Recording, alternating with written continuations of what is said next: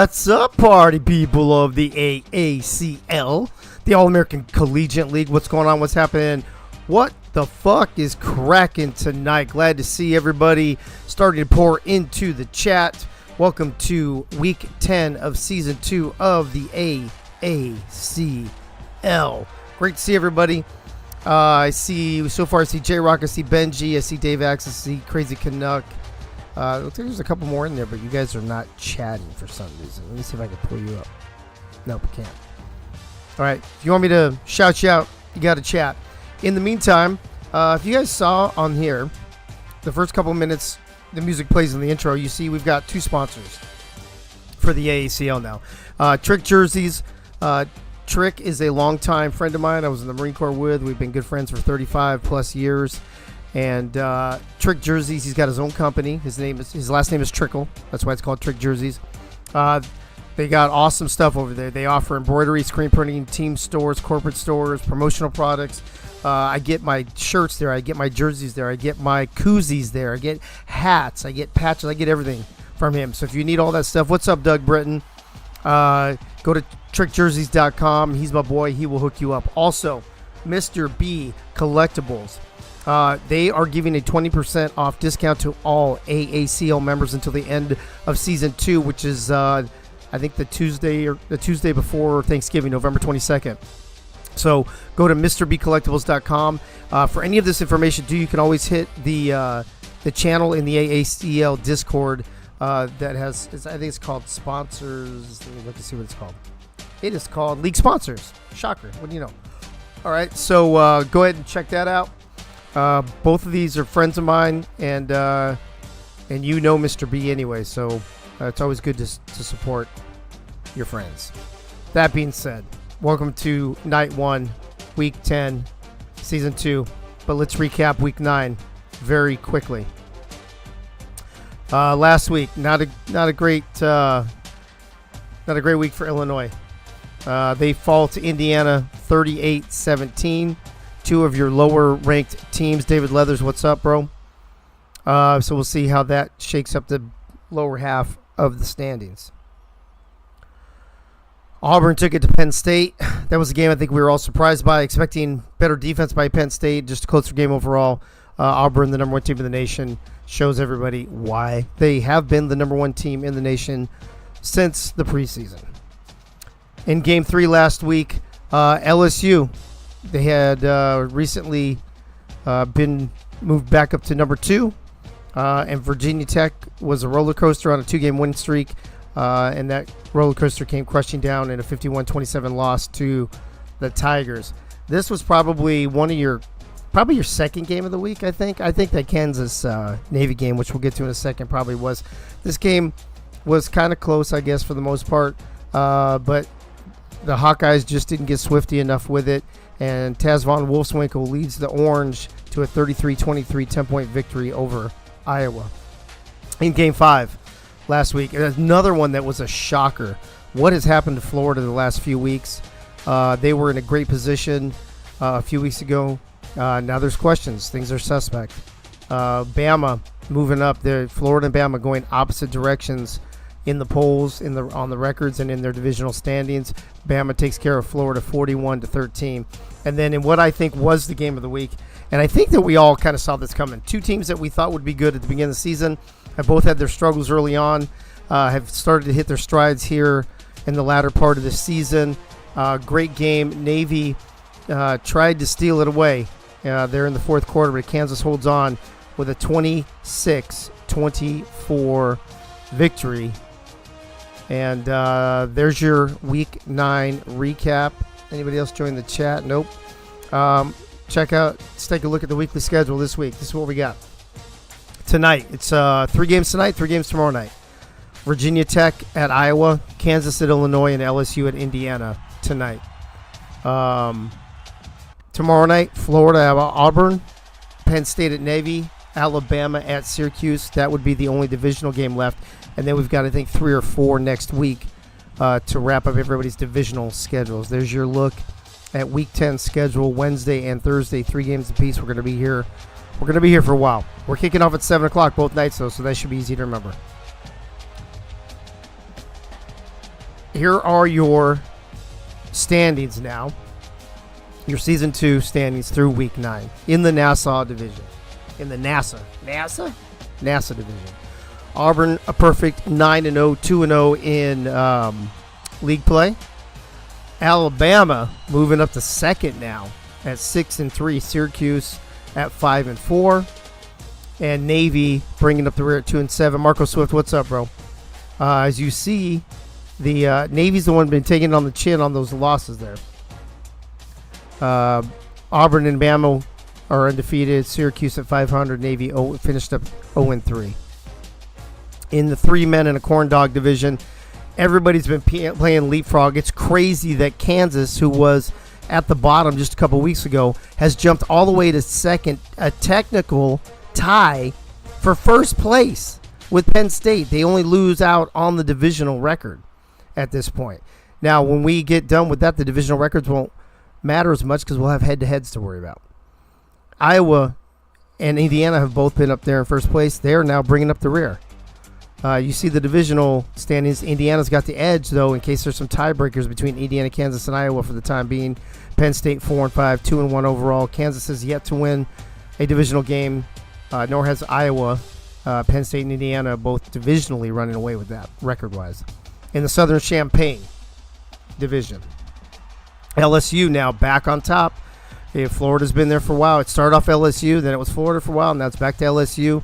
Only a game up, though. They've got the same divisional record, but guess what? They play each other next week in Week 11, so that's probably going to decide that division, and possibly the only team to go to the playoffs, depending on how that pans out. LSU 6-3, 1-1. Florida 5-4, 1-1.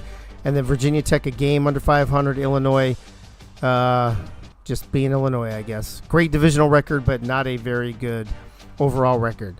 So, now with all of that said, what does that do for the playoffs? So we did have some movement in the playoffs since last week. And here's what it looks like now. The top game remains the same. Number 4, Alabama. Number 1, Auburn. It's been like that for a few weeks now. LSU now would be hosting Penn State instead of Florida. LSU and Florida swap spots. LSU is now the number 2 seed. Florida is the 5 seed. Them and Syracuse have the exact same overall and divisional records, but Florida beat Syracuse head-to-head, and that is the tiebreaker for now. So 5-4 has got you on the bubble. So if you're 4-5, good luck with that shit, unless you win your division. K-Sheds, what's that? I swear if Illinois is ranked 12th this week, I wouldn't be surprised, bro. I wouldn't be surprised. Which means, should we get to those weekly rankings? Or, no, let's do this. Let's do our offensive and defensive players of the week first. That might be more fun, I think. Let me look here. Where do I have that? All right, folks. For the rankings, we had 12 of 13 entities, by the way, when we get to that. One team did not vote for player of the week, so 11 of 13 for player of the week. Offensively, someone ran away with it.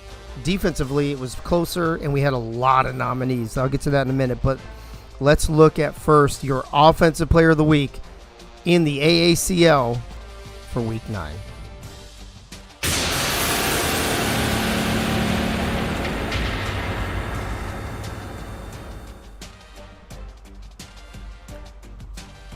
Your winner in back-to-back weeks and her third award of the season, tying Marco Swift for the most offensive player of the week awards, is Pink Lisa, the do-it-all quarterback from Auburn. She does it with her legs. She does it with her arms. She's just been having a hell of a year. She's definitely up there in the conversation for player of the year with a few other players. She was 19 of 31 for 205 yards, 18 carries for another 86 yards, and 4 total touchdowns this week. Of the 11 votes that were cast, Pink Lisa got 8, and Larry Ballin, the quarterback from LSU, got 3, and that's it. That's all there was for that. So that was your nice and easy offensive player of the week. Your Week 9 defensive player of the week is...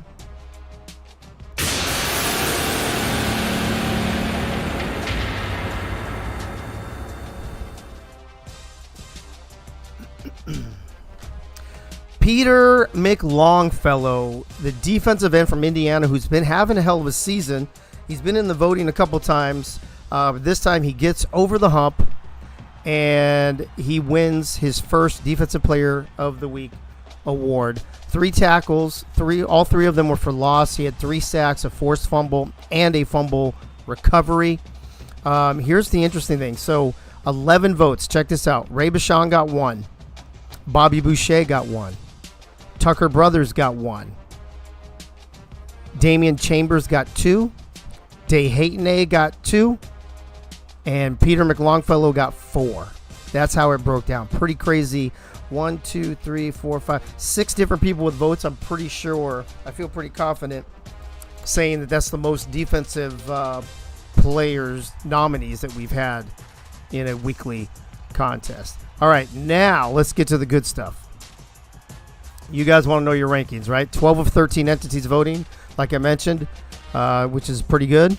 I'll take that. I'll take 12 of 13 every week. I hate when it gets down to like 9 or 10. That's what bugs the shit out of me. Let's do the weekly rankings first and foremost. I haven't done anything with the soundboard yet, huh? I should do that. Where's my little drum roll? This is what happens when Holdorf is too busy on porn sites DMing everybody instead of doing my soundboard. Hey-o.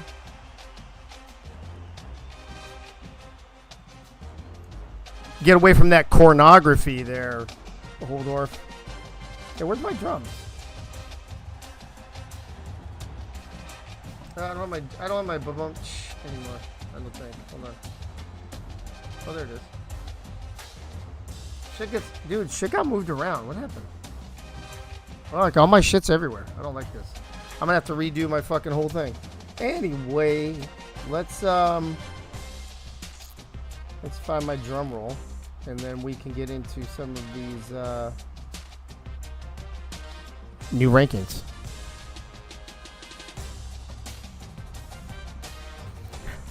Season 2, Week 9. Oh, shit. I put playoffs. I got the wrong graphic up, but whatever. It's rankings. You know what's up. You get the deal. You get it. At number 12 is Navy. Navy drops back down. They had moved up to number 11. They lost to Kansas by 2 points. They dropped down to number 12 with 130 points. They dropped 1 spot. They are 2-7 overall, 0-3 in their division. Number 11, your 11th ranked team through week 9 is Illinois. There you go, K-Shez. We didn't drop all the way to 12. The pornography master is here. Oh, shit. Who else is here? Gunny, good to see you. Holdorf, good to see you. Who else jumped in that I didn't see? I said Marco. I said Crazy Canuck. I said David Leathers. I think we're good. All right, Illinois 3-6, 2-1 in league play, 127 points. They dropped 1 spot from 10 to 11. Your 10th ranked team in the nation is Indiana. Identical record to Illinois, only 7 points better. They move up 2 spots because they crushed Illinois last week, so they leapfrogged them from 12 to 10. Your 9th ranked team in the AACL for season 2 is Iowa. Iowa also 3-6, but 0-2 in their division with 110 points. They stay at number 9 where they were last week. Number 8 is Virginia Tech. Virginia Tech drops after their loss from 7th to 8th. They're 4-5 overall, 1-2 in division. They are under the 100-point threshold, which is a positive thing with only 92 points. And for those of you tuning in for the first time, which I doubt there are any, I see Blake Grant in the chat now, by the way, as well. The lower your score, the better in this one. It's like golf. All right, number 7. Since we know that Virginia Tech was 7 last week, we have a new number 7. That number 7 is Penn State. They dropped 1. They got their butts whooped pretty bad by Auburn, and to only drop 1 spot says, I think, a lot about what people think of Penn State and maybe even more importantly, what they thought. Oh, you guys couldn't hear any of the fucking... Unbelievable. I had my desktop audio. Son of a bitch. I see, look, you guys didn't get to hear this. You didn't get to hear this. You didn't get to hear this. And you didn't get to hear that. Well, now you're all caught up. Welcome to the show. I think it says a lot about how people thought Penn State would play Auburn last week. As Penn State only drops one spot from 6 to 7. 4-5 overall, 2-1 in division, and 80 points from the voting. Number 6, look at who's moving up again. They started at 12. They went to 10. They were at 10. They jumped to 8. Last week they were 8. They jumped to 6. Kansas making a move. I feel like Kansas is that horse, coming around that last turn at the Derby and just starting to smoke all the other horses in the field. Kansas now 4-5. Remember, they were 0-5. They've won 4 in a row. 0-2 in divisional play. You gotta get Swifty. You gotta get Swifty in here. There you go, Marco. Do you feel better now, bro? Do you feel better? Hold on a second. Sorry, Lisa's texting me. Lisa's at the airport in Chicago. She's coming home tonight. And I have my priorities so straight that I have recruited my father-in-law to go pick her up at the airport since we have 3 games tonight. So just remember this. Remember this. Whenever I die in a plane crash or whatever, speak well of me. And remember the day that I was here with you instead of picking my wife up at the airport. All right. Oh, shit. I know Holder must be here now. All right, Kansas moving on up again. That's 4 weeks in a row. They've moved up 2 spots. Kansas, 4-5, 0-2 overall, 75 points, moving up from number 8 to number 6. All right, let's get into the top 5. Number 5, your 5th-ranked team in the AACL is Florida. They dropped 1 spot. They got their butts handed to them pretty bad. And they only dropped 1 spot because I think we all know Florida's still a pretty good team and everybody has a bad loss now and then. But Florida's lost 3 in a row, I believe, now. 69 points, so I think they've kind of hit it perfectly. They may not want to do anymore. Just stay right at 69 points and they'll be good to go. Yes, Kansas is moving swiftly up the rankings. Crazy Canuck. Hey-oh. Oh, look at that. That time I actually lead Zach. You can lead a horse to water, but you can't make him drink. Hey, I was trying to find the button because all my buttons got messed up. Dude, mine are all moved around too. What the fuck happened? I don't know. Oh, you know what I think happened? Oh, no. Well, the SFL added a lot. I see that. I don't know. Yeah, mine are all out of order too. I don't know, man. Whatever. Yeah, Let's just... Let's fucking go. Let's fucking go. All right. Florida, 5-4, 1-1 overall, 69 points. They drop from 4th to 5th. Now, I'm going to fuck around a little bit here. We're going to go to the top. Everybody knows 9-0, 2-0. Number 1 is Auburn. They didn't change. Number 2, LSU, right? They were number 2 last week. They didn't move either. 12 points and 30 points respectively. The interesting thing is Alabama and Syracuse both won. They were within a few points of each other last week. How did that turn out? Who's number 3 and who is number 4? Let's start with number 4. Your number 4 team in the AACL after 9 weeks of competition is... How about a drum roll this time? Should we do a drum roll this time, Zach? If you can find it. Yeah, let me try to find it. It's way at the bottom, I think, now. Of which one? You know the ones that are just Discord? Oh, maybe not. Well, shit, I don't know. Oh, it's under SSF. On the left, near the bottom. All right, your number 4 team in the AACL after 9 weeks of competition is... Syracuse, 5-4, 1-1. They go up from 5 to 4, which means your 3rd-ranked team remains Alabama, but they've increased their lead in points over Syracuse. That is just stupid. That is just stupid. What is the hairdryer one? Why do we have one called hairdryer?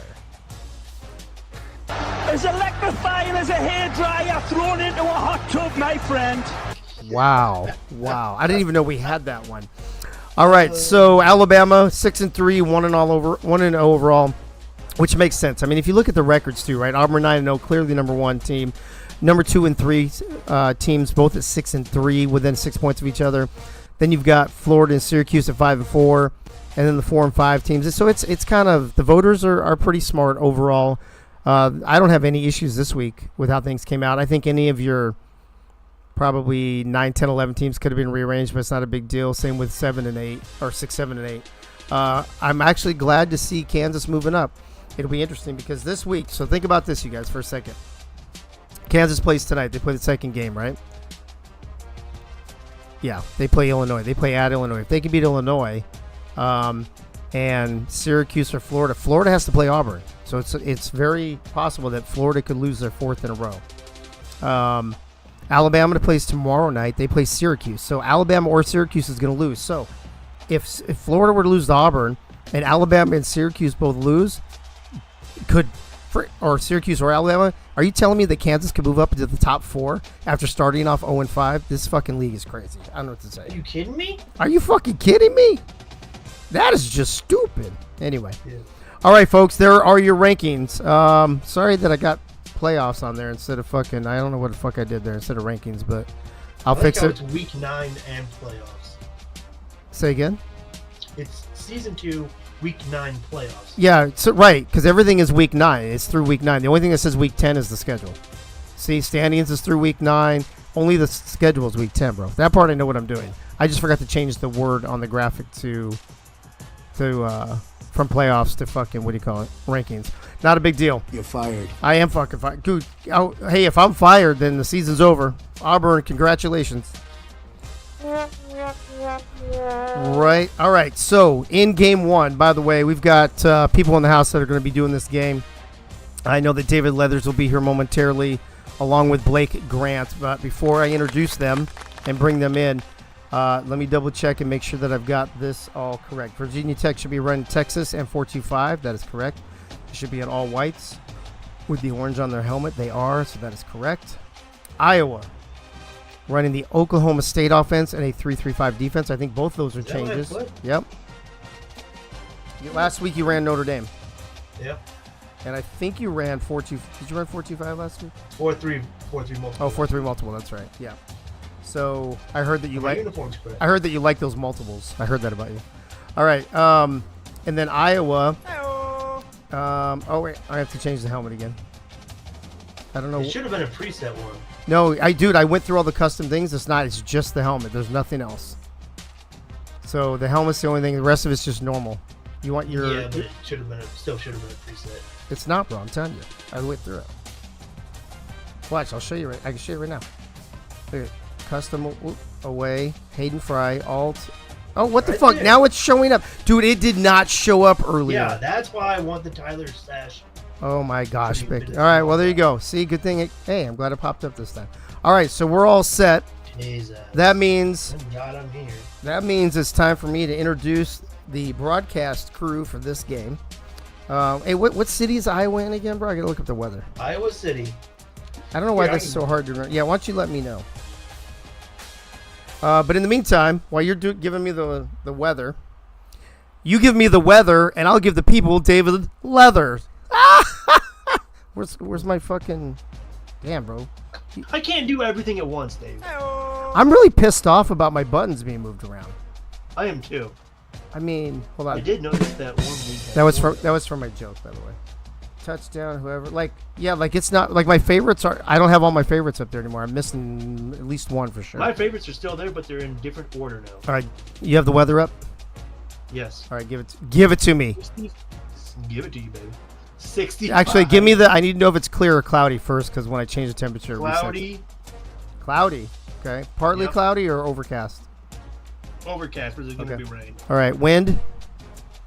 I don't know. Doesn't say. It doesn't say. If it doesn't say, that means it's calm. We're gonna do a 6 o'clock game over there. And what's the temperature? 65 degrees. There you go. All right, now I will bring in David Leathers and Blake Grant. David Leathers will be doing your play-by-play. Blake Grant's supposed to be third wheel, but I don't think we have an analyst, so it's just going to be the two of them. David Leathers, welcome back, bro. How's your week been? Good to see you. I did appreciate it. What's up, Dave? What's up, AACL? I know we had a little bit of shifting around the schedule, but I am excited to be in here for this one and excited to do another game with Blake. I know we were on the one last week as well. Oh, that's cool. I think I wouldn't be surprised if somebody jumps in at some point, but in the meantime, I'm going to turn it over to you and Blake. But first, Blake. Oh, Lil Cy, what's up? I saw you jump in the chat. And who else did I see jump in? Oh, Keisha, I already saw. Marco Gunny, Crazy Connect. All right. Blake, how you been, bro? I've been doing good. Just mainly working. So I've been busy all week pretty much, still trying to keep up with, AACL and the rest of the other leagues that I'm in.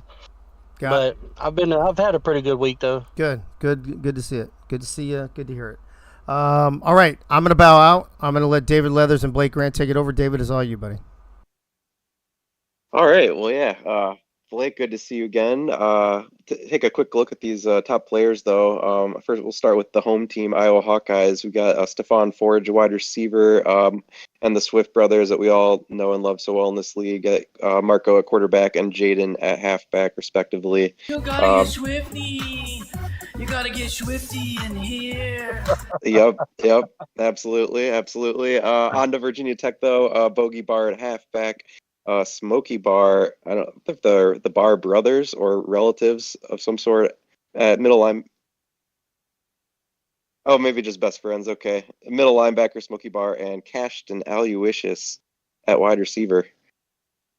Yeah, those are your top players. Blake, anything you're looking for coming into this matchup? I know it's two teams that are sort of in the middle of the rankings, looking to move up. Not really looking, I'm not really looking for anything, it's getting close to the end of the regular season. So, I do want to see who wants to be in the playoffs more than others. So that is kind of something that I'm looking for, but nothing in particular that I'm looking for in this game. Sounds good. Yeah, no, especially for Iowa, with how the 3-men and a corn dog division is currently. I mean, they may have a 3-6 record, but they're still very much in the mix for a playoff spot if they win out here. So they have a lot to play for tonight, certainly. See Iowa in the home whites here with the yellow pants, Virginia Tech and their maroon. So white helmets. Yeah, the uniforms changed by themselves. Yes. Virginia Tech was supposed to be white. I was supposed to be all black. Yeah, we tried. Well, I know we were going for the white BP up against the all-black Iowa uniforms. Not what we got, but we'll make it work, though. Virginia Tech starting with the ball here in any case, and going to give it to Bogey up the middle, 3 yards.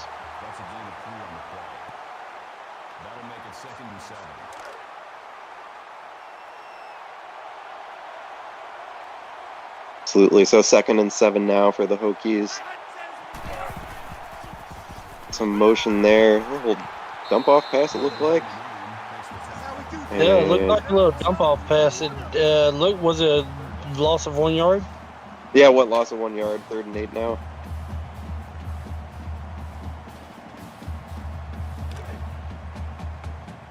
First big play of the game here for Virginia Tech.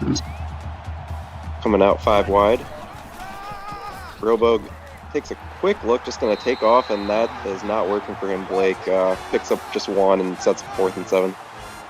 Yeah, that play, that honestly surprised me. On a 3rd and 8, and you want to run the quarterback up the middle, that's more than likely not ever going to work. Tough. Iowa taking the punt back up to 25. Corndub picking up 9 yards. We'll set up this first Iowa drive of the game. Iowa's defense come out strong. I mean, they held them to a 3 and out.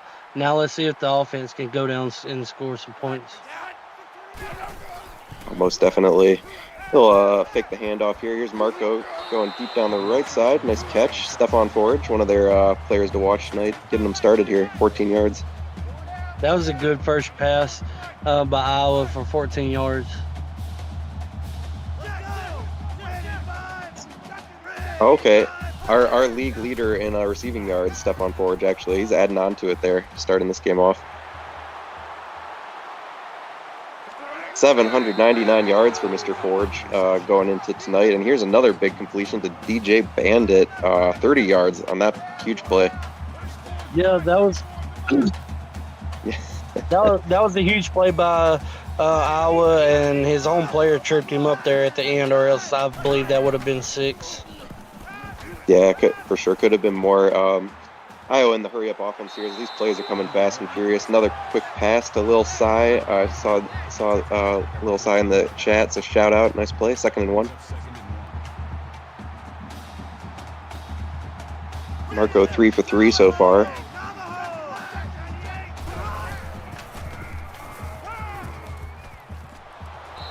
Okay, and Marco leading the league in attempts, completions, and yards. So a bunch of stats there, and touchdowns as well per the truck. That was a bad pass by Marco there into triple coverage on that last play. Yeah, for sure. Fortunate to not get it picked off there. Here's Marco taking off on the ground though to just get enough for that first down. Did the supervisor mean that was the most attempts that he's tried to Swizzle? What's her name, Miss Swizzle? Yeah. No, I can't remember. Taylor. Oh yeah, Swifty. Too many attempts to dazzle Miss Taylor Swift. I couldn't think of her name for that. I froze her name. Swift up the middle with the 11-yard touchdown run. You gotta get Swifty. You gotta get Swifty in here.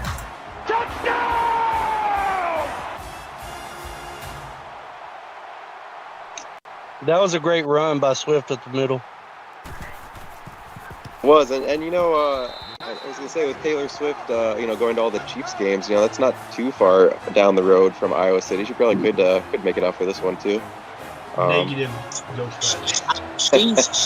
She's actually sponsoring the Kansas City Penetration Bowl this season. I heard. Oh, okay, that's good. That's good. We got a sponsor for that one. It's the Taylor Swift Moist Penetration Bowl this year. Yes, that one. Extra point is up and good. Iowa with the 7-0 advantage here. So, Mr. Leathers, you know about the connection of the bars? Which bars? I actually don't. No, you can fill me in. That was a good 10-yard run by Barr. 2nd and inches. Playbook's wide open. The Bars met in high school, and they've been friends ever since. Oh, nice. And hitting the field here now. Love that. Did they meet at a bar?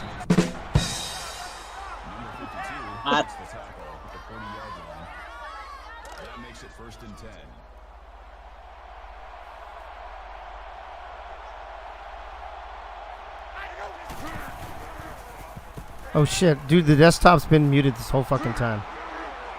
Yeah, I don't want to speak too soon, but it looks like Virginia's putting a promising drive here. Yeah, they're on the move. Also, Keishez, Kelsey had to wear the thigh head because he lost a bet with someone in the Kansas City organization who was an Iowa State grad. That's why he was wearing that in the press conference.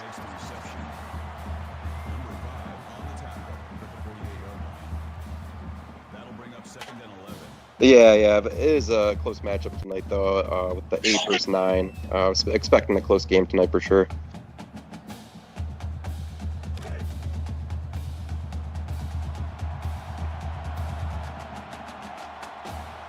Second and 11 now for the Hokies.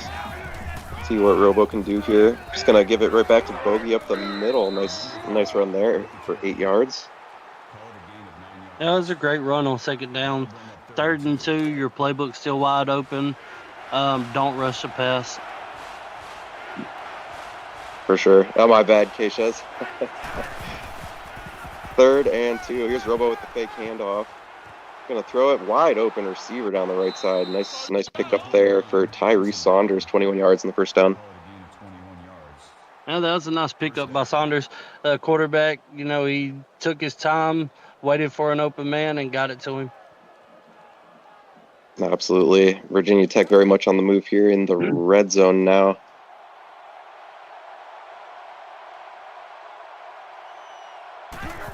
First time not in the red zone for Virginia Tech. Yes, sir. We'll see what they make of it. Going to the backup running back, Raheem Blackshear here, 4 yards, 2nd and 6. Hey, what playbook are the Hokies using? I'm having to scout them for rivalry week. Oh, okay, so we got Texas offense and 4-2-5 defense tonight for Virginia Tech. Here's a first down for Bogey Barr. Another nice run, 8 yards, 1st and goal. That makes it 1st and goal. And for those of you who might have missed in the pregame, Iowa is using Oklahoma State offense and 3-3-5 defense. Oh, Robo with a nice run for the touchdown. Yeah, Virginia Tech, they come out and they put a drive together and they got some points on the board. This is going to be a good game. I think so, and the extra point is up and good here, and that's going to tie this thing up with the special teams coming through, 7 apiece.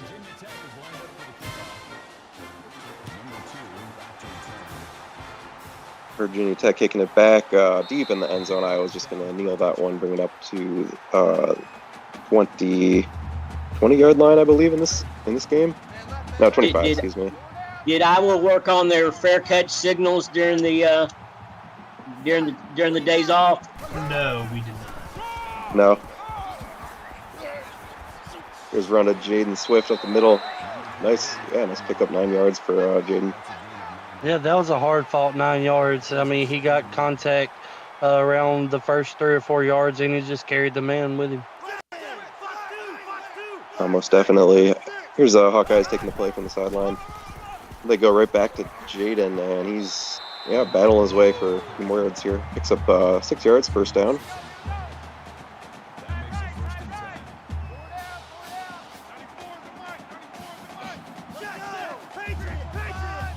Iowa coming with four wideouts and a halfback. Completion over the middle. Another nice play. DJ Bandit. He had that big catch earlier in the game because of another 8-yard catch here.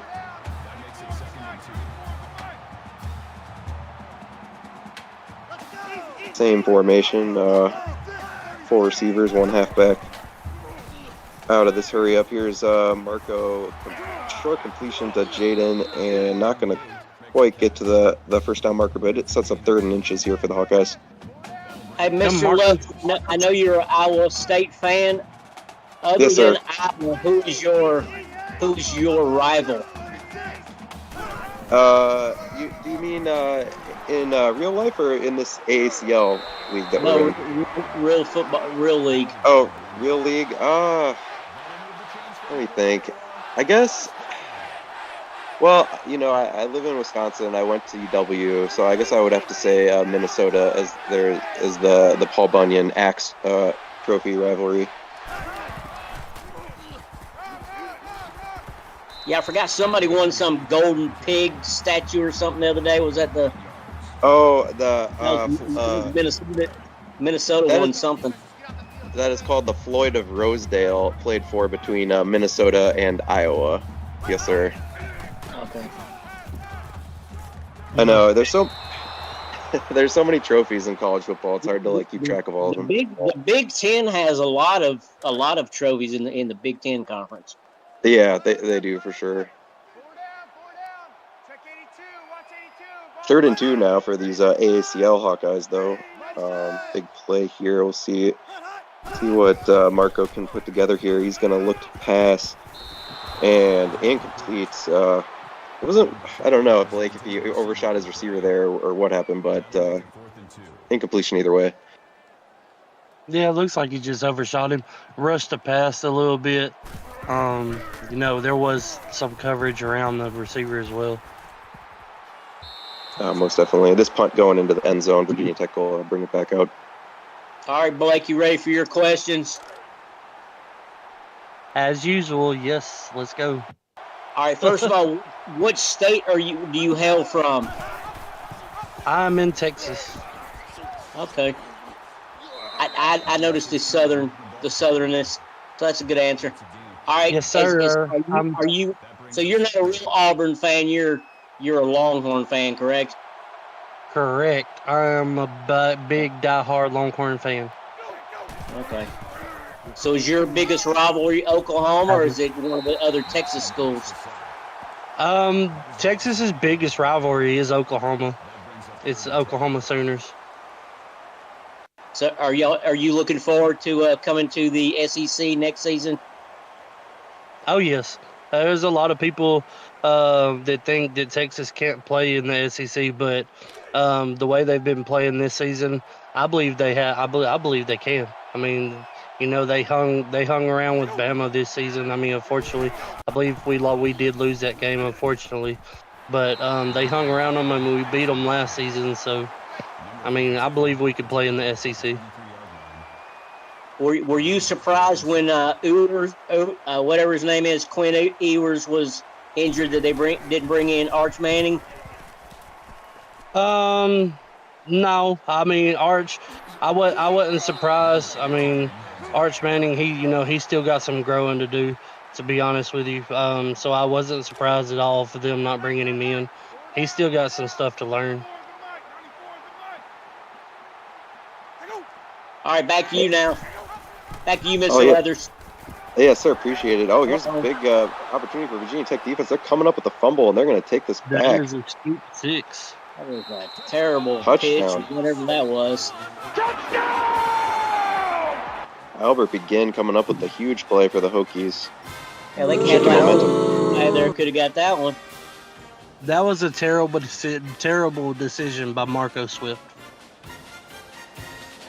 Yeah, it did not work out for Marco on that one, and Virginia Tech really shifting the momentum of this game with that play, going up 14-7 now.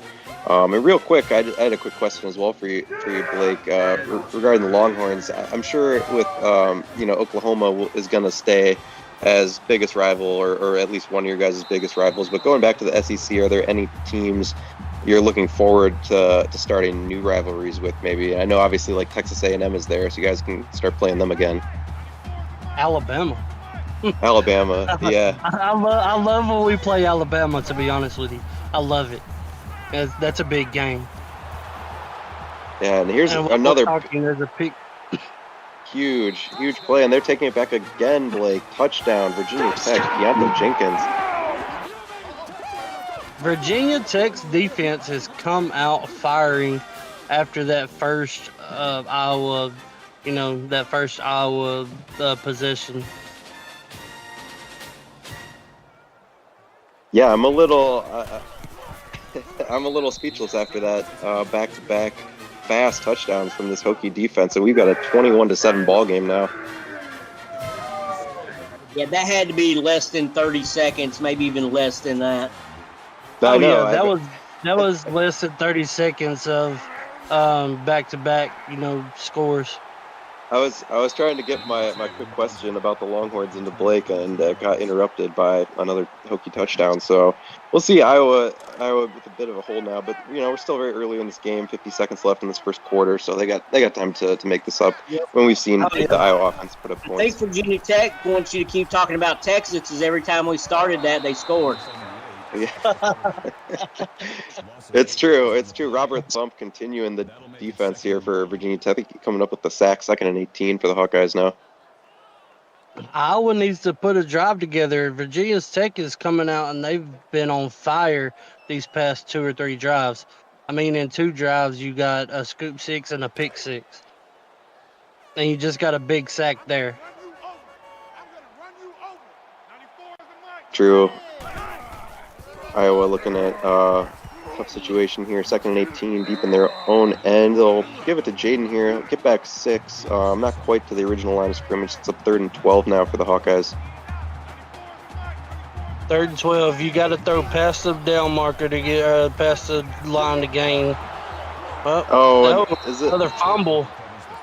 Yeah, we'll see. Yeah, either way, that play is not going to work out for Iowa.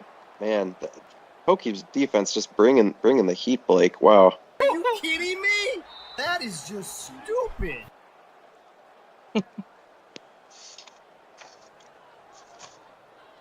Iowa's going to be punting deep in their own end here. We'll see if they'll get this play off before the quarter break. Yeah, Virginia Tech going to start out with good field position too, as well. Yeah, as they catch it right around the 50-yard line, and they're bringing it back. Hit right up to around 35 or so. Cash and Aloysius on the return. End of the first quarter, 21-7. Your Virginia Tech Hokies. I don't think Virginia Tech wanted the quarter to end quite yet. Yeah. On to the second, though, we go, and as Blake said, Virginia Tech coming out with some very, very good field position here. Chance to add to their lead, and this time Iowa gets some good pressure in the backfield. Nice play there by Jut Sosa for the tackle for loss.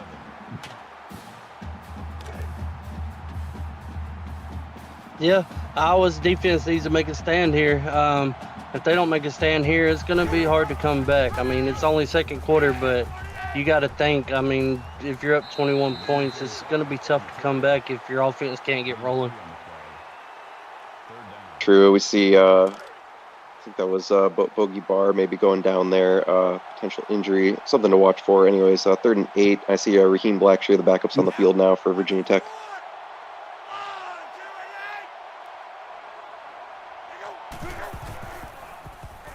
Be a big chance for the Hawkeyes to get a stop here, and they will knock Jaden Pay out just out of bounds, 4th and 3.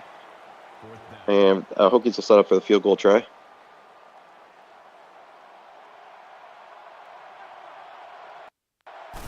Injury update will return soon. Elbow bursitis. Oh, yes, thank you, sir. And kick is up and good for the Hokies. But yeah, Blake, that was a good job by the Iowa defense to sort of stem the tide there. Only give up 3, especially considering the good field position that Hokies came out with. Yeah, that was a great stand by Iowa's defense. Their offense now just needs to come out and get rolling, get clicking and get some more points on the board. They haven't scored since their first drive. I believe it was their first drive they scored on. And so they need to get something going here. Yeah, I agree, and they're coming out aggressive here. 5 wide receivers. Swift completing it over the middle, and I don't know that this looks like a fumble for now, but we'll see. I have a feeling it's going to be getting challenged. Yeah, I don't think that was a fumble, to be honest with you. I mean, he didn't even make a football move, and he was down. The ground for that fumble. Yeah, Cooper responsible for the fumble for now, but Booth going to take a look at this one as we were guessing.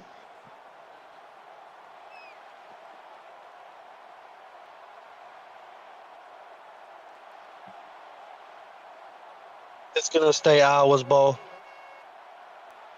Yeah, I think so. After review of the play, the ruling on the field is reversed. And call is play reversed. Will stay Iowa's ball, as Blake says. And let's see what we got here. Don't have it'll be second and medium at least for the Hawkeyes. Here's Marco going deep and gonna pick up the first down. Nice completion there to Tyrone Tracy Jr.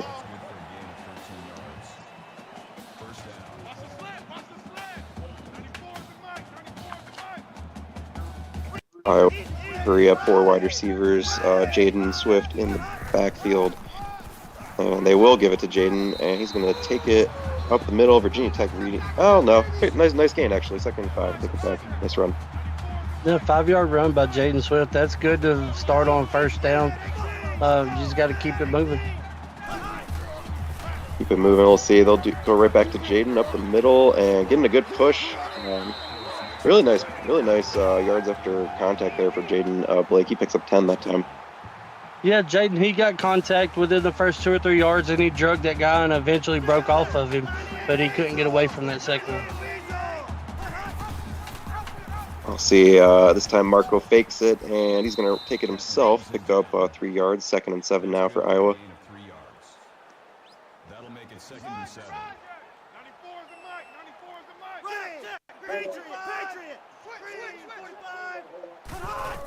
Staying in this formation in this hurry up, and that time Virginia Tech reads it really nicely. Jaden Swift gets tackled for a 4-yard loss, 3rd and 11.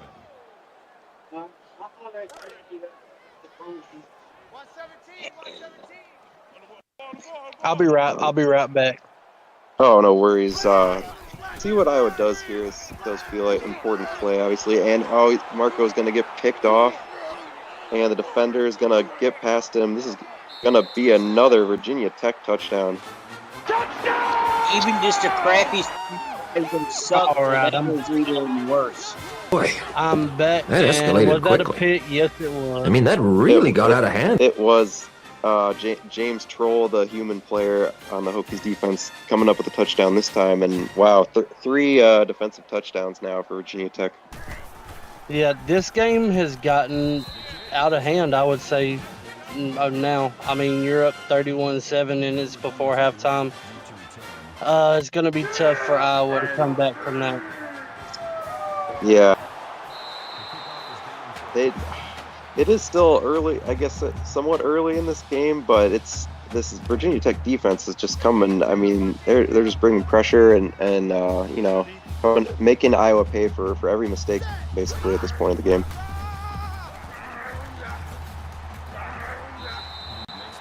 Iowa starting off with a good run. Yep, Jalen Jones, nice run there, 4 yards, 2nd and 6.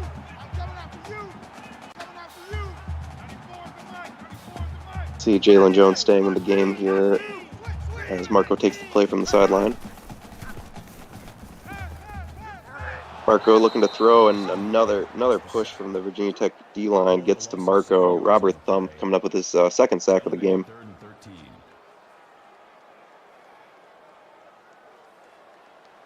Iowa's offensive line has got to do better. They got to do better if they won't going to try to get back in this game. Yeah, so, I mean, some of these turnovers, it's not even on Marco, you know. Like, I totally agree. The O-line is doing him no favors this one. And short completion to Stephen Forge here, not enough for the first down. Hawkeye's going to have to punt it.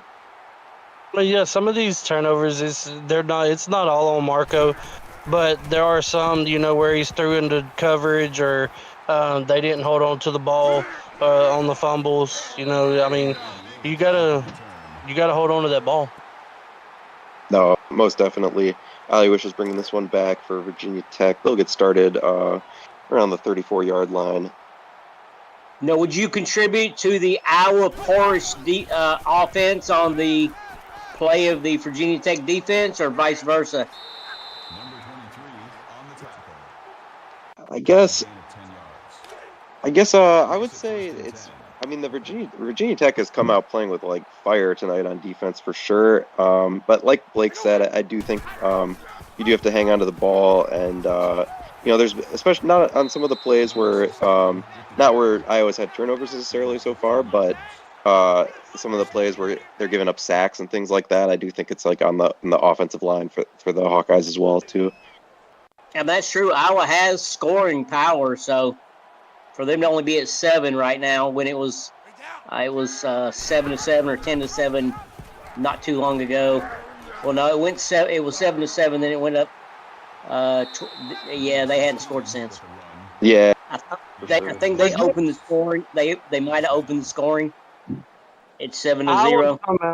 Iowa come out and scored on their first possession, and they really haven't done anything since.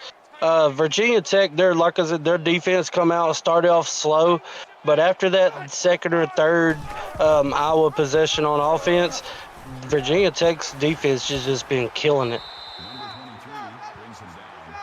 absolutely. And now the offense putting together a nice drive here. Robo picking up the first down there. Sets up 1st and goal for Virginia Tech at right about the 8-yard line here. Bogey is back in the game and almost getting a touchdown here. Gets down to the 1-yard line, I think. 2nd and goal. That brings up 2nd and goal.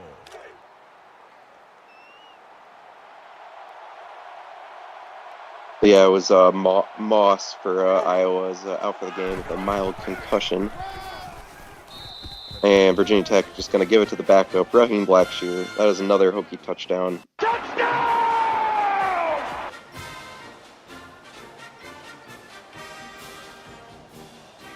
Yeah, Virginia Tech, Johnny, not letting up here. They're keeping the foot on the gas. Hey, just promise me whatever Virginia Tech's doing, don't do it to me tomorrow night. Yeah, yeah. I don't know. We barely shown the firepower like this. Although a lot of it's come from the defense, though. So who knows? Yeah, a lot of I mean, you just think they got two pick sixes and a scooping score. That's 21 points. You take that off, and that's only 17 points. Only 17-7 game. Right. Yeah. So the whole Virginia Tech defense so far is just been playing really cohesive football in this first half. James Troll, another nice play on the deflection there, almost picked. Yeah, Marco Swift trying to take a shot downfield. That's what they need to do, but that was great coverage by Virginia Tech. And I do see Doug Britton in the chat calling for Troll to maybe get some player of the week love this week. He's putting together a nice game here so far. Certainly. Jaden Swift, 3-yard catch, 3rd and 7 now for Iowa. That makes it 3rd and 7.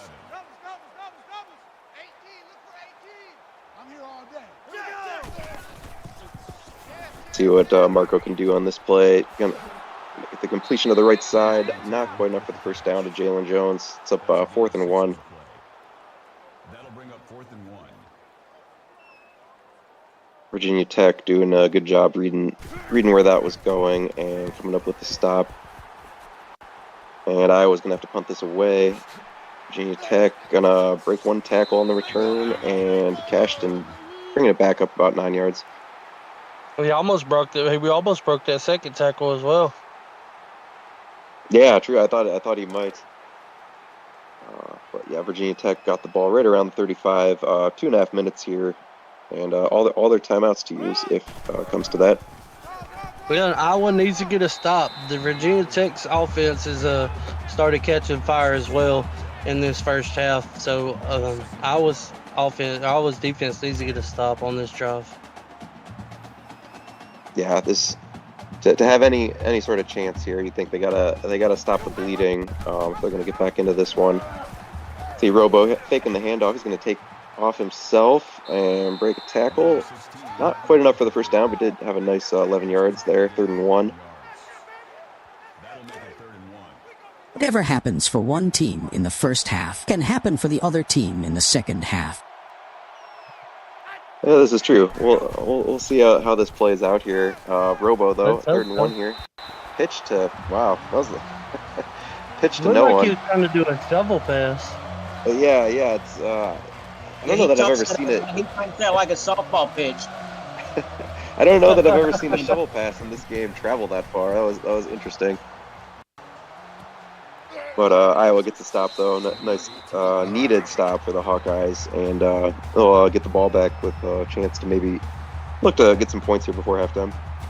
That was great coverage for Virginia Tech on that punt, holding them to the 16, 17-yard line. Yeah, for sure. Very nice coverage.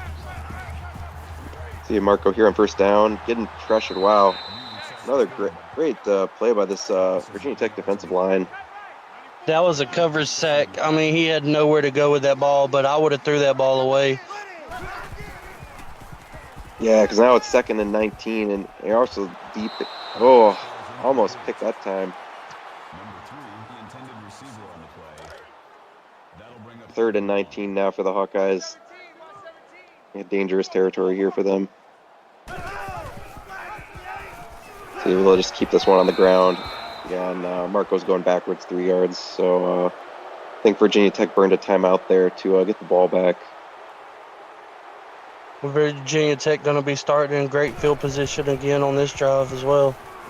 Yeah, for sure. Really great field position, I would imagine. Iowa punts it from the very back of their end zone, and see that's cashed and bring it up back about 9 yards. So, yeah, it's kind of what we've seen tonight. Like just the beneficial field position for Virginia Tech coming off of the momentum from their defense.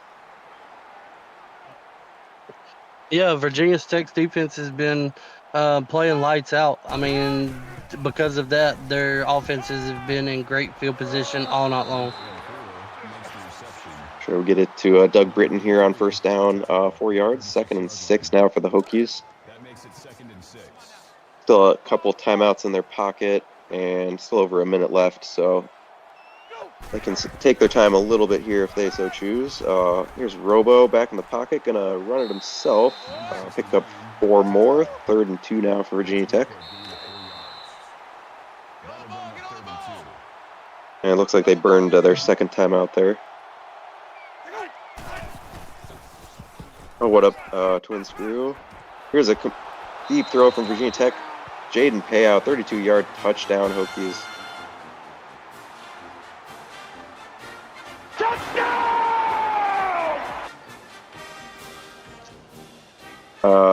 Yeah, I'll turn it over to you, Gunny or Blake, whoever wants it, man. This is getting out of hand. Yeah, this is getting out of hand. Iowa's defense is not able to get stops, and their offense has just fizzled out since that first drive. And Virginia Tech's defense has been coming up really big tonight. Hokies clicking on both sides of the ball, absolutely. 56 seconds left here in this first half, though. Iowa with 2 timeouts. So, yeah, I mean, it's been a struggle for them so far, but they do still have an opportunity here before halftime. That's not going to really help much. Jaden Swift just getting back to the line of scrimmage. 2nd and 10. Iowa rushes back to the line. Here's Marco back in the pocket, going deep down the left side. Completion, little side, nice catch, and got it out of bounds as well. Yeah, that was a nice catch by Little Cy. They got a first down. They need to just keep driving. I see Marco getting the ball out there. Incomplete, but good job avoiding the sack at least. Yeah, that was a good job avoiding the sack because he had pressure in his face. One more second he would have been sacked. Oh, this time he does throw the pick, though. This Hokies defense just continues the onslaught. See, I can't see how many turnovers they have there on the graphic, but Joey Phillips, free safety, coming up with it.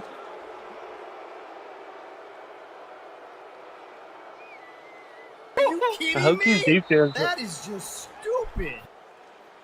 Hokies defense, I mean, they have 2 pick sixes, a scoop score. They have that interception. And I believe they come up with one more fumble? Or that got overturned? Right. Here's completion down the left side, though. Jaden Payout. Virginia Tech going to try and make this last 20-some seconds work for them here. That makes it 1st and 10. This has to be the highest point total by one team in the first half of a game. Can I bench a player during the game? Oh, man. Here's Robo over the middle, though. Completion. Cash and alley wishes 11 yards. Holdorf, bench your whole team. They're not doing nothing, bro. Yeah, it's been tough. See Virginia Tech, what they do here with these final seconds. Robo throwing that one out of bounds. Stops the clock with 7 seconds to go. But yeah, I should imagine they're in field goal range at this point, just about. Yeah, so. they're in field goal range at this point. So, I mean, if they don't get a first down and the clock don't run out, or they call a timeout to get a field goal. Yep. 44. Good job on Virginia Tech saving that last timeout and using it at the perfect time. Just 2 seconds left. This will be the final play of the first half. Kick is up and good. So Virginia Tech clicking on offense, defense, and special teams, all phases. It is 48-7. Virginia Tech over Iowa at halftime. Aldorf, your backup probably would do better. I mean, if you could put him in, just put him in. Yeah. Put the water boy in. Sometimes at halftime of these games, I'll talk about, what we've seen so far and what might, what adjustments might they make or something. But I don't know what Iowa can do here because they've sort of been struggling. At every phase. There's really, I mean, you really can't say nothing because Virginia Tech's offense and defense has both been dominating that whole first half. I mean, in the time of possession, it's close, but Iowa just cannot get the ball, get rolling. Yeah, I mean, Virginia Tech's, they've really been playing mistake-free, and Iowa with the 4 turnovers has been huge. But yeah, Hokies playing really well tonight, obviously. Hey, Holdorf, we didn't know the Iowa in the AACL was going to be as low scoring as the real life Iowa Hawkeyes this past couple of seasons. Does that surprise you, Gunny? No, and also, can you bring this Iowa team to your fantasy football team this week? Because me and you play each other. Yeah, I see that. Probably. Well, Corn Hub getting us started here with the kick return. Yeah, Iowa gonna get back to work here on offense. I guess that Wright said they do at least get the ball to start this half, but we'll see if Marco Swift can turn this around in the second half.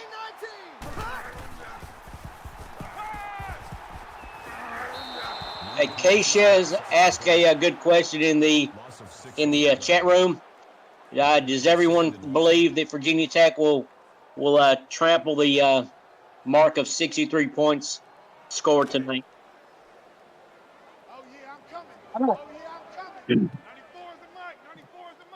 I don't think that they'll break.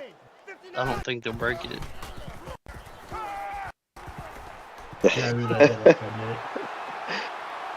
Here's Iowa, big That was a completion. great pass. Whatever happens for one team in the first half can happen for the other team in the second half. Yeah, it's Iowa does have a long way to go, but there is still time in this game. Even if they don't come back, they can. They've had a chance to get some points here, at least make it a little closer than it is currently. Yeah, and they're putting a drive together right here. So let's see if they can at least put some points on the board. Right. Yes. Yeah, so 63 is the current high score for this season of the AACL. And, we've seen teams put up big first half points so far this season, and then those a lot of times trail off in the second half. So we'll see how this goes. You don't think they'll get 15 more points? Why did he keep running the ball? I guess, I don't know. We'll see. I mean, with how well they came out in that first half, I mean, if their defense just plays, with a little bit of the fire that they were, you would be surprised if they didn't, right, Blake? I mean, it would be tough. Yeah, I would be surprised. That was a great run by Marco at the middle for 15 yards. Yeah, nice scamper by Marco. He's gonna get over 300 yards passing in this game. All right, you think that? Yeah, I'm pretty sure Hawkeyes will open up the book here. Like you said, Gunny, let's let Marco sling it in the second half. Here's a nice run by Jaden, 7 yards. At this point, what do I have to lose?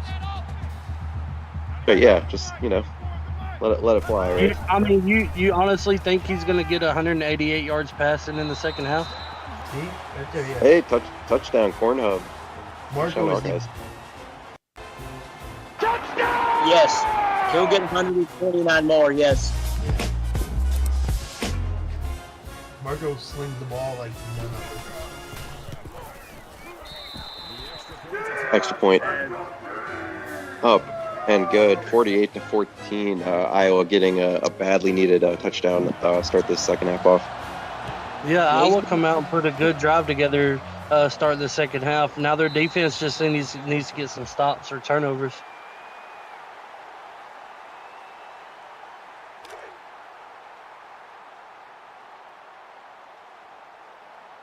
See Virginia Tech come back on the field. Robo with 4 wide receivers. Hand off to Bogey up the middle, and Iowa defense doing a good job on that time. Right. Well, still a lot of time left to go in this second half. I like we said, for Iowa to at least make this a more competitive contest. 2nd and 12 now for the Hokies. Yeah, See there's a lot Robo of time. another nice play reading the defense there, Judd Sosa. Yeah, I didn't mean to cut you off there, but there's a lot of time left in this game. Like I was saying, their defense just needs to step up and get stops or get turnovers. And I mean, they have a chance to get back in this game if not win it. I mean, it's possible. Absolutely, I totally agree with you.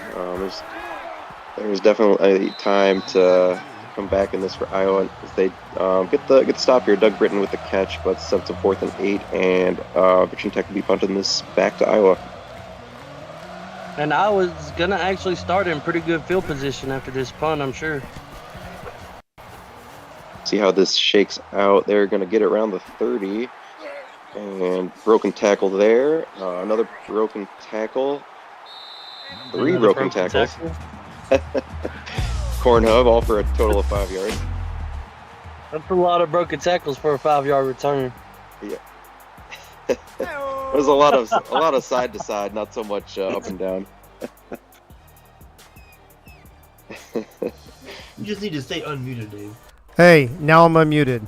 I said I got the heyo because I said he had more broken tackles on that fucking return than he did fucking yards. So you did the AO again? Yeah. Yes, he did it twice. Yeah, the reason I got the second heyo. What a great pass by Marco. That's Iowa's offense has come out the second half firing. I'm expecting forwards to. You gotta get Swifty. Even forwards to be in the Sorry, what was that, Gunny? We lost you there at the end. Oh no, Stephen Forge is going to be in the end zone soon. Yeah, and there it is. Speak of the devil, Stephon Forge, touchdown, Hawkeyes. You gotta get Swifty in here. Who was saying that Marco's not going to get 300 yards passing this game? I didn't say that he wasn't. I was just. You were questioning him. I didn't say that he wasn't going to get it. I was asking, do you think he would get it? Yes. It's a given. Marco. It's coming. Yes. I'm not going to answer that.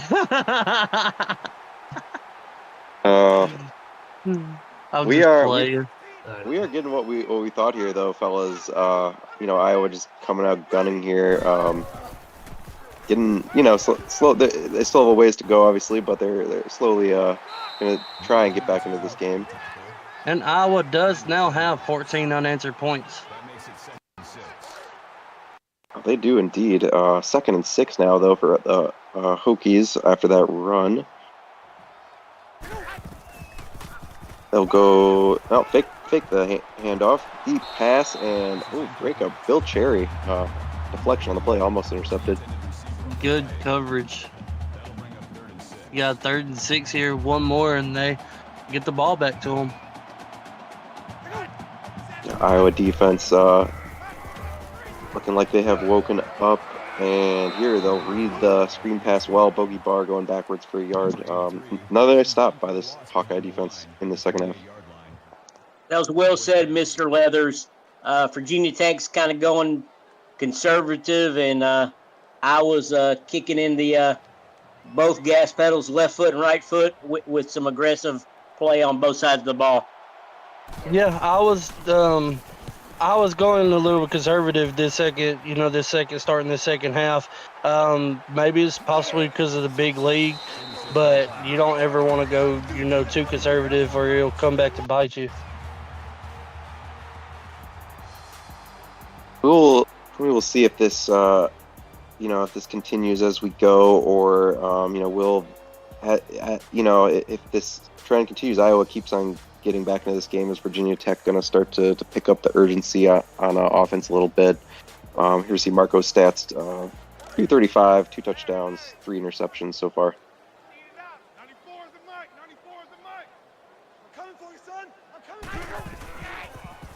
Iowa getting the ball around the 40-yard line. Marco completing the pass over the middle, going backwards maybe just a touch there off the catch. Little side, 2 yards, all said and done. 2nd and 8, Hawkeyes now.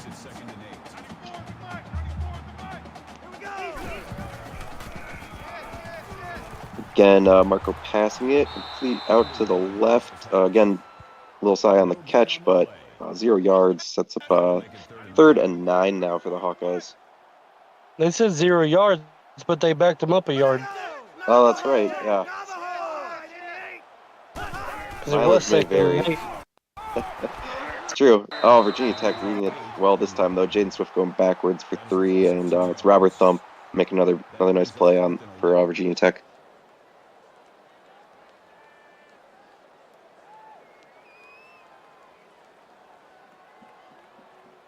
They got to scrap that 3rd and 9 play from the playbook. Yeah, would have liked to maybe see Marco throw it there, but Virginia Tech does stem the tide from this Hawkeye offense, and that's sort of been going the second half. They'll get the ball right around the 30 here after a nice punt return from Cashton.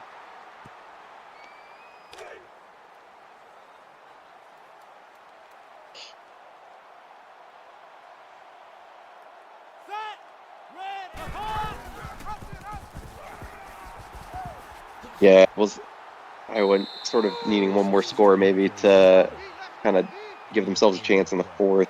But Robo, nice run there for him. 2nd and 2 after the run.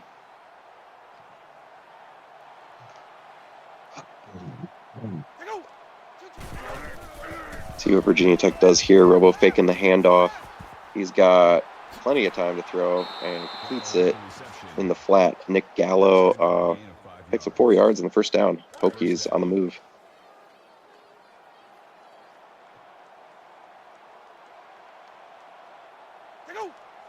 You know, both teams' no-huddle styles tonight are sort of going with what they want here. Virginia Tech is in conservative, I believe, and Iowa's in the normal or aggressive. Either way, Iowa's in hurry-up, so both teams are sort of set up for how they want to. That makes it 1st and 10. Yeah, Iowa. It was 48-7 at half. Yeah.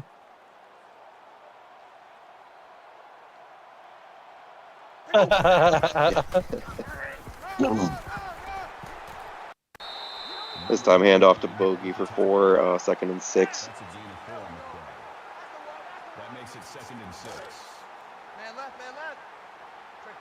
Yeah, Virginia Tech will be happy to bleed some of this clock if they can on a long drive. Go again to Bogey on the ground, just 2 yards that time, so it's a manageable 3rd and 4 now. Yeah, the 2nd half, they come out and they pretty much stopped the run in the 2nd half. Yeah, almost wouldn't recognize the defense from Iowa this quarter versus first 2. Doug Britton, nice catch there for the 1st down though for Virginia Tech, keeping the drive alive.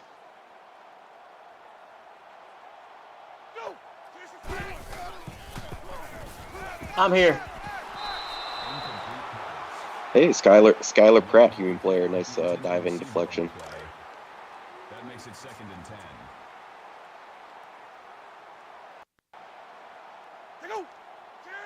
2nd and 10 now for the Hokies, deep in Hawkeye territory. They're going to give it to Raheem Blackshear for 3 yards. So it's a 3rd and 7 now for Virginia Tech.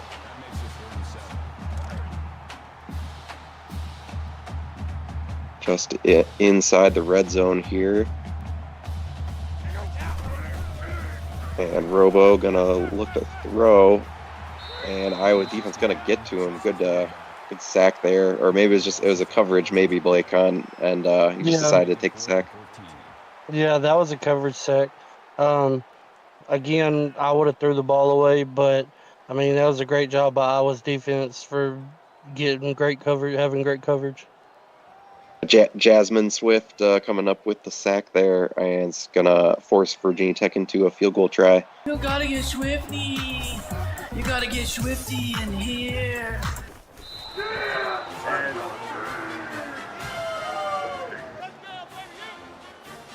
Yeah, you don't even need me, right? You can just soundboard this out. Perfect. That's his, Yeah, that's his third field goal of over 44 yards or more. Yeah, it's been very accurate tonight, for sure. That field goal does make it a. Oh wow, big return from Cornhub. But the field goal does make it a 30-point lead, 51-21. That was a great return by Cornhub. Yeah, I know, but I thought he was almost about to break it there, Blake. Maybe just lost his balance a little bit there at the end, but nice return regardless. Yeah, if he would have kept his balance after that last broken tackle, he probably would have scored on that kick return. Iowa will get the ball just a bit over their own 40-yard line here.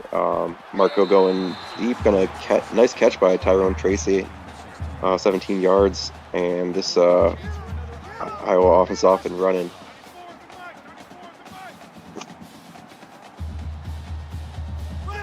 Still going to be tough for them, obviously, making up 30 points here, but they're at least giving us, a little something to watch here in the second half. Marco, another completion, Lil Cy coming up with the grab, 18 on that one, and 58 yards in the game now. Puts him at 272 yards, 20 completions. Yeah, we're seeing... Yeah, he only had about 112 at the end of the first half. Well, yeah, just let Jaden a little bit out of bounds there, 2nd and 8. Clock will stop momentarily. Go look for Cornhub or Forge.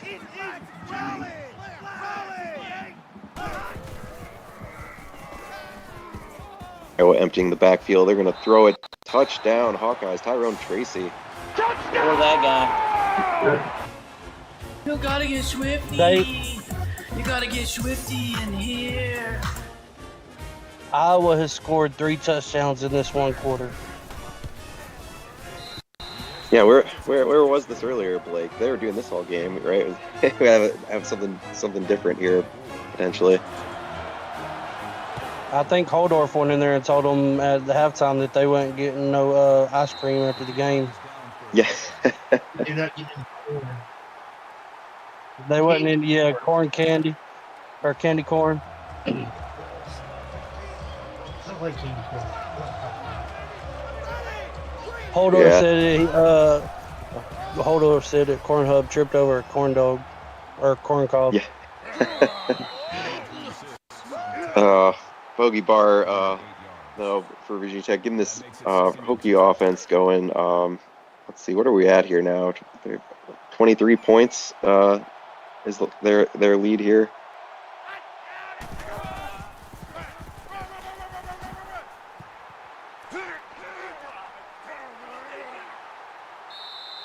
Keep this one on the ground again. Nice run for Bogey. 62 yards on 13 carries for him so far. So Swift had 3 interceptions in the first half. He's come back and had 3 touchdown passes in just the third quarter alone. Yeah. And that'll be the last play of the quarter. Indeed, last play of the quarter, 51-28 as we go into this fourth. And go ahead and throw all those emojis up. You see them there. We've got the corn cob, 69, eggplant, middle finger. That's an eagle, I think.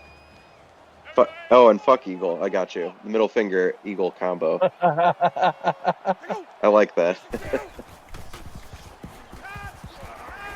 Fourth quarter underway here, though. Virginia Tech, Jaden Payout with the 15-yard catch. First down. I was dumping in the third quarter, 21-3.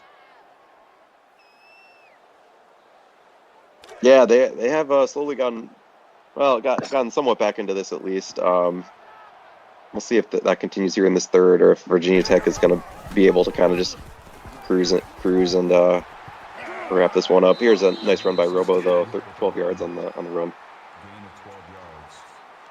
First down. And almost 100 for Robo now, rushing.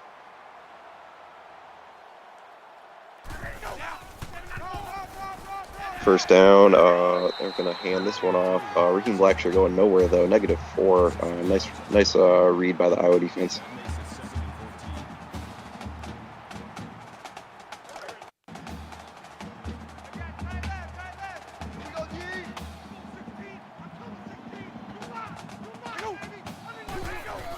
Second and long now for these Hokies. They're going to give it to Bogey. He's going to get big yardage up the left side, 12 yards.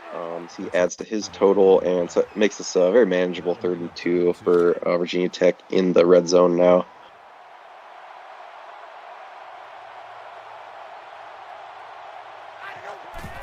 Seven minutes left in this ball game. They're going back to Yogi again up the left side. He's taking this one in. Nice run by Bogey. Touchdown, Virginia Tech.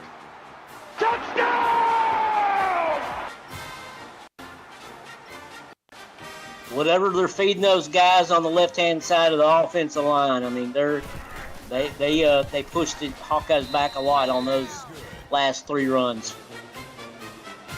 Looking very energized. Maybe they got some orange slices or something over there. I'm not sure, but yeah, I totally agree. Good push from the Virginia Tech offensive line, and Bogey finishes off, makes this a 30-point game again after the extra point.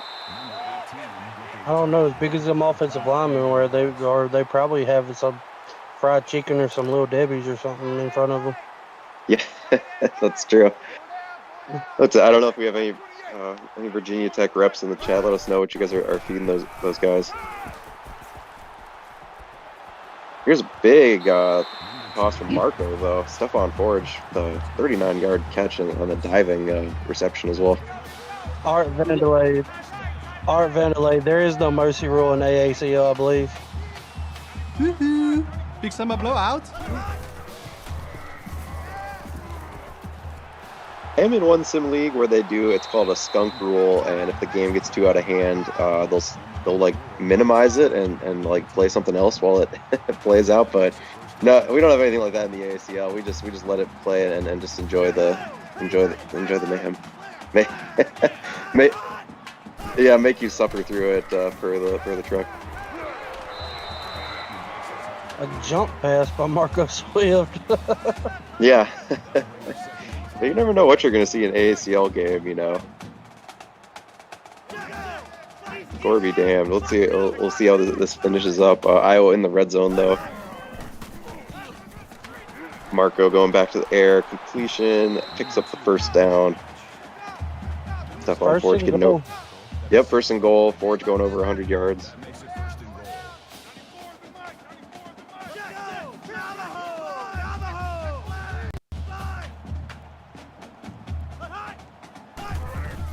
See, man in motion here. They're going to hand off to the motion man, DJ Bandit, picking up 4 yards on the ground, and maybe getting injured on that one.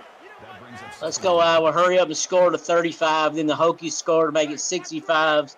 So then we got our 100 points on the board. That's true. Oh, and Marco is going to run it in. Touchdown. Iowa Hawkeyes. You gotta get Swifty. You gotta get Swifty in here. Let's go. Let's go. Extra point is up and good. All right, let's go. Triple digits. We'll return soon. Yeah. Oh.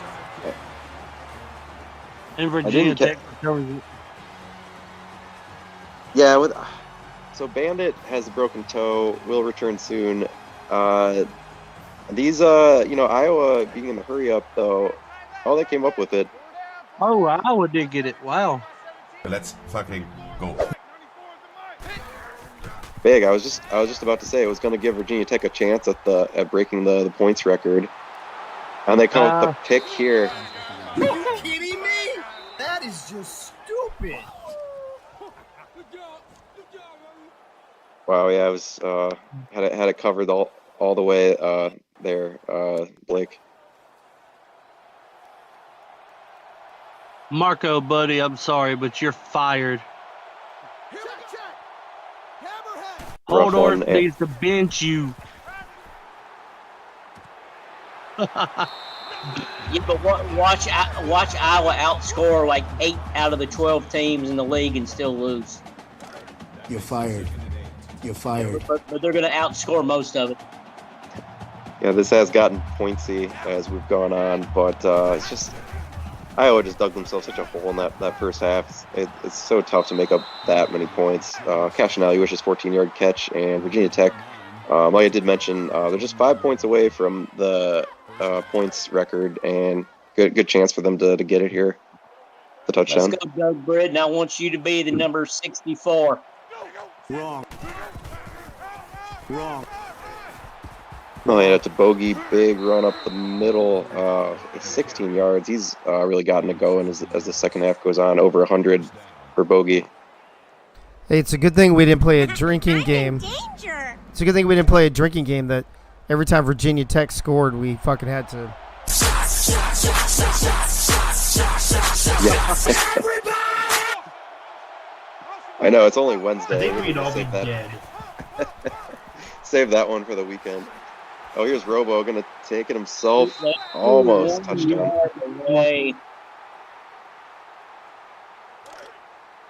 You have your quarterback and the running back over 100 yards rushing in this game. Emotional damage. Tech on the doorstep here. Can they get this touchdown? No. Robo gets held up at the line. John Sosa stop.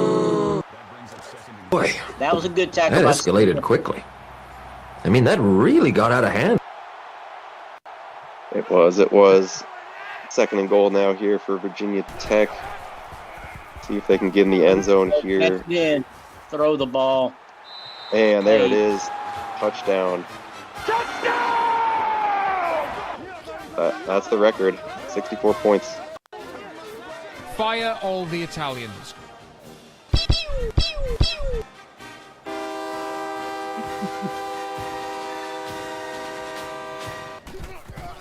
No more saying cuss words, guys.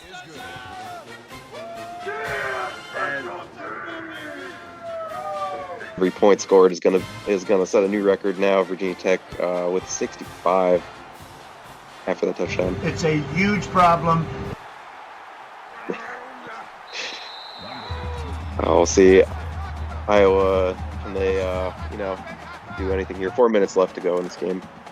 You are Chevy fake Monte news. Carlo is in the audience, checking out the Virginia Tech Hokie score.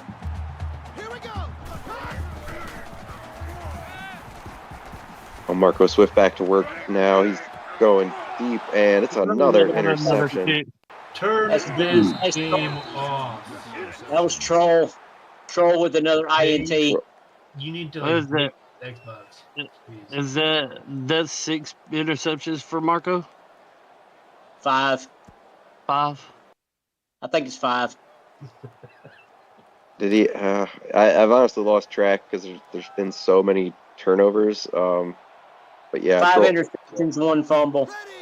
Oh, okay, thank you, Gunny. It's been tough tonight. Needless to say. Damian Chambers here at Tech for loss, though, at least. Marco said he quit. I think I was gonna fold after this game. Like we're just done. You can just give the next 2 wins. Oh no, they're getting a 70. Call it a gain of 17 yards. That makes it 1st and 10. Yeah, I agree. Have you not seen our stats? They suck. We've given up 375 points a game, or 375 points this year. Do better. Number 45 on the run. We've also scored 251. Who is Iowa's last 2 games against? We play Tech today, Kansas next week. Oh yeah, okay. Art said you can't blame Marco. The uniforms look exactly the same. Virginia Tech finally in the burn the clock mode, it seems here. Just 3 minutes to go now.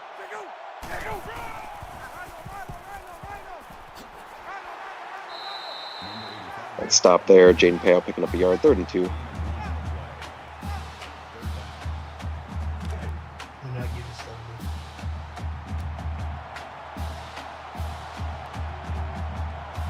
70. Yeah, that is kind of what we're watching for now, to see how high is this Virginia Tech point total going to get. We get to watch some more fun clock burning.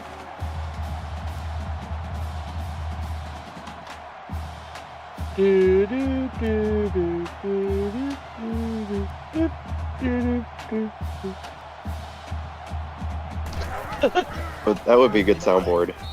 I put a soundboard guy on. Not me.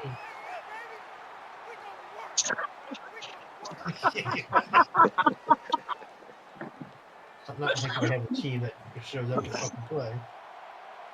It looks like they are not going to get 70 unless if they get another turnover. Oh no, Marco's throwing another interception. Thanks, Johnny.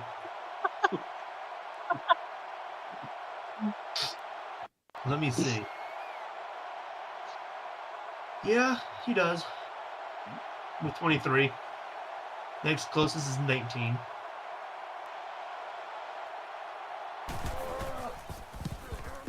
Marco leads the league in 23. With 23 interceptions was the context there. Going into tonight, right? 47 now interceptions now for him. Yeah. We'll have to do the math once this one wraps up to see where it all shakes out at. Kick is up and good though, and 2-point total of the ACL is at 68 points now. Yeah, you got an extra game I can use for a couple.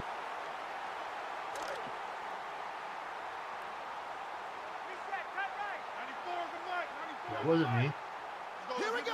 That was Blake talking.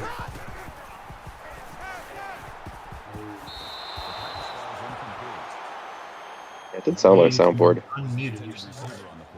I wouldn't sound like such an idiot responding to nobody. Marco reminding us he does lead the league in other things also. Like sacks and What, fumbles being the and water shit? boy? No, he doesn't lead the league in sacks. He has the fewest sacks taken. Marco leads the league in being water boy. He leads the league in completions, attempts, Completions of how many players get water? Just for the record, interceptions do not count as completions. Thought they did. We might finally be seeing this one mercifully end as Iowa's content to just punt it back, and I think Virginia Tech's going to try and run this clock out. Iowa had 30 seconds left on the play clock, and they still punted the ball. Yep. We don't. And Virginia Tech wasn't even calling any timeouts. Johnny, have you not realized that Iowa don't give a shit?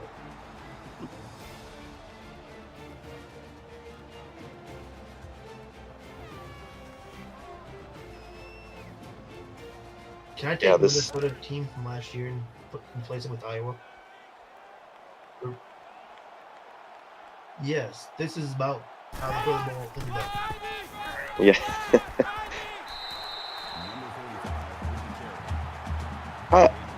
I think this team is better than the toilet bowl team from last season. I won 2 games last year. I've won 3 games this year. Hey, by year 6, I'll win 6.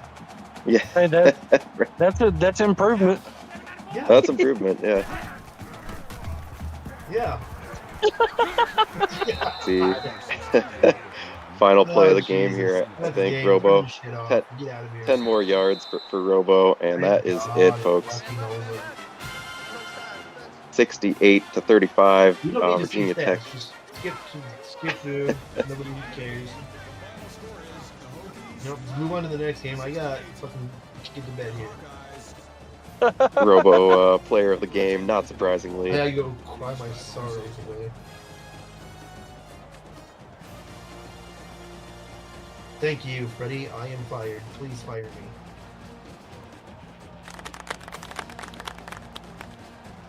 Doesn't suck. You got to watch 5 more games or what could have been. I've seen enough Iowa games this year, Gunny. In sim life and real life. I don't need to suffer anymore.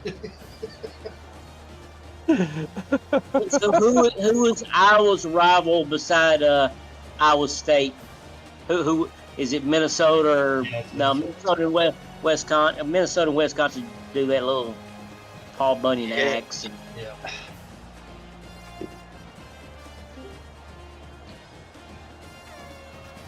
Honestly, with where Iowa, Minnesota has the Floyd of Rosedale. That was last week. Yeah, with how Iowa is situated, they're kind of rivals with like, I mean, it's perfectly like in the middle of everyone. Yeah, Minnesota, Wisconsin, like even Nebraska, I know they have a rivalry with. So it's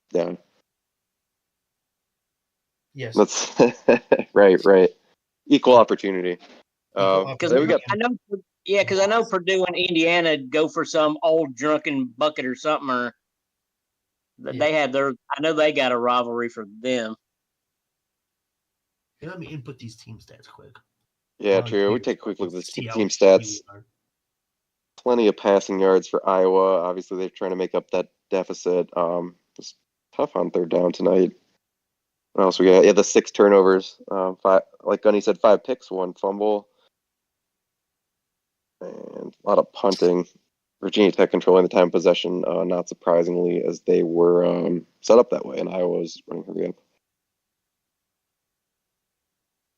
Okay, here we go. Marco Swift, 26 of 41 for 361, 3 touchdowns, but Dave's got it highlighted there. 5 picks was tough, and 5 sacks, 63% completion percentage. Marco.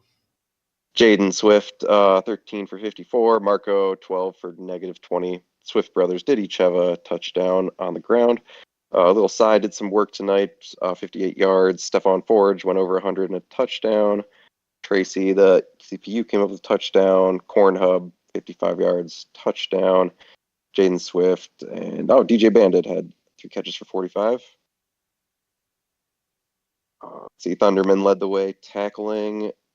And who else we got up here? Carmichael had some tackles. Chambers, 3 tackles for loss. Chambers and Sosa. Sosa had a decent game.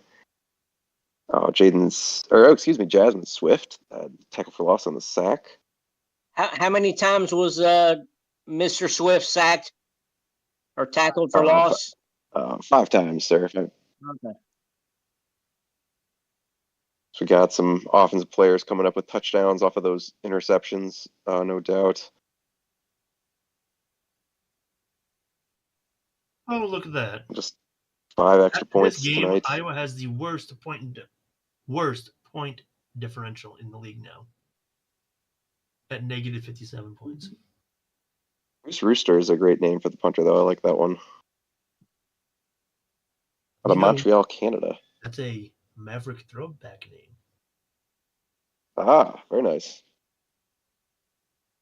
That is it for Iowa. On to Virginia Tech. Robo is the one with 20 for 24 tonight, 184 yards, 2 touchdowns, no picks, 83% completion percentage, and 3 sacks.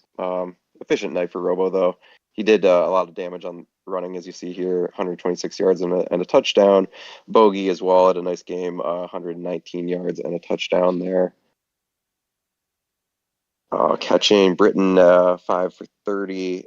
Who else cashed? And Ali Wishes had 3 catches for 27 yards, and CPU's coming up with a couple touchdowns for the Hokies tonight. Let's see, Smokey Barr, 7 tackles, a tackle for loss tonight. Robert Thump, he had a really nice game tonight. 4 tackles, 3 tackles for loss, 2 sacks.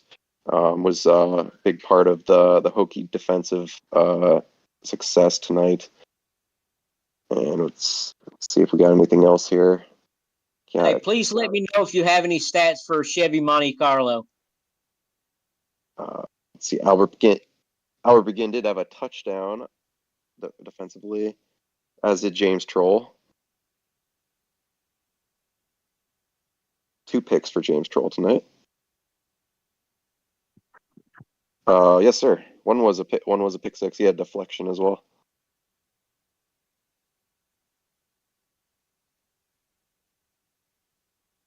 Yes, Albert Begin with a sack, tackle for loss. He had a fumble return for a touchdown as well. Oh, that's right. Yeah, so a lot of Hokies coming up with touchdowns tonight. And yeah, they were pretty well perfect on special teams as well. Hey, Bo Martin Jr., you should have been here last week. Chevy Monte Carlo had a great game last week.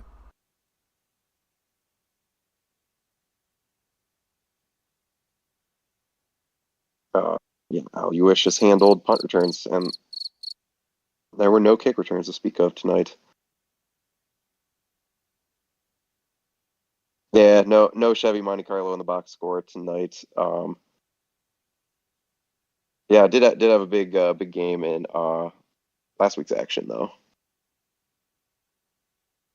Well, that's it. We're gonna take a look at these final stats here. I'll turn it over to you, Blake. Any final thoughts on this one, or have we talked enough about this Virginia Tech showing tonight? I believe we've talked enough about this game. That's totally fair. Virginia Tech's offense and defense just come out firing on all cylinders. So, I mean, really not much to talk about. Stats really speaking for themselves here. We'll do quick players of the game, though. Stephon Forge, 5 catches, 103 yards, and a touchdown for Iowa. Robo was nominated player of the game by the game. He had efficient night passing, 3 total touchdowns, bunch of rushing yards. Jot Sosa did have a good game for Iowa Hawkeyes on the defensive side. 6 tackles, 3 tackles for loss and a sack, and a CPU on Virginia Tech. Defensively was the player of the game there. How about you, Gunny? Any last thoughts on this one, or we can wrap this up and send it back to Dave for next game, if not? It was a great combination of rushing by the quarterback. Robo is the one, and Bogey Bar. I mean, they each had about 120 yards rushing apiece, so that kind of set the tone for the game, plus the defensive turnovers, cashing in for touchdowns. Yeah, absolutely. They were big tonight. I totally agree. But yeah, thank you so much again, Blake and Gunny, joining me in the booth. This was fun. Appreciate everybody coming out as well. And yeah, good game to both teams. Virginia Tech coming away with a big win. Dave, that's all I got. Thanks for having me once again. I will turn it back to you, sir. All right, thank you, David Leathers, Gunny, and Blake. Appreciate you guys. We got another crew coming in here in a few minutes, but holy shit. That Virginia Tech score, I mean, I don't even know what to say. I was one of the people. You guys couldn't hear me in the background, but I was saying that I did not think that they would get the record, because usually if you have a really good first half in this game, you might do okay. You know, you might hold off the comeback to win the game, but most of the time you do not put up the same kind of score that you did in the first half. And kudos to Virginia Tech and that high-powered Texas offense they run for being able to do just that. I'm trying to figure out which jersey. I know he wants all orange. I kind of like that one. That'll want to work. I know we've got They Hate Nay, so Crazy Canuck, who got a couple votes this week for Defensive Player of the Week. He's going to be doing play-by-play next game. I believe Twin Screw's going to be with him. Gunny, are you in the second game too? Is that the other Navy that I see on here? Yeah, that was me. Okay. So Gunny will be running analyst again, and Mike Twin Screw will be in here running third wheel. So if I want to, I'll bring you guys in. Crazy Canuck, how you doing, bro? What have you been up to, man? I've been having actually a pretty good week. I actually got hired on full-time at my actual real job. Awesome. So after probationary period again, which is kind of silly, but union rules. So yeah, I'll be getting benefits and stuff. I'm excited about that. Awesome. Strip club has yeah, exactly. I mean, you'd be surprised, but it's just strict down there. That's it. Twin Screw, what have you been up to, bro? Oh. What's happening? There you go. What's going on with you, man? What have you been up to? Nothing. Fucking off. Being retired's beautiful. It's fucking great, right? It's fucking someday. I said mess around with the all the sports stuff. Yeah, it's fucking great. Just so you guys know, Mike Twin Screw is Mr. B Collectibles. So If you don't remember how any of the shit that I said at the beginning about what he's doing, check the sponsored channel in the server. Otherwise, you can DM him directly. Let me just say this real quick, and then I'm going to turn it over to you guys. Gunny, I didn't go to you just because I already talked to you the first game. Kansas is going to be running their spread offense like they've been doing the last few weeks, and 3-3-5 defense. They're going to be wearing their World War II uniforms. Illinois going all orange tonight. In fact, I might change those pants. Do they have orange pants with a stripe? There we go. I think that looks better. There you go. And they will be run. Oh, who's muted? Freddie, who's muted, bro? Not me, right? Illinois is going to be running the Illinois offense again, even though it did not work very well last week. And they are running the 4-2-5. Let me see. Yep, and they're running a 4-2-5 defense. So, oop, I got to go back. Sorry. I didn't put the controller in the middle. Can't. The last thing I want to do is fucking have to play this shit by using my thumbs. Oh, fucking it reset. I'm like anal about this shit now after what happened in the first game. So, anyway, while I'm fixing all this shit, I'm going to turn it over to Crazy Canuck, Gunny, and Mike Twinscrew. So you guys take it away. Kansas at Iowa. Or, sorry, at Illinois. I got Iowa on the brain because, man, when you get an ass whooping like that, it's hard to forget. Heyo. Man, that actually kind of... I'm not quite sure what to say about that first game. It's not what I expected, but here we got Kansas and Illinois. Gunny, any thoughts early? Did everyone catch Mike Twinscrew helping Dave Winfield blow the goal horn the other night at the Minnesota Vikings Monday Night Football game? That was magnificent, wasn't it? And to you, Crazy Canuck, congratulations on the job. I appreciate it. Real life stuff kind of gets in the way of all this fun stuff that we get to do here in the AACL, but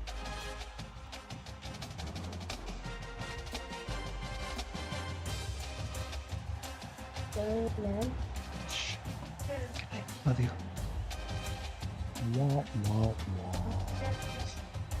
Virginia Tech scoreboard overload.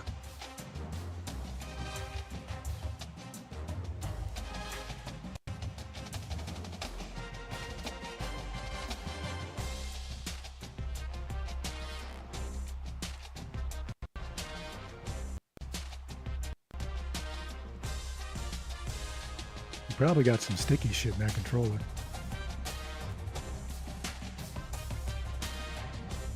Dave gets that excited about college football. Sure enough.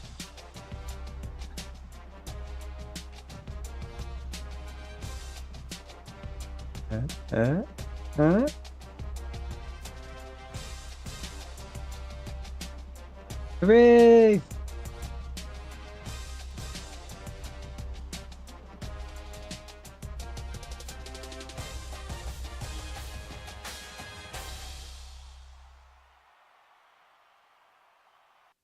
Kansas, I don't know. My personal rankings at the beginning of the season, I had Kansas getting results that I guess they didn't get so far here in the beginning of the season, or as we move into like almost a later third of it. Now they're starting to pick it up, but I had Kansas as a top 4 team, in my opinion, going into the season.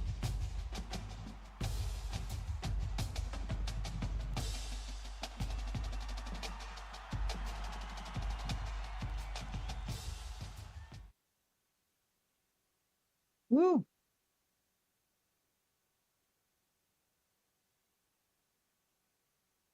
So yeah, here we go. After if we're done loading.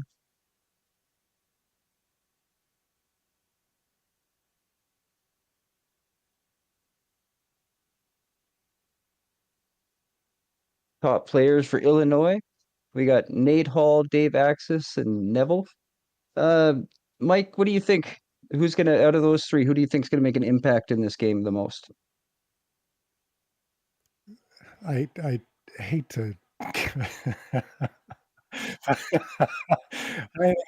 I hate to just fucking say it, bro. This is bullshit. So here's what I'll do. I'll break down everything else real quick. That'll go into why it's probably Dave. Sorry to say, but both teams are mid-pack in most of the stats for the season. Nate does like to spread the ball around for Illinois, and their D line, Illinois' D line, the two Fuder and Burr, they have 22 sacks between them and 38 TFLs. So with that, Kansas runs the ball pretty well, and if they can run the ball to open up the passing, only if they can run effectively, they might have a chance at winning. If not, Illinois got this. We got Howard Cermick runs a lot of quarterback. Tanner Hendricks, a wide receiver.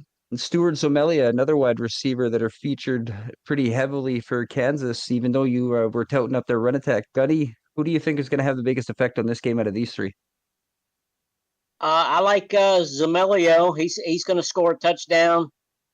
Timothy O'Shea, he's going to get an interception on the defensive side of the ball. And on the Illinois side, the unmentionables are Speedy Gonzalez and the halfback, the other Neville brother. So it's been my experience with Gunny that when he makes a pregame prediction, somebody should write this stuff down because chances are it's been right. So just about every single time. Hard to argue with his success rating with those. What do you guys think is the... go ahead. I am curious, I know Navy was ranked real high in the preseason polls, and we dropped to the bottom of the standings, even though we're the best top 12 team in the league all season long. But I am curious who was the lowest seed and maybe who's rose the most positions from start to now.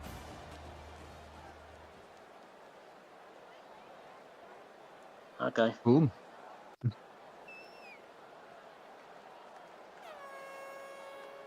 Kansas is lined up for the kickoff. Set to return. As we kick off, Illinois will be receiving the ball first, and they'll just take a knee in the end zone. We'll start at the 25. Yeah. That looks like the old Denver Broncos John Elway uniform.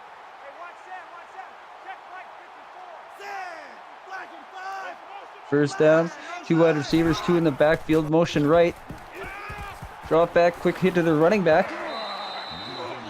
Andrew Neville with a 4-yard reception, getting some early action. That's what she said. Second and 6. Shotgun set. 3 to the left. It'll be a run to the right. Neville again. First down and more as he takes off. He's at the 40, the 30, the 20. But he can't go all the way as he's pushed out of bounds. 52 yards on that pickup. I mentioned earlier that if Kansas is going to run the ball effectively, they might be able to win. But if Illinois is going to run the ball like this and they got their wide receivers like they do, it might be ugly.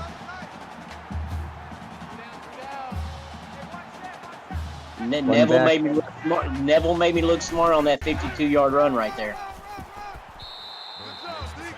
Two tight ends doesn't give Neville enough blocking as he can only get back to the line. Sam Burt with his first tackle of the game. That's a pretty good yard average there. 52 yards and only 2 rushes. 3 to the left. Drop back. Throw to the left. Touchdown, Speedy Gonzalez. Oh, man. I'm sorry, Dave. It's been a while. I think I took a week off last week, and then I forgot the cadence for the touchdowns, you know? Yeah. Like I said, he's Gunstradamus. If he calls something, it pretty much happens in the game. I wouldn't be surprised if, next drive, there'd be a pick. And it'll be the exact person that he said it'll be. It'll just set the tone for the entire game.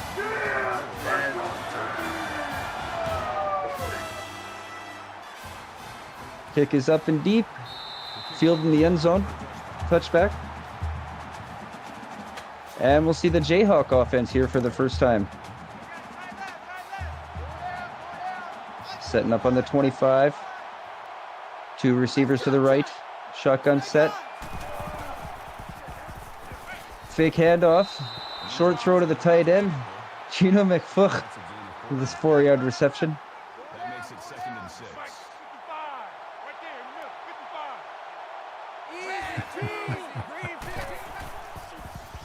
3 to the right.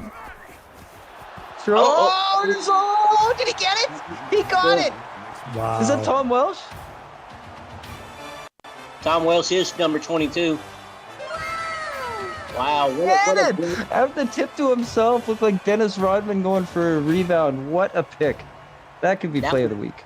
That was great having his left hand under the ball. It left no doubt. They didn't even review it.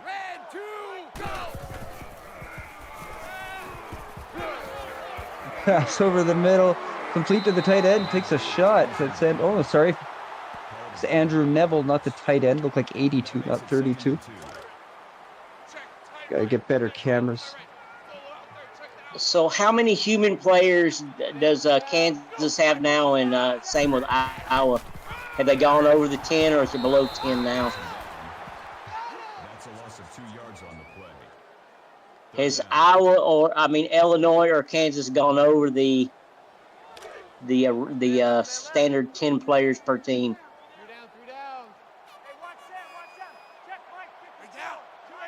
Okay. Pass over the middle, complete. Number 27, that's... What? Okay, yeah, see, a different Neville. Daniel Neville.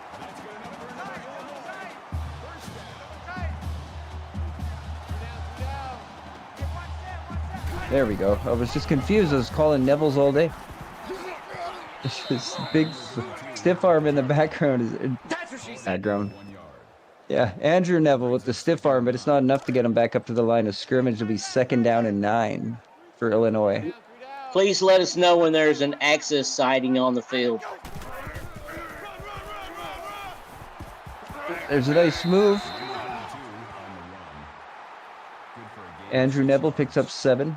He's got 60 yards already here. Early in the first quarter. 3 receivers to the right. Bunch set. Motion left. Shotgun set. Drop back. Pass to the left. Touchdown. Jordan Rhodes.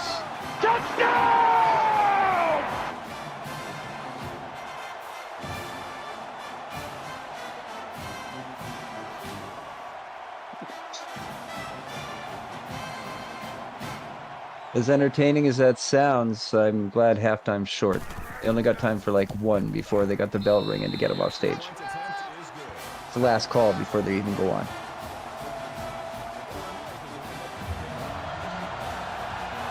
Illinois up 14 points early as they kick the ball off to Kansas. Hey, so did we get a prize for the over-under on not hearing Swifties a lot in the last game? I think a lot of people took the under on that one.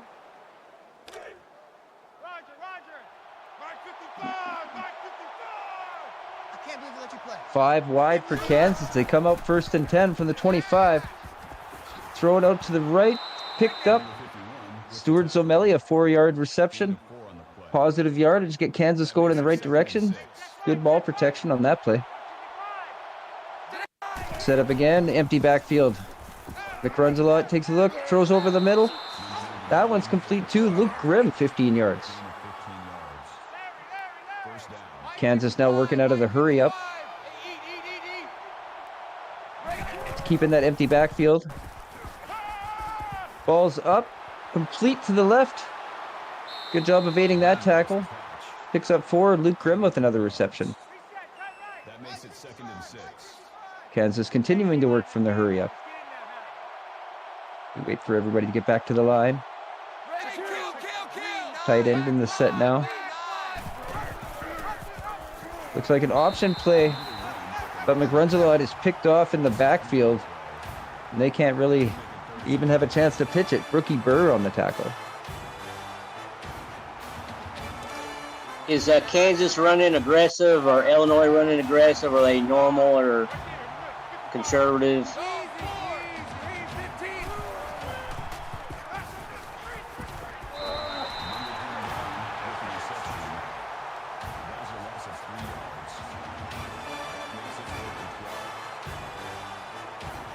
Tony Aacl does a good job just to secure the football as he gets leveled in the backfield on that screen pass, and Kansas will have to punt the ball away.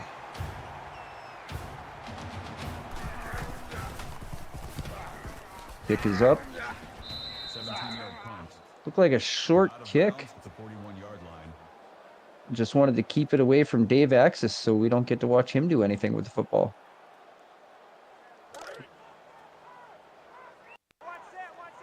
Those stats that just popped up on the screen, those are pretty even right there. 5 rushes, 5 passes, 1 for 50-something yards, 1 for 48. So conservative attack for the Illini, even without a Dave Aacl sighting. We're still Aacl-less at this point here. In this drive, it's an option play. Nate Hall hitting the backfield, taken down. Caleb Sampson on the tackle.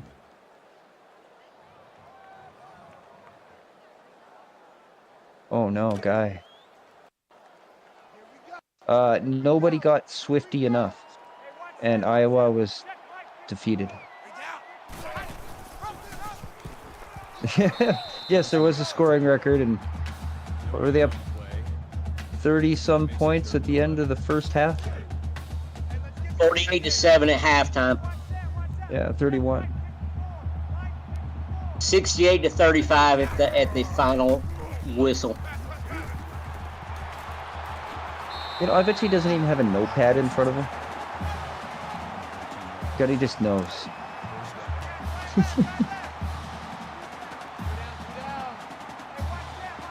Well, he's doing a great job, too, spreading the ball around everywhere but to Dave Aacl. He's 7 for 7 so far as he takes off.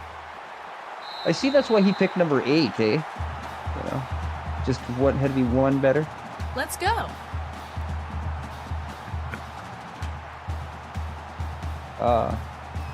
Nate, the not-so-great number 8. Sorry to say.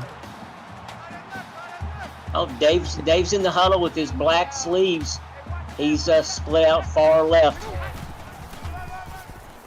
And they run the ball right. So he's not even involved in the blocking of the play.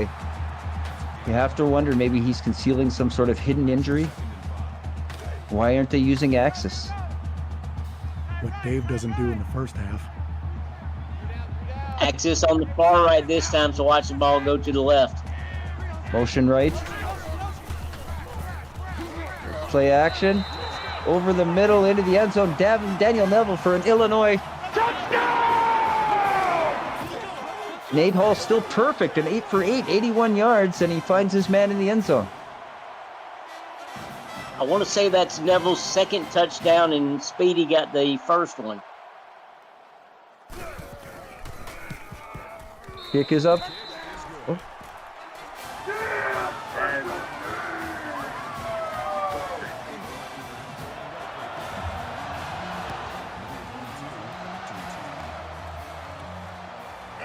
The Neville brothers are having a pretty good game so far, marching down the field, both of them. Both of them. Only 7 plays from scrimmage for Kansas so far here in the first quarter with 2:12 left. As they take over again, 1st and 10. What does Kansas got to do different, you guys, to get it going? Oh, there we go. Maybe that'll work. Howitzer McRuns a lot. Takes off running. He picks up 12. Yeah, first down helps because they only had 20 yards leading up to that play right there. 3 to the left. Tony Aacl in the backfield with a huge, cool neck roll. Oh, jeez, what a hit there. Howitzer McClellan sacked for 6 yards. Nate Hobbs from the corner position. Like he had pressure on the right, and he never even saw that hit coming. Did a good job just to hold on to the football. I was hoping to see Kansas run the ball a little bit, but they're starting to get too far behind now. 2nd and 16. They changed the play at the line. McRuns a lot, drops back, and throws it right out of bounds. Must not have seen anybody open on that one. Are you kidding me? That is just stupid. That was good coverage by Calvin and Hobbs, number 4. Is that seriously? Oh, that's a great name. Stuart Zomelia picks up 23 on that play over in the middle. Kansas is doing a good job moving the ball on this drive, at least picking up a couple first downs, giving their defense a rest. 4 to the left. Look like throw goes, and that one's knocked down. Wham Jam with his first deflection of the night. Howitzer McRunsalot throwing the ball around. That's a couple that have been, well, one that was picked off earlier. That one easily could have been picked off. McRunsalot drops back one more time. That one's complete over the middle. Luke Grimm with a 9-yard reception. I'm not even sure if Kansas running back has even touched the ball much. I've seen it, Zomelo and Grimm catching the footballs. I know that Ava had a catch earlier, and he just got drilled as soon as he touched the ball. That's maybe one rush besides that. That's what she said. Empty backfield again in the hurry up, which means Ava's not in there again. They'll just have to throw it away. McRunsalot had pressure right up in his face up the middle. He got lucky to get rid of that ball. Looks like Ava's in to give him a little bit of hand block in 2nd and 10.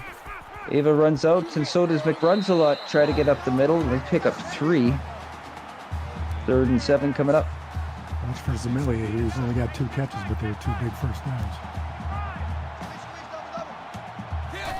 3 to the left for Kansas. They'll run it to Tony Ava, and he's got room. He picks up the first down, gets stopped just after crossing the 23-yard line. Picks up 9. That makes it 1st and 10. That was an excellent run. Yeah, excellent run, because other than that, it might have been a 50-yard field goal attempt if they gained 0 yards. There's a great play down to about the 4-yard line. Luke Grimm with another big reception for the Jayhawks. Looks like they're setting up just short of the 3 to the left. Tony Ava in the backfield, option play.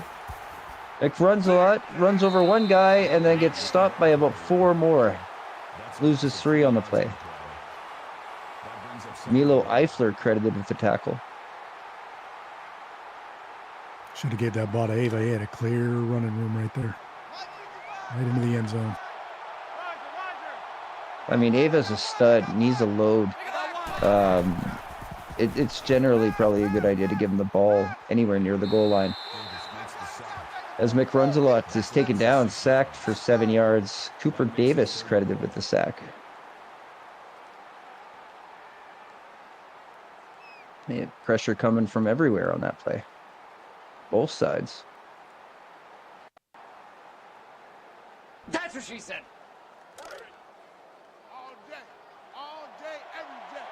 Despite their woes and inability to move the football through most of the night, Kansas is 3 for 4 on 3rd down conversions. It's 3rd and goal.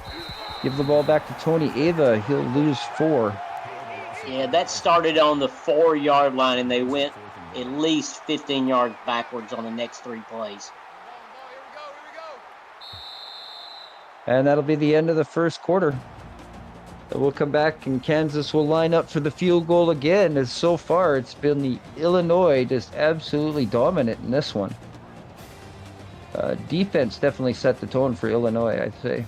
Even though the offense took the field, that first takeaway just really seemed to kind of shoot Kansas in the foot. Yeah, that Illinois D-line's getting a ton of pressure. Got a few sacks already.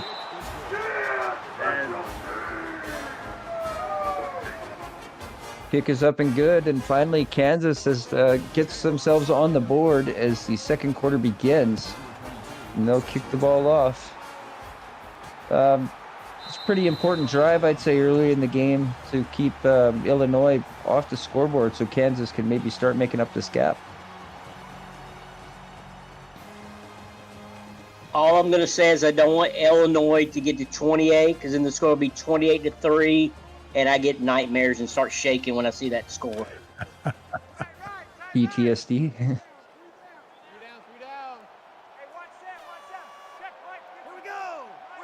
Kansas with 2 to the right. Sorry, Illinois 2 to the right. Option right. Motion right. There's Axis. His first catch of the game. He'll pick up 12.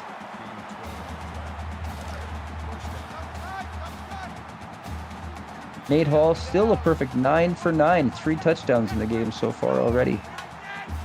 Single back. Axis in motion. Ball's out. Looks like a draw play. Andrew Neville will pick up 2.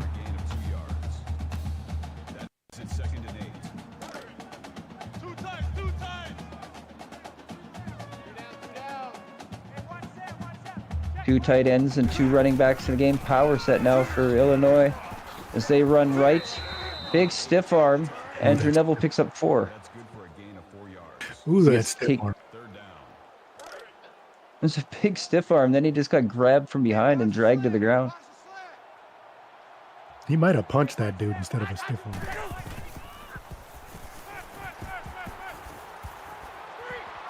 It's football the way football ought to be played. We got punches for stiff arms and horse collar tackles, head-to-head contact. Everything goes here in the AACL. Oh, I forgot it was Carlton Rhodes that scored one of the touchdowns. Let's go. You got a booth review coming up. Oh, he looked like he was into me.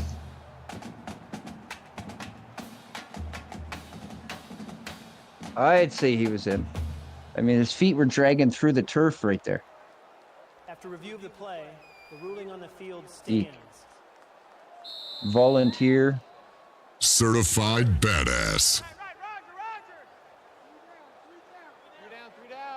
That certainly was a badass catch. Illinois will run the ball this time. Andrew Neville picks up 2.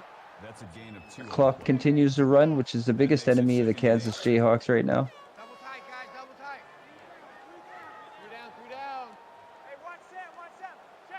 Two tight end set and 2 to the left. Quick pass, bubble screen.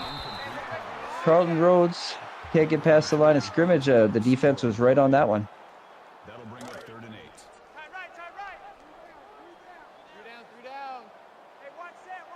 Illinois sets up here perfect so far on the day on 3rd downs. Nate Hall drops back, complete. Axis gets to the 1st down marker and just a little bit more. Picks up 11 yards on that play. That's his 2nd reception, 23 yards on the day. Hasn't been heavily featured, but when he has been, it's been effective. Nate Hall drops back again. Takes a look at the middle. There's Axis. Illinois. Touchdown! Let's fucking go. It's like he hears his name being called in the booth and he's like, they say I'm not on this show enough. Like, you know, I'm not here enough. I'm just going to, every play this drive, just give me the ball. Thanks, Dave. I should have known you'd be the one that made it 28-3. Well, technically he only made it 27-3. You have the kicker to blame. Let's fucking go. Let's fucking go. Kick won't be deep enough into the end zone. Kansas will bring it out. Back to the 22-yard line. Stuart Zomelia on the return. Let's go, Kansas. Make it quick. Get this scoreboard up. Kansas with another empty backfield set. Tony Ava's barely been utilized in this game. McRuns a lot. May need to bring him in for blocking as he's brought down again. Sacked. That's Fudor. First sack of the game. For her. What's the record on sacks in a game? Because Illinois might get it if Kansas keeps playing like this. I was going to say 9. I can see each of the defensive ends getting at least 2 apiece tonight, so I agree with Twin Screw's analysis.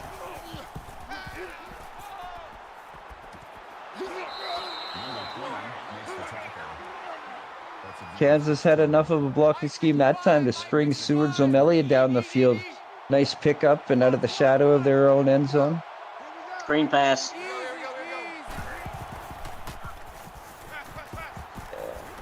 Apparently not a screen pass. I was waiting to see if it's set up. Nice play there. TJ Hendricks, his first reception of the game. Kansas doing a good job moving the ball here. Getting their offense involved. Doing a better job here in the second quarter than they obviously were in the first. McRunzelot goes to take off, but runs right into the waiting arms of number 51, Brookie Burr. It's another tackle.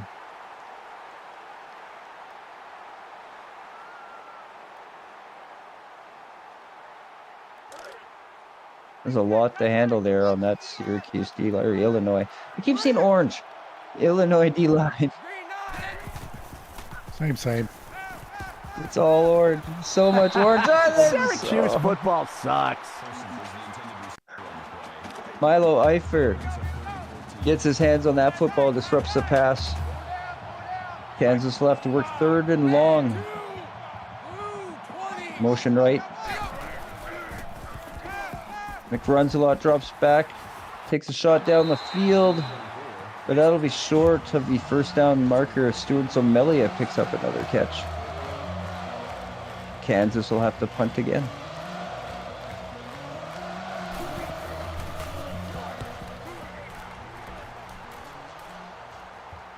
Fair catch called, but the ball just sails into the end zone. Big punt. We do have some jacked up kickers here in the AACL. And some big legs.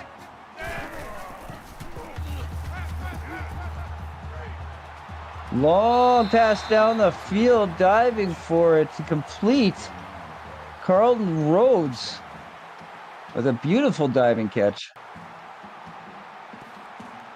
And Illinois has already moved the ball into Kansas territory with one play.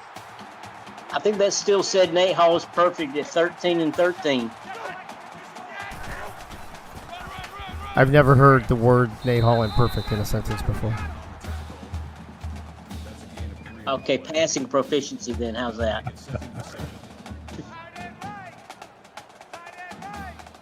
His quarterback rating has got to be through the roof right now. Motion right. Nate Hall drops back.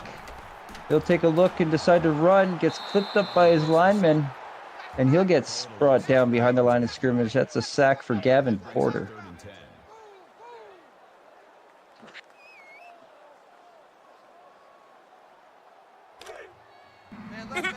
Is Gavin related to Sherman Potter? All in a shotgun formation, 2 to the left. It's like a screen pass coming up, beautifully executed. Neville manages to shake the first tackle, but only picks up 1 yard. It certainly looked like he was deeper down the field than that. That's what she said. 14 of 14 with four touchdown passes. Hall goes deep to the end zone, and that one is his first incompletion of the day. Ricky Thomas gets his hands on that one. That was a 4th down play as well. I didn't know that. Oh, in that case, I guess a knockdown is as good as a catch, and Kansas will take over. Tighten up. Pull it together. Mark 55. Guess the coach decided it was a little too deep for a field goal. So Kansas sets up a screen pass. Tony Ava gets his hands on the ball. He'll pick up 5 on the reception. That's a gain of 5 on the play. That brings up 2nd and 20. 2 receptions for 1 yard for Tony Ava. Last time I checked, Kansas had 6 rushes. And that one's picked off. It runs a lot with another interception on the day. Wow. Oh, that's Ifler or Eifler, or that's Mo or Moo or whatever his name is.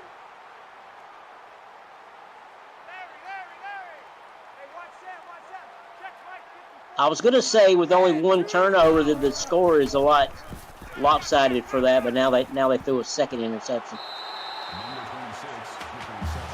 Beautiful completion just over the defensive back's head there. Speedy Gonzalez grabs the ball and then heads out of bounds. Nate Hall, 202 yards so far today. 2 men in the backfield, draw play. Neville with a spin manages to pick up 5. That's his 10th rush of the day. He's picked up 81 yards. Still stick with the I formation.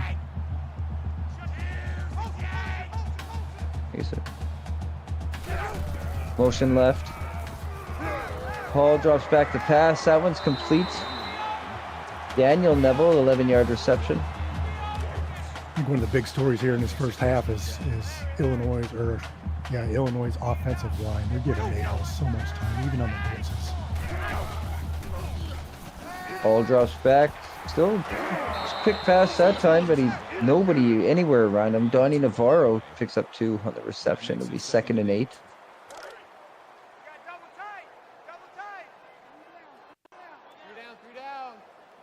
One man in the backfield, 2 tight ends. No, 1 tight end. We run right.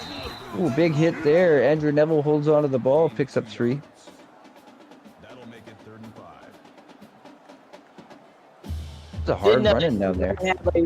Didn't Illinois have a piss poor offensive showing last week? No, I'm just asking. I mean, compared to right now, you wouldn't have known it. Okay. Well, there's Daniel touchdown. Neville picks up the ball. Goes to the sideline and walks in for another Illinois.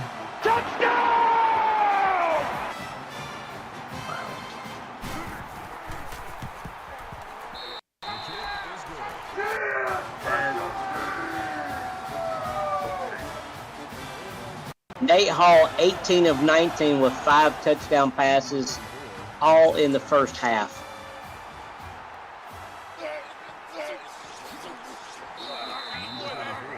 Didn't he have 2 interceptions by now? There was a bunch of players down on the field there at the end of that play. Let's hope everybody's okay. 4 to the right for Kansas. Empty backfield. McRuns a lot. Throws the ball completion. 1st down and more. Stephen Robinson Jr. with 15 yards. I'm just bitter because I didn't get Defensive Player of the Week after creating 3 turnovers and getting 5 tackles. They still hating me.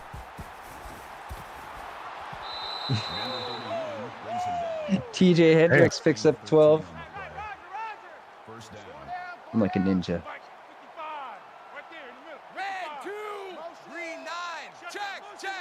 Motion right. McRunzelot drops back. Throws the ball left. That one's complete. Still working from the hurry up. TJ Hendricks with another reception.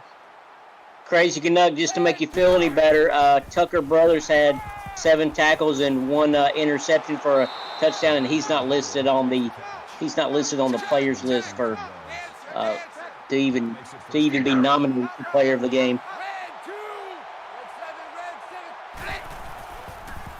Oh, okay.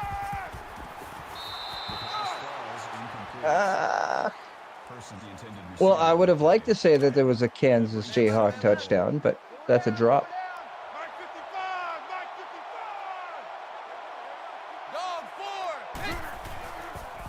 Three wide receivers out to the left. McRunzelot throws that way. That one's complete. Stephen Robinson Jr. with another Kansas Jayhawk. Touchdown! Oh, that's right. Yes. And okay, fine. Kansas Jayhawks score then. I technically would have been correct if it was.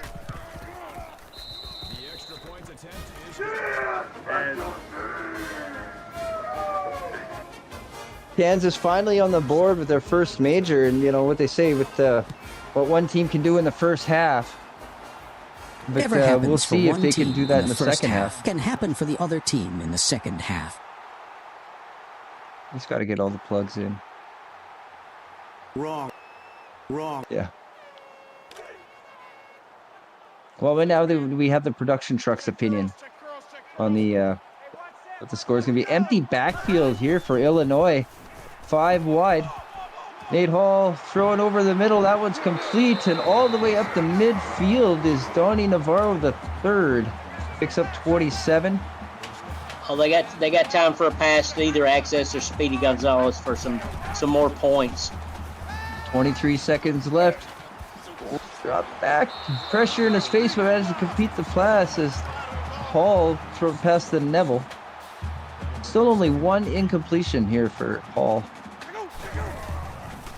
Pressed up coverage at the top. Out of bounds. Get out of bounds. That one's short. Still got one timeout left if they want to use it.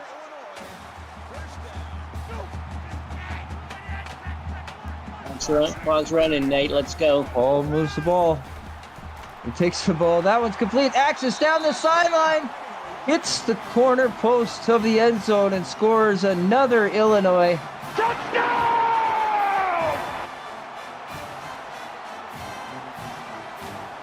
I don't know, but apparently he's got 2 touchdowns or something. Something like that. It might be rigged. Yeah.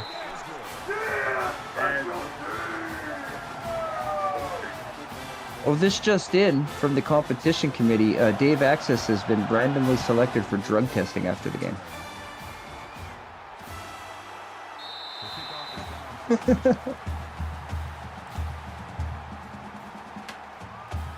I'm not sure why I, as the play-by-play announcer, am privy to this, but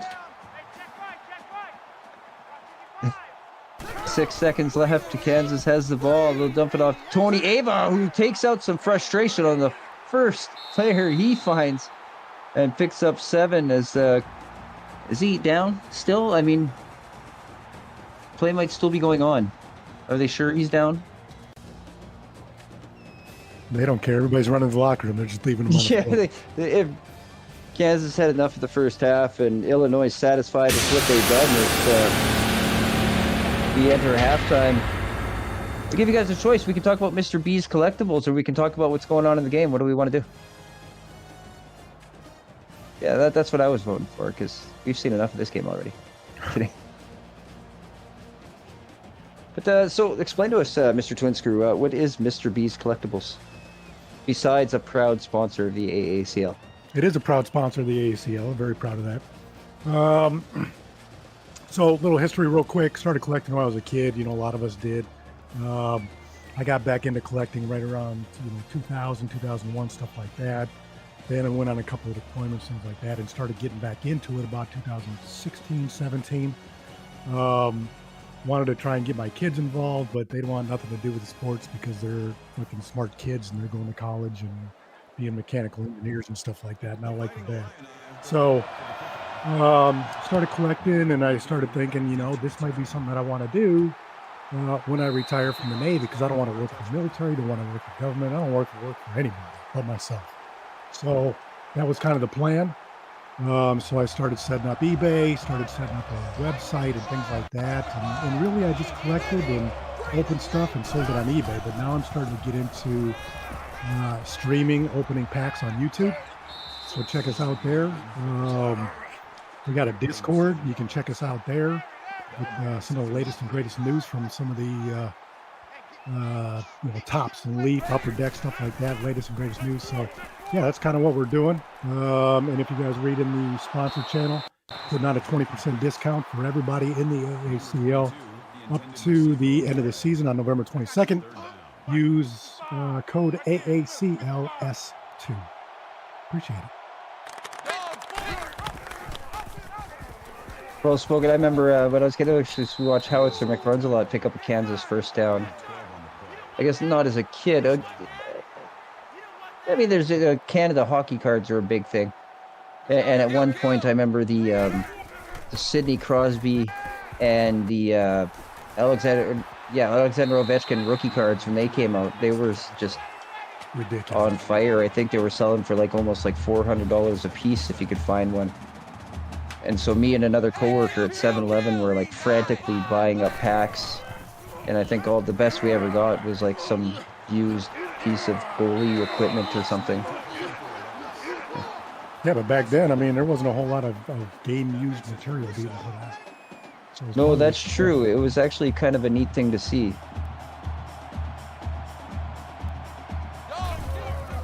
I'm big on the Canadian cards. I got a Gretzky OPC rookie card. It's graded 3. It's a low grade, but it's still worth some good money, and it's one of the cards that I've always wanted. Peachies, they used to be printed on this like kind of trash cardboard. And you get them with like a piece of gum.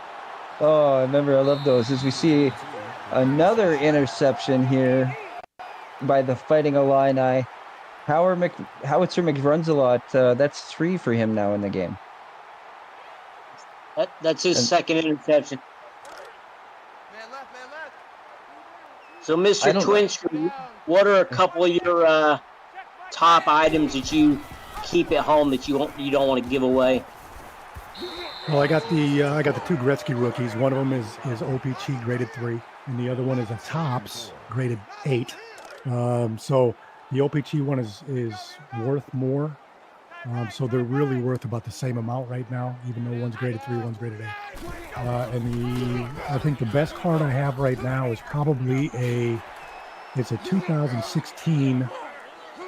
It was a redemption card for 2017, Patrick Mahomes rookie card, silver from Select. It's worth about $5,000. That run right there might have been worth about $5,000.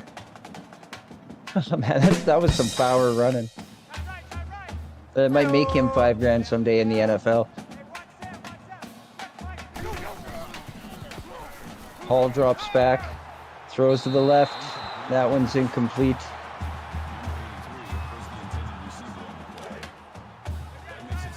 And we haven't seen a lot of that. The ball come out of Nate Hall's hand and hit the ground too much in this game. 2-back set, play action, play. Hall throws to the right. That one's complete. And another Illinois.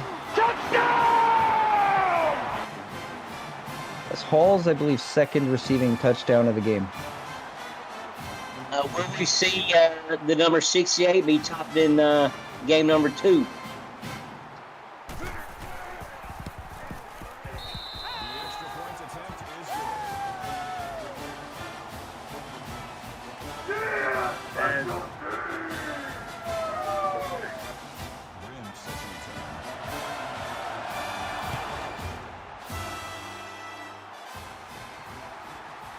Yes. Yes.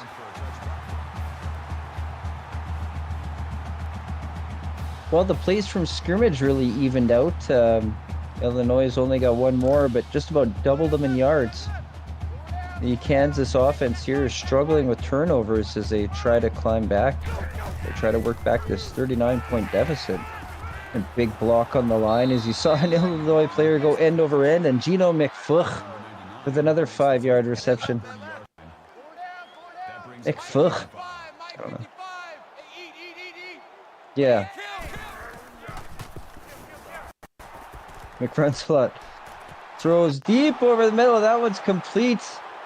And still going down to the 20, shaking off defenders. Great play there. Kyler Pearson picks up 59 yards. All the way down to the Illinois 10.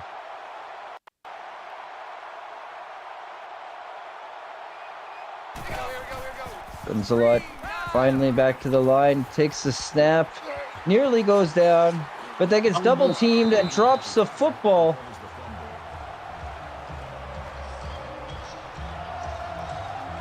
Was that Fudor that ripped that out?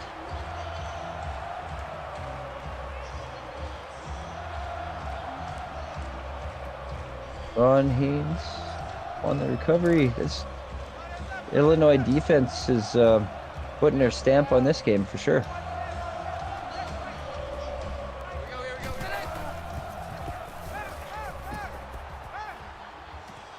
Hall complete over the middle. Speedy Gonzalez picks up 13.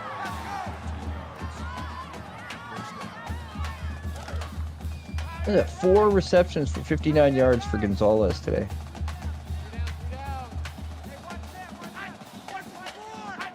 Two to the right, one man in the backfield. Axis motion looks like a jet sweep. Nice blocking. Axis shakes off a man, and he'll pick up 7 on the end around. Access never shakes off a man. That's what she said.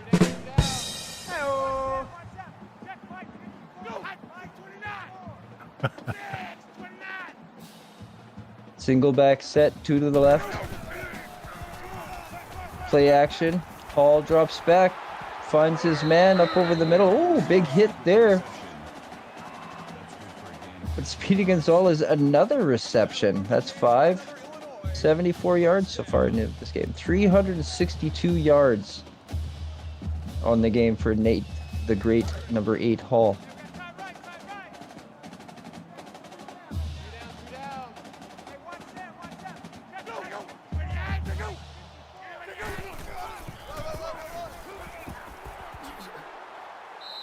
Number 32 is the ball carrier.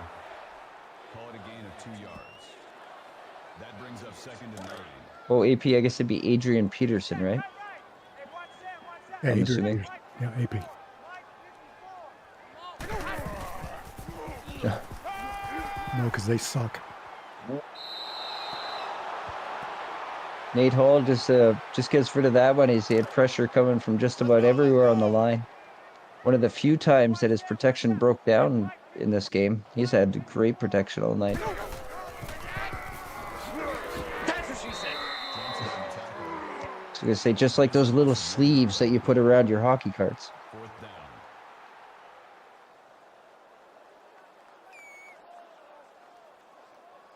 Yeah, they have like the hard ones now that you can even screw together for your really expensive cards, like probably those Gretzky cards. Those are kind of neat.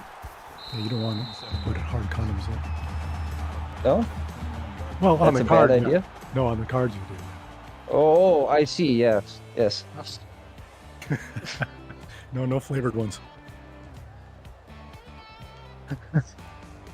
Bobby Orr tastes like bubble gum. Actually, they probably would for a Bobby Orr card. Yeah, every card I get goes in one of those sleeves. My inventory right now is about 120,000 cards. Nice. I think at the max of my collection, I think I maybe had like 200. I'm pretty sure that I had an upper deck complete collection in like 92 or 93. But That makes it 1st and 10. that was way back when. It's our time. It's our time. Check. Absolutely. Howitzer McRuns a lot. Gets a beautiful block, and I think he might be gone. There's a couple defenders that tripped over themselves, and at the end of the line, Kansas manages to get inside for one more. Just made a few guys miss and got some great blocks. Here's where the Illinois players run into each other. We end up looking like a monkey fucking a football out there. Yeah, either that or some Keystone Cops as the extra point is up and good.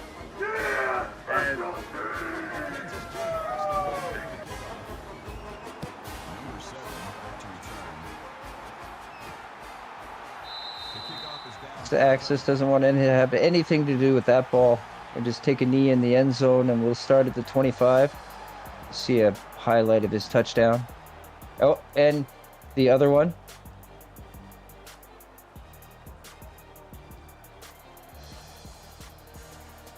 Oh.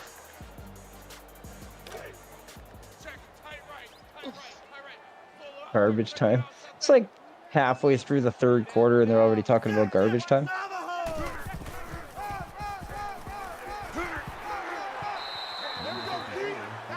Yeah. Andrew, well, I mean, you're looking pretty good right now, so I guess if you're going to talk, you might as well talk when you're up. Andrew Neville picked up a big run on that play. Shotgun set, 2 men in the backfield. Motion at the line. That'll be slowly brought back to the line by Andrew Neville. Can't get going on that one and loses 2.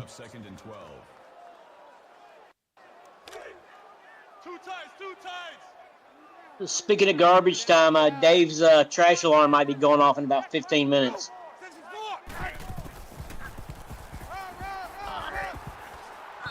brings him down. That's good for a gain of 1 yard.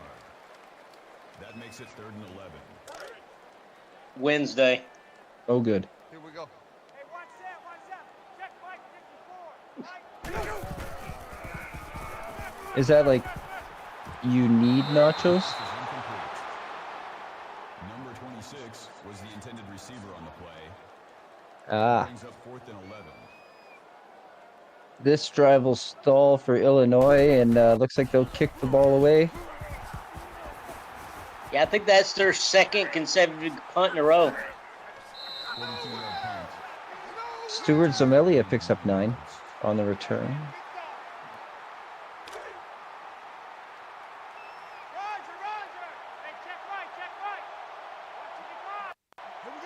Four wide for Kansas. Shotgun set. McRunzelot drops back. He'll sling it over there to number 5. Oh, he finds some blockers again.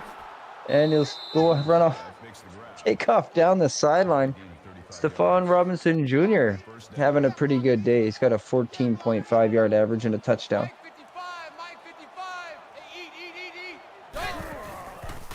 McRunzelot takes the snap.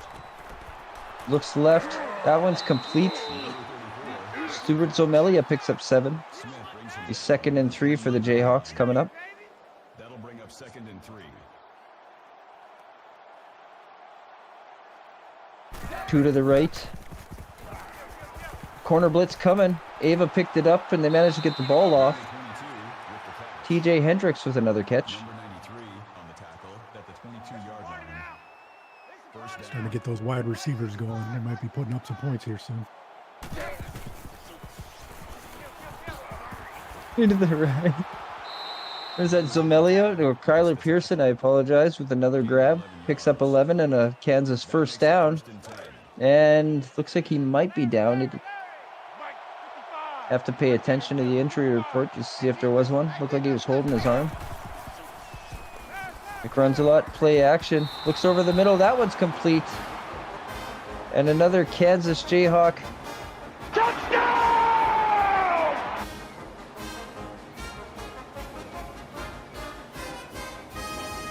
Do you guys think they got time to close the gap? I mean, with the hurry up and everything, I guess there is reasonably enough time, but can they shut down Illinois enough to keep it? Is Pearson what? Strained shoulder? Yeah, sprained shoulder, out for 1 quarter. You are fake news. Oh, that hurts. Well, they've had Illinois punt twice already. You know, they're down 3 scores. They got full quarter left. They could do it.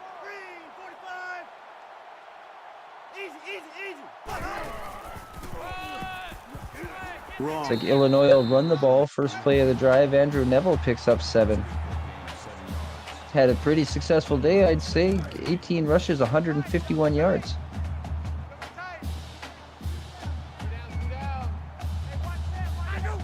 Two tight ends. Fullback looks like an option play, but a great play in the backfield. Nate Hall can't get anywhere as Kyron Johnson shuts him down for his 3rd tackle for loss for a game. Andrew Neville needs probably about 40 more yards, and he'll hit 1,000 yards on the season. 4 wide for Illinois. Looks like a draw play. Kansas did a pretty good job sniffing that one out. Gavin Potter with the tackle. And Illinois will have to punt the ball again.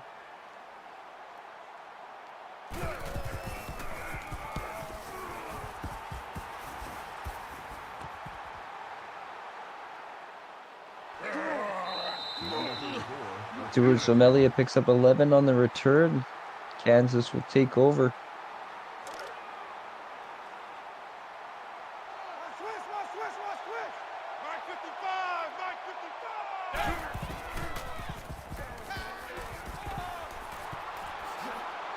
That pass is complete, broken to the outside, and all the way down the sideline, breaks a tackle, still going. Daniel Hishaw Jr. picks up 46, and Kansas looking like that quick strike team right now. they keep picking up chunks of yard like this to make an Illinois punt, people will start to wonder. Tony Ava getting the football again. He's a load, but he gets dragged down after only picking up one.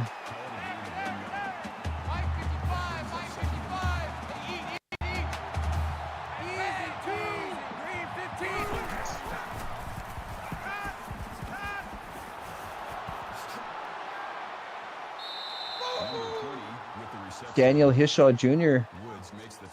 with his second reception of the game sets up 3rd and short for the Jayhawks. Tony Ava swings left.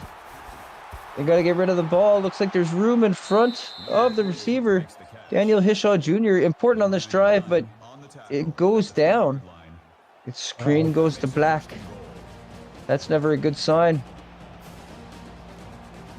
Ladies and gentlemen, we have reached the 4th quarter. Put your 69s, your middle fingers, your eagles, your porn emojis and eggplants and whatever you want up in the chat. Anything before us, I guess we're told, yeah. And I guess if you wanted to do a 4... Personal foul. Clipping. Clipping? Offense.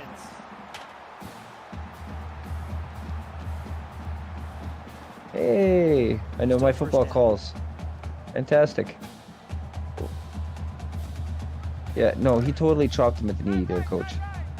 I guess he just wanted a clarification. Did anybody catch that injury update? Said broken toe will return soon, so he's still going to get out there with a broken toe. That's commitment. An AI. Yeah. But, I mean, you know, for an AI, he's showing up for this team. Gino McFuck. I'm getting closer and closer to nailing the pronunciation every time I see his name. That's a good one. And my keyboard gets a little more damp every time. This is McFucking Gino again. Into the end zone. Trying to make my keyboard an entire wasteland, like kind of like a bog, as he picks up another Kansas.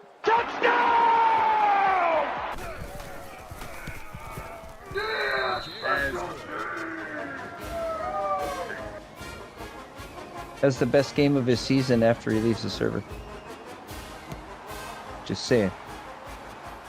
That makes my keyboard a little moist. That's what she said.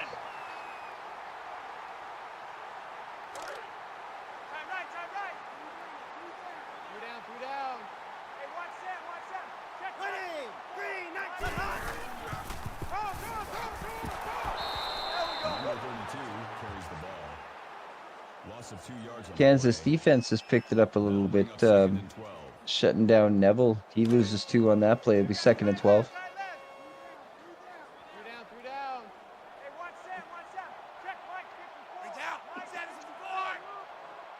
Single back set here for Illinois. Play action play. Looking reasonably deep. There's Aacl on the sideline. Picks up 13. His 5th reception, just one shy of 100 yards on the night.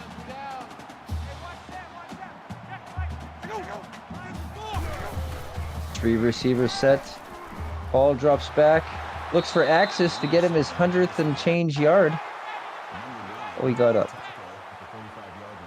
Oh, what a throw where he put that thing. Yeah, definitely had to thread the needle with that one.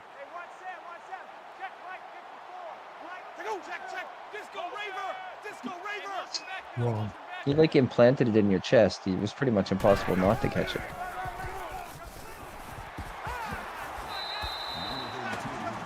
He knows the drill.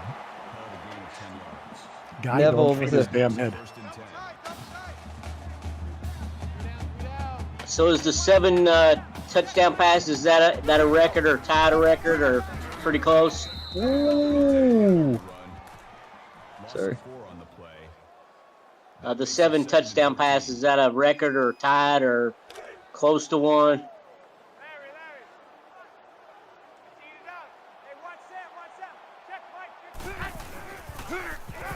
4 wide for Illinois. Quick pass to the left. 1 broken tackle, and Carlton Rhodes picks up 5.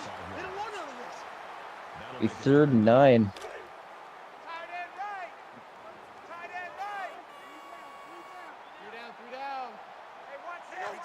Bunch set to the left, shotgun. Nate Hall looks left again. Complete there. Speedy Gonzalez picks up 13 yards, and these receivers for Illinois are feasting in this game. This might be a career game for Nate Hall.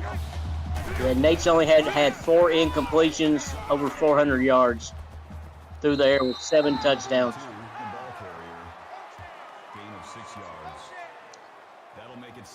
Andrew Neville, 23 carries for 162 yards. The only thing stopping him from a Player of the Week nomination is probably getting the ball in the red zone.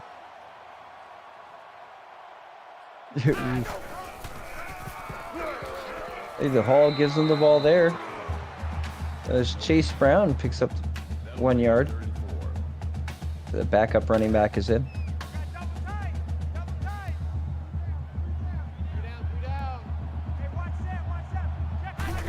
Two tight ends set. Illinois committed to running the ball here.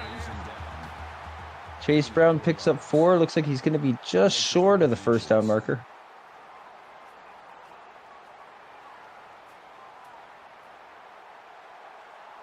And Illinois will settle for the field goal try.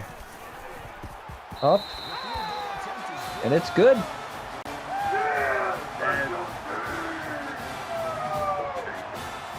And that might put the comeback out of Up 21 points with 4:13 left. Short kick. It's like Zomelio returned the ball, got 1 block, and runs into a crowd and is taken down after a decent return, 28 yards. Last 5 drives for Kansas. Touchdown, touchdown, touchdown. Fumble lost and an interception. And that's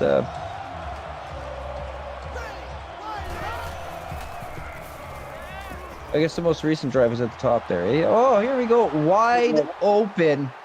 And down he goes.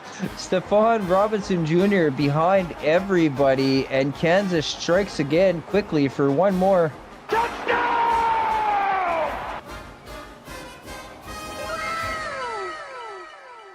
Wow, indeed. You talk about a quick strike offense. So that pretty much the epitome right there. You, sir, were correct on the chart. They now have 4 touchdowns on their last 4 drives.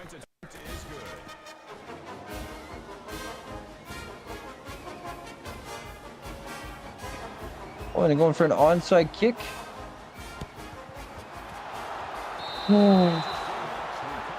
Oop. Picked it up. Kansas got the ball. Kansas got the ball on the onside kick. One of the most unlikeliest plays here. Probably the rarest play here in the AACL. It's an offensive recovery of that football. Yes, we did. Hey, just real quick, I'm unmuting myself. The rule in the AACL is if you have a 14-point lead under 4 minutes and there's technical difficulty, the team winning wins the game. Convenient. Very convenient. Tony Ava pushes a couple of guys. Oh no! Turn out the lights, the party's over. Where's Freddie? Yeah. Somebody get Freddie in the booth. Stat. Tony Ava picks up another 5. Finally, they give the ball back to him. He's only had 7 rushing attempts in this game. I guess getting behind early just takes the ball out of his hand. But they'll give it to him 3 times in a row. And he loses 3 on that play. Yeah, when you're down 21-0, it kind of takes away the running offense.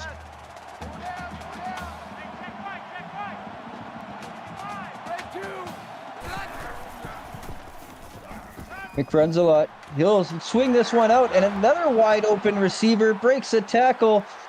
down into the end zone. The Kansas Jayhawks just can't stop scoring. Touchdown!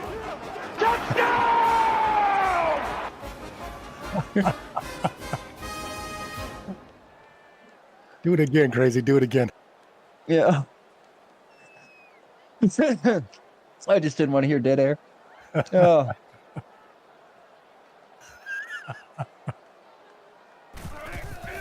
Yep. You go, touchdown! 52-45 here as Kansas kicks off the ball.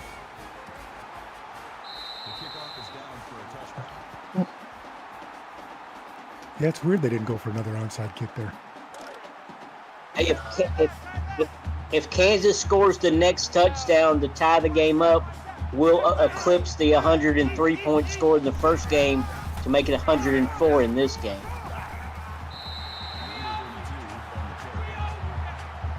So Andrew Neville picks target, up 6. His target for the game is 191. That will give him a 1,000 yards.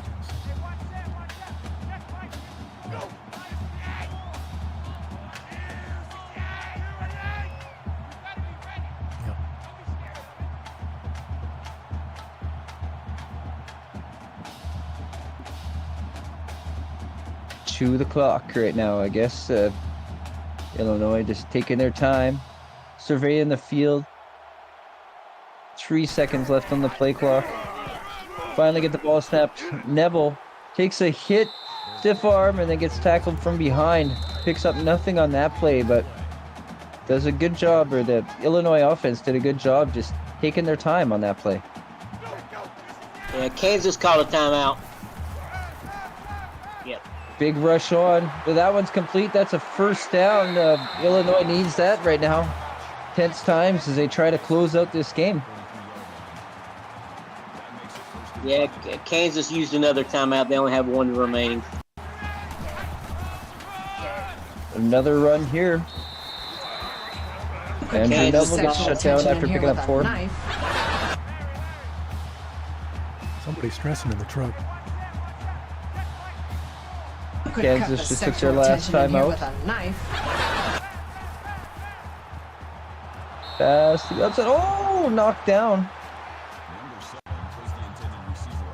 Not sure why Nate was passing there. They can run out the clock a little bit more.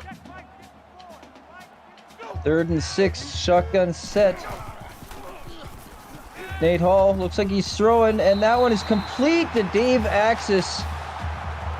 Picks up 27 yards. Wrap up the game right there.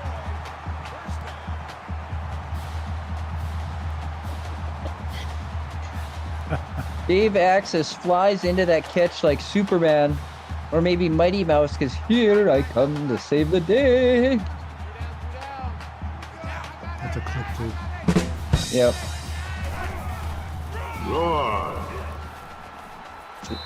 My Andy Kaufman impression. It's not even really an impression, just more of like a stealing his lines.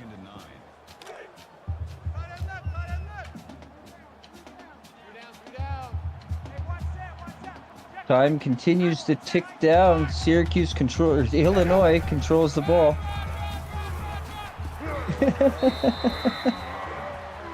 Chase Brown picks up 3. That was it. Illinois football sucks. Illinois doesn't have to hike the ball anymore.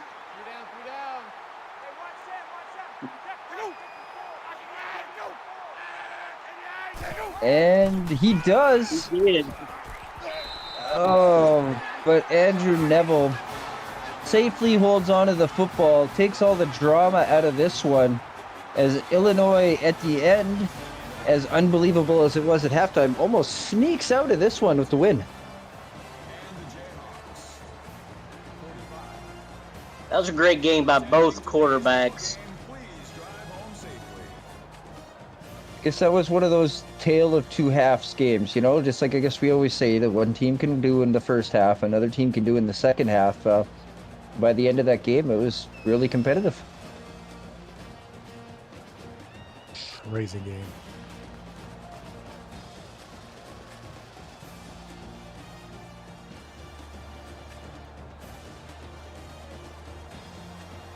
Gotta wonder what you're looking at when you see Kansas. You see that, the complete and utter frustration of their offense in the first half, and then the second half they come out and just ripped apart the Illinois defense. You never know which team seems to be coming out for Kansas.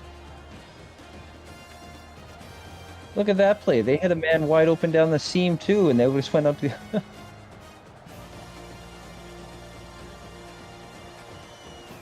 That second half, Kansas, they got behind the defense quite a bit. A couple of long passes.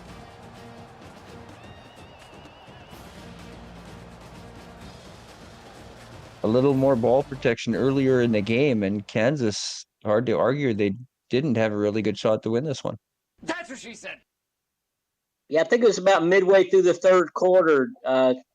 Kansas was down by 25 points. They still needed 4 scores to win, but they came pretty close. Over 642 yards of total offense for both teams. 543 passing yards. Tony Ava barely utilized in this game. Sorry, 543 passing yards.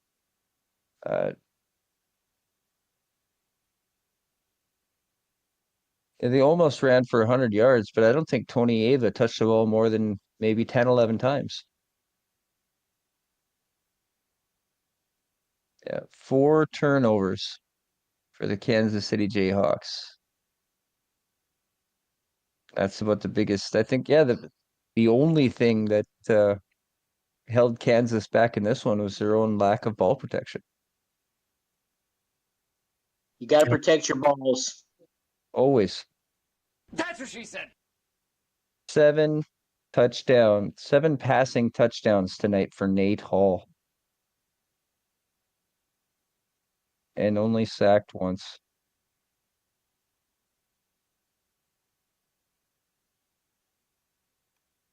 He needed 191. No short next game, yep. But, I mean, looking at a different game, Alabama's close. Trey Deuce is close. He's already 924. And Brute Bandit, they still got to play this week. Yeah, Gonzalez was great in this game.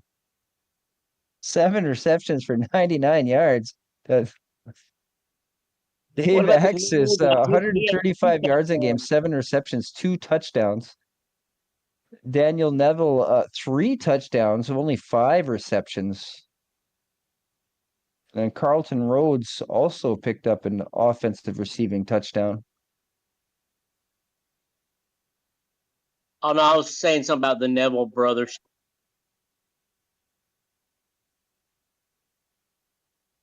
Wham Jam with 9 tackles. A ton of tackles for loss in this game. Yeah.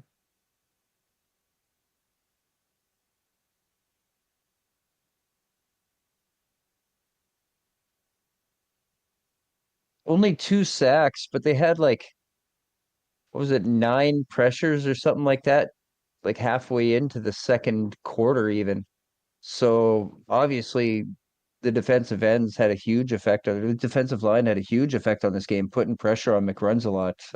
All those turnovers coming early. Or most of them coming early. James McCourt was good on his only attempt for 38 yards.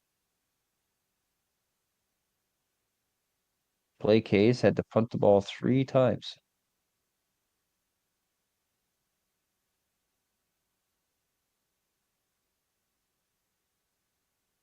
They're in the end zone. Yeah. Deep.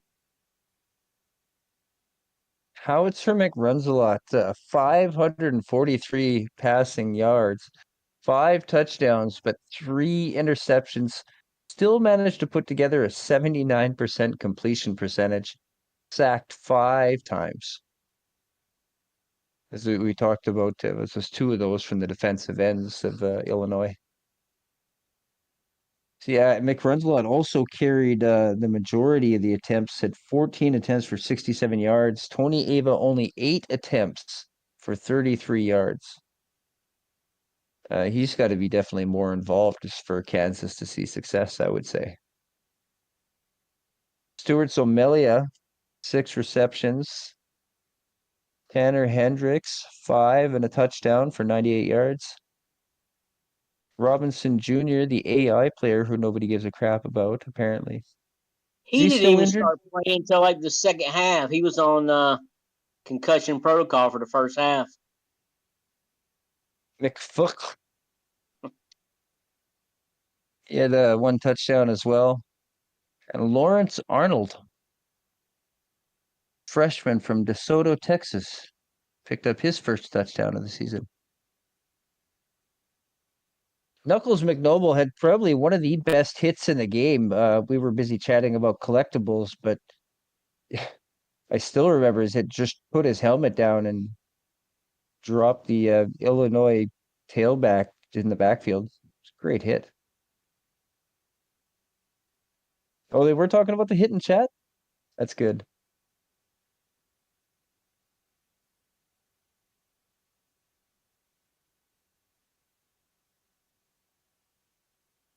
Sampson with 1 tackle for loss.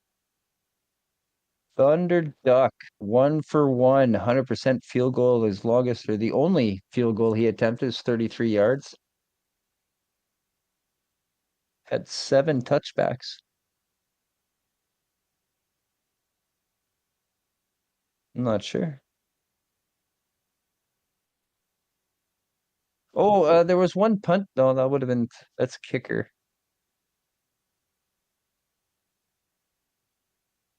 That was when he did the onside kick. Oh, and they recovered it. That's right. Gunny, always on top. So what is he? Was he like trying to remember all the predictions from the beginning of the game?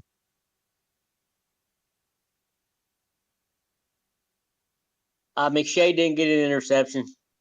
Yeah, that's what I was going to say. I think there was only 1 that we didn't get right, or that you didn't get right.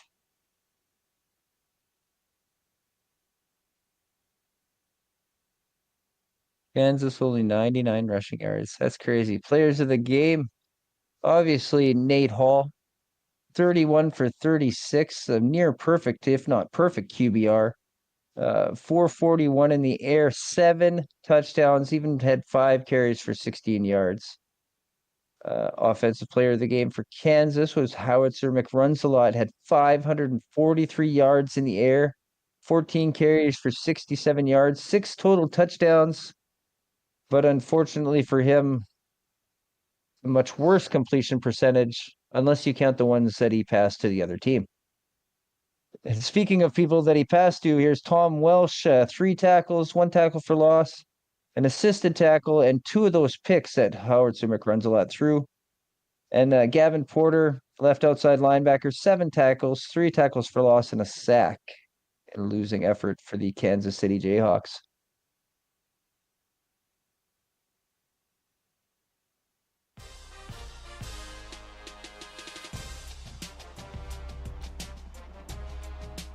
I'd like to thank Mr. Mike Twinscrew for coming on, unless you guys have anything else that you'd like to mention.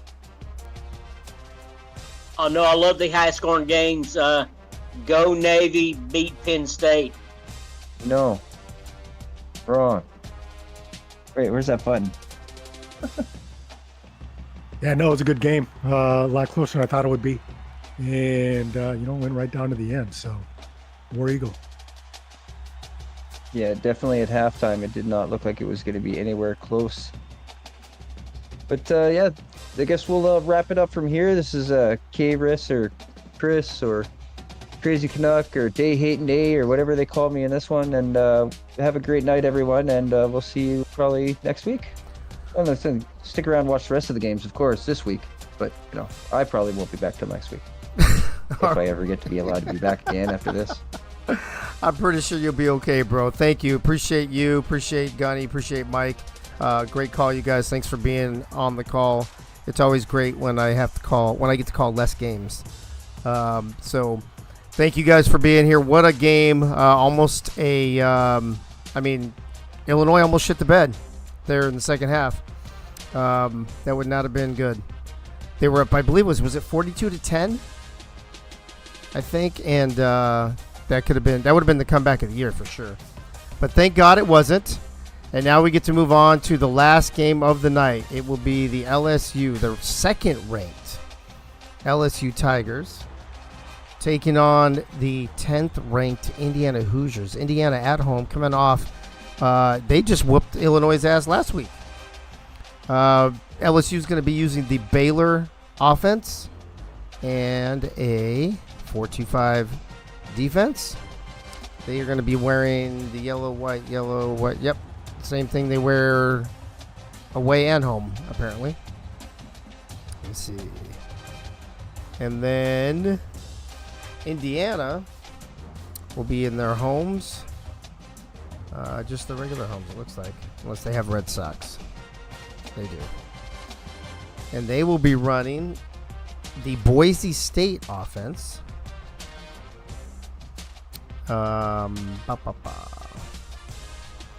Boise State and 3-3-5 defense.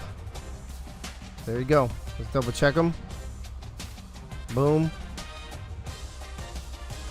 Boom. I think I might be solo on this game. Let me check the schedule real quick. It looks like it's just me. Oh, wait. It says there might be somebody else in here. Is somebody else with me?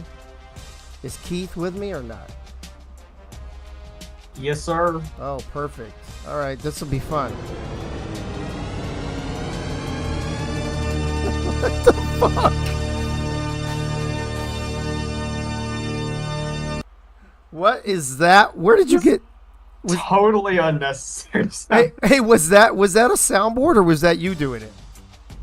No, that was me. It was a soundboard. I was looking through them and accidentally clicked on one. I got some from like some random Discords. Dude, that's fucking hilarious. That worked out perfect. It's like the THX logo, and then That was great. I was like, fuck, I don't even get that kind of fucking introduction. Perfect. Oh shit! All right, so Bloomington, great.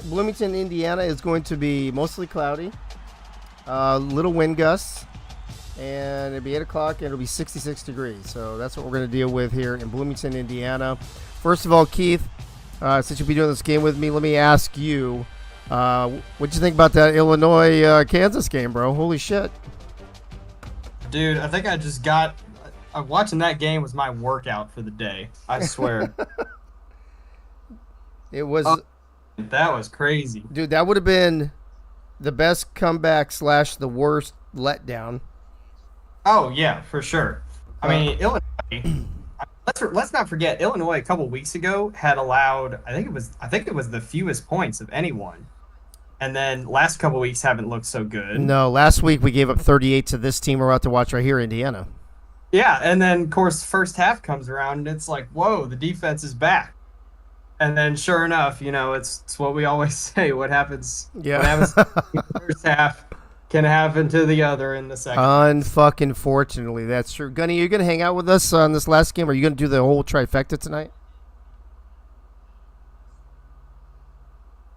I can be here. Okay, I'm gonna put you down. So I'm gonna give you some extra points tonight for doing all 3 games.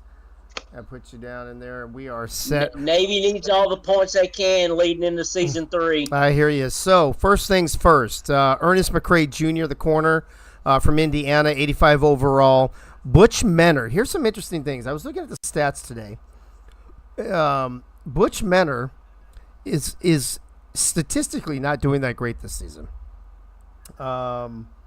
He is last of all quarterbacks with 11.4 yards per pass. That's the lowest in the league. However, he had the most touchdown passes going into tonight. I think Marco passed him in the first game. But going into tonight, he led the fucking whole league in touchdown passes. So, Keith, let me go to you first, then I'll go to Gunny. Is that an oxymoron, or what am I seeing here? Like, he only throws 11 yards a pass, but he's throwing almost 30 touchdown passes already this season. I don't know, man. It does sound like a bit of an oxymoron. I mean, if your yards per throw is that low, then probably a lot of checkdowns. Yeah, Duncan and Dinkin, swing passes, whatever. Yeah, I agree. Which, I mean, considering that they're dead last in rush yards, I guess it makes up for it. Right. Yeah, it probably does. He has also thrown for, I think, the second most passing yards at over 3,300 yards. So, Gunny, what's your take on that as we also look at Gunner Beefcake, the strong safety for Indiana, as one of their players to watch?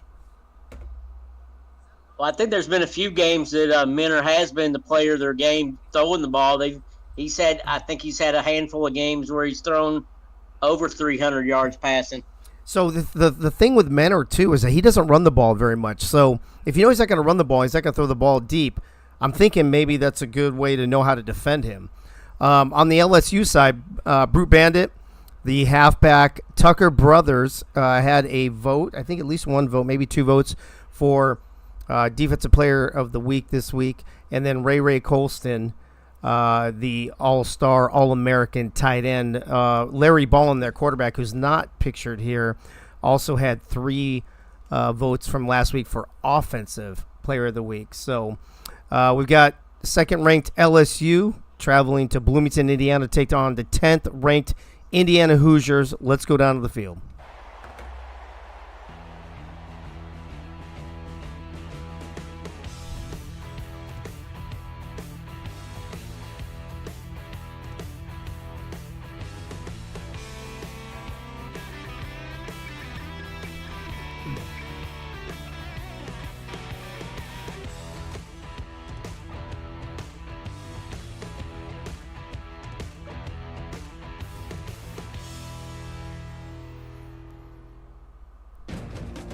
All right, folks, welcome to Bloomington, Indiana Memorial Stadium. The 10th-ranked Hoosiers hosting the second-ranked LSU Tigers tonight. Where's my roar button? Do I have that tonight? I do. Roar. For those of you who weren't here earlier, all my buttons have been moved around. I don't know who's moving my buttons. I don't know who's pushing my buttons, but knock it off. All right. I don't know who won the toss, but Indiana's going to kick off, and I got to try to figure out these graphics for the teams because I forgot to place them before the game. Essex down a bowl on a 26-yard return. You two are more than welcome to talk while I figure this shit out. Oh, look at that. That was perfect. Just want to give a shout out to Michaela there in the chat. The speedy effect is still a thing. Don't get it twisted. You did have a couple good catches that last game, didn't you? Yeah, I mean, I've given her a lot of beef about how since I joined the league her stats are down. Well, I mean, and LSU has their most embarrassing losses since I joined. Let's also not forget about that. So yeah. Well, I mean they have rebounded nicely now, moving back up to number 2 in the nation. As you see, Larry Ballin with a quick strike down the sideline is John Trey Kirkland for a 13-yard reception. Been a lot of parity in the league the last few weeks. It seems like, right? It seems like it, the first few weeks, I think, Keith, what happened was there were a few teams that figured things out early, and it took some other teams a little longer to figure it out. But now that everybody's kind of got it figured out, it's everybody beating up everybody, right? Yeah, I mean, sure seems that way. It does seem that way. Larry Ballin being a ball hogging. And it's going to bring up 3rd and 13 as he takes a 3-yard loss. And I'm still trying to get my act together. Keith, Michaela has a question for you. What's her predictions on an interception tonight? My prediction on Michaela's interceptions? Goose egg. Oh. Fat I think she's going to get one, though. I'm still saying goose egg. I'm rolling with the goose egg train.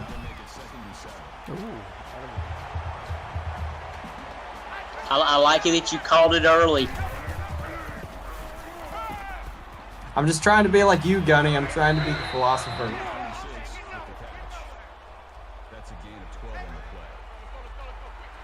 Yeah, I'm sorry. I'm trying to answer something real quick. I'll be back in like 30 seconds.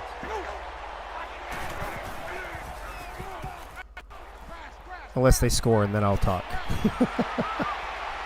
Was that balling over to Bandit? Yes. I think you probably need to stay close because I think LSU's about to score soon.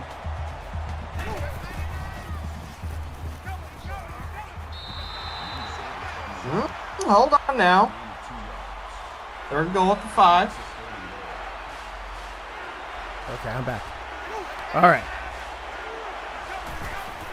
All right, so Larry Ballin throws an interception in the end zone. And is that... Wait. Oh, take a knee, bro. What are you doing?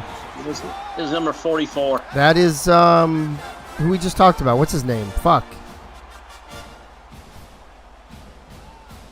Oh, my God. One of the players to watch. McCray. No, McCrary. the last one on the right. Oh, fuck. I'm drawing a total... I wasn't looking. I'm drawing a complete blank. Well, Indiana, they were taking it on the chin there for a moment, but nice interception in the end zone. And now Marshawn Falk with a 9-yard carry. Oh my God, dude! I'm drawing. I know it wasn't Wadsworth because he's number 95. No, it was the last player on the right to watch for Indiana. I'll find it. I'll figure it out. I'm not quite sure.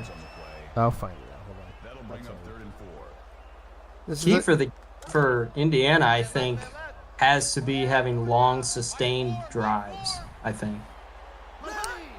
Yeah, keep LSU off the field. Yeah, more or less. Ooh, nice pass. Let me look it up here. Uh-oh. Injury. Uh-oh. Marshawn Falk. No question about it. I am ready to get hurt again. His heart. Hopefully he can walk. Anybody see who that was?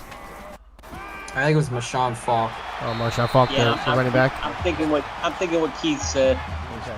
Yugi Dre over there. By the way, just a quick reminder in case you did not see it in the pregame, LSU was running the Baylor offense with a 4-2-5 defense.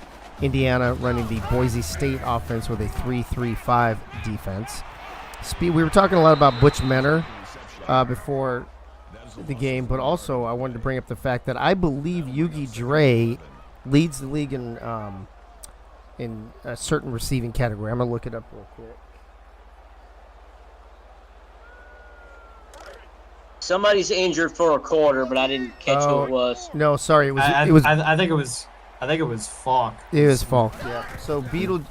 So these two receivers, Beetlejuice, 843 yards receiving this season, and Yugi Dre 572, 13 combined touchdowns. So we know where most of those league-leading touchdowns are going from Butch Menor.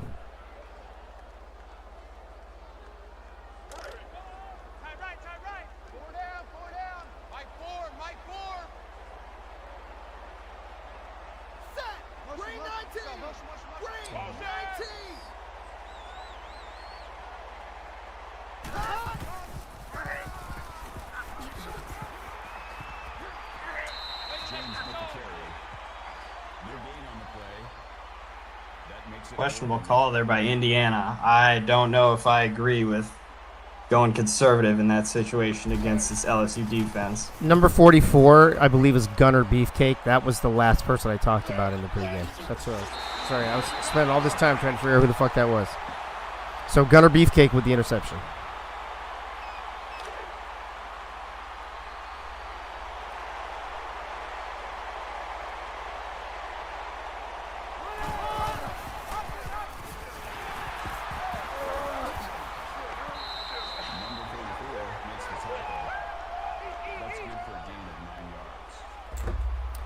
All right, folks. How many people we got watching here? Let's see. Oh, we were at almost 20 on the last game. We're down to only like 10 or 11 on this game. But I see Guy Clausen, Michaela is in the house. Who else do I see? Twin Screw, Crazy Canuck, Gunny, Ron Haynes, Nate Hall. Good to see everybody here tonight. I think one of those people is probably my phone in the chat as well, as Larry Bowen tries to take it around the outside, but gets crushed for a 3-yard loss. And there is number 44, Gunner Beefcake. Of course, after I spent all that time researching it, he shows his fucking name on his jersey. Thanks. I do like it when you acknowledge Dave Axis in the chat room. Oh, I fucking love that guy. He's great. Dave Axis in the chat, along with the Whale Nexus.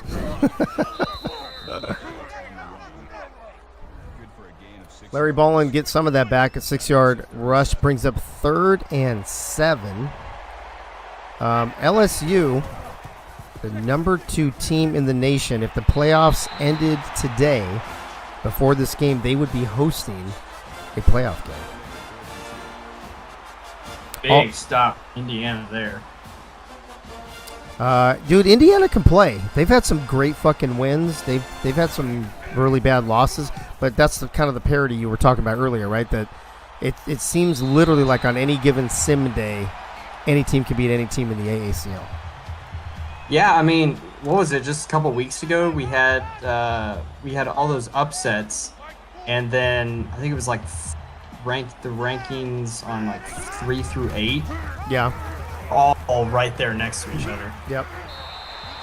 Samson Jones, the backup halfback for a 10-yard loss. Did they say Marshawn was out for the game? No, it was 1 quarter. 1 quarter, okay.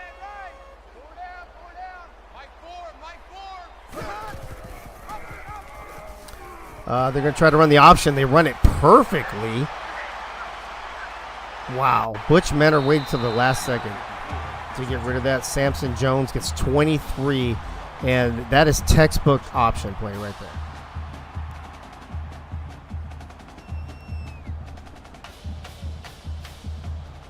Wow. And he even got a few extra yards on his own. That looked like one of the service academies right there. Right?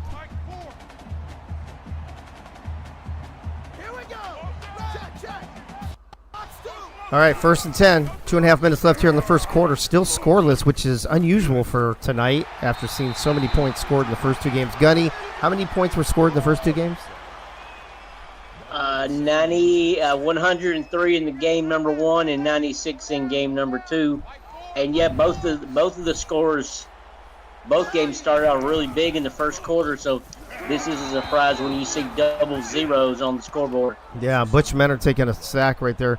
Rob Foraker, this time getting a little bit of attention, finally, away from his daughter, who usually tries to steal all the glory. Let's not forget, Gunny, both those games were also huge blowouts at halftime.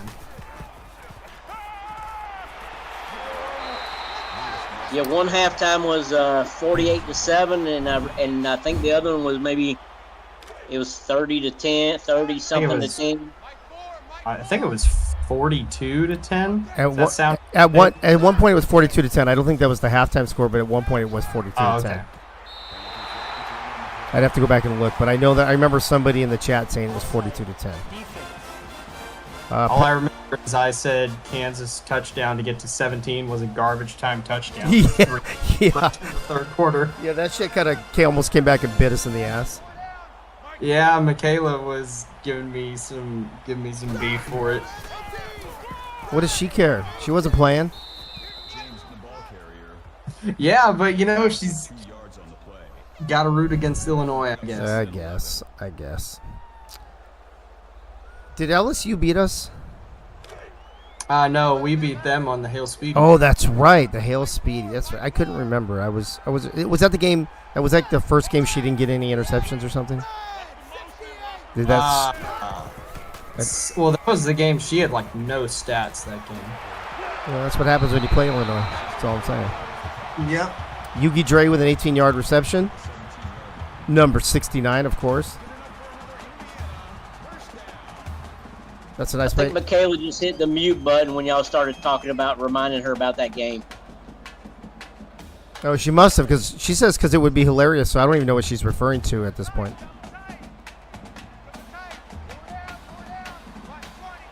Michaela, how are you still awake? Go to sleep. What, has she been up for a long time? Where is she? So she said she's in my time zone. Where is she? What's she doing? Yeah, so she and her family are at Disney World. Oh, okay. Okay. Yeah, so she's been there. I think this was day 3.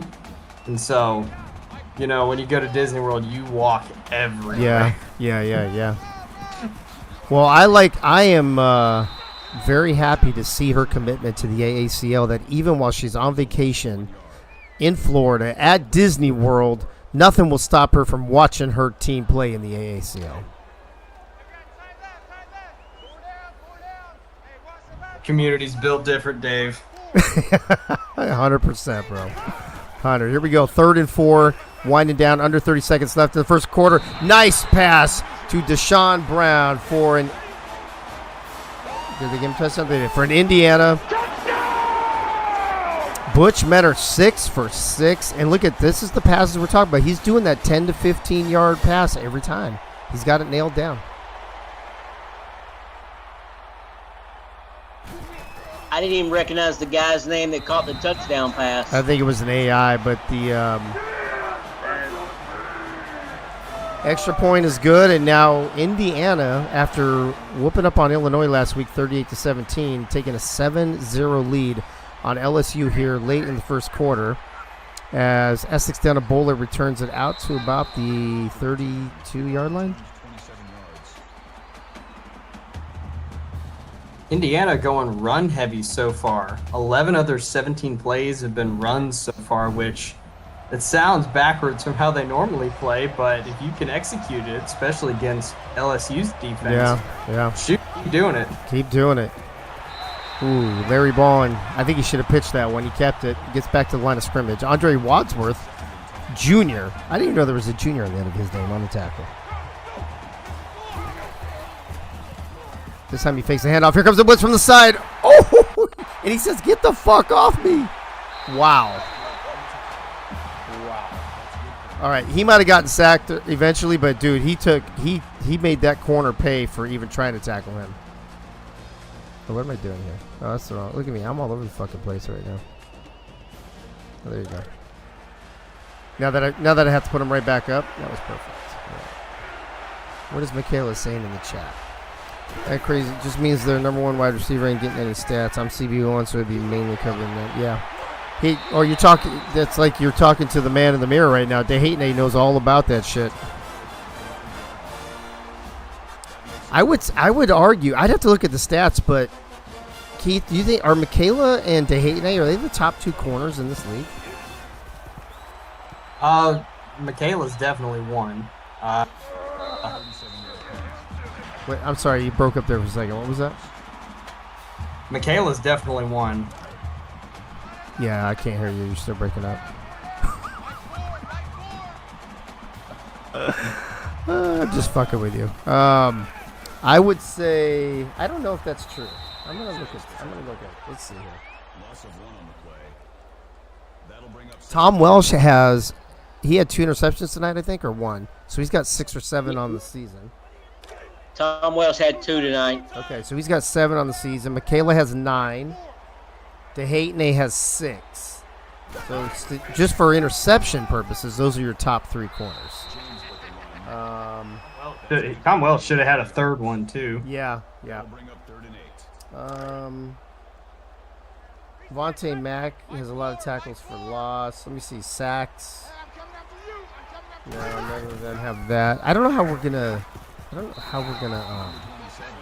Tom Welsh has a pick 6. Timothy Shea has a pick 6.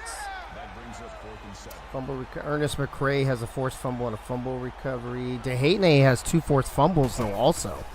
Ooh, DeHatenay might be number 1. Yeah, I think he said he had those like last game or the week before last, where we had both of those in the same game. Yeah. Although James Troll, did James Troll have 2 interceptions this week or tonight? Yeah, he had 2 tonight. Yeah, so one was for a pick 6. That puts him at 5 with a pick 6. I think so. He's the 4th person to have a pick 6 that I can see. That's just I'm only looking at corners, by the way. I'm not looking at any other positions. As we see Larry Ballin with the slide. Yeah, I would, but you know what though? Crazy Canuck, I would say, and Keith and Gunny, tell me if you think any differently. The top 3, would you say those are the top 3 corners? Not in any particular order, but Michaela, DeHatenay, and Tom Welsh? It's a solid group. Yeah, that sounds about right. I'm going to look at pass deflections. Cameron Bailey from Alabama has the most pass deflections. It's not even close. Timothy Shea would be second. So that's another stat to think about.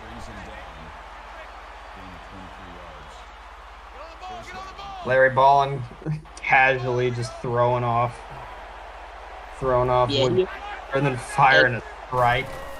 Yeah, he avoided a sack, threw 20 yards to Butte. Hey, you guys take this over for a second. I got to go open the door for Lisa. She just got home. I'll be right back. Brings him down to the 25-yard line. That'll make it 2nd and 4.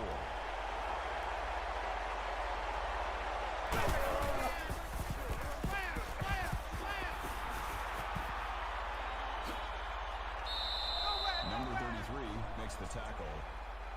Call it a gain of 7 yards. LSU offense. Yep, LSU to Rick Jones, 17-yard line. They're starting to find something here. It's taking a little bit, but they're starting to find something. Loss of 1 yard on the play. That'll bring up 2nd and 12.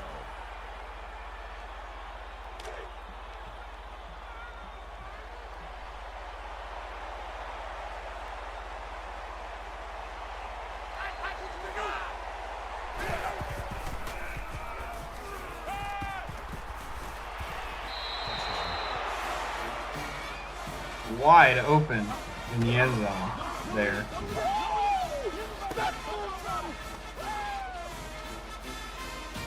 I don't have the soundboard, so we'll just say touchdown. Yeah, I don't have the soundboard either.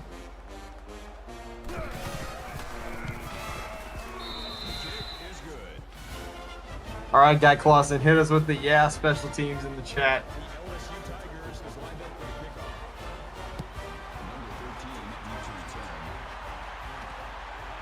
Yeah, like I said, LSU's offense finally figuring something out after being stalled all night so far by this Indiana defense.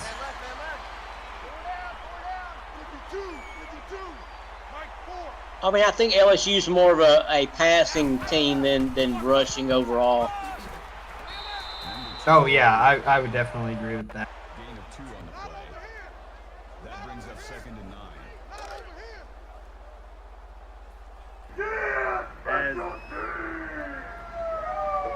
Here we go. Green 88. Green 88.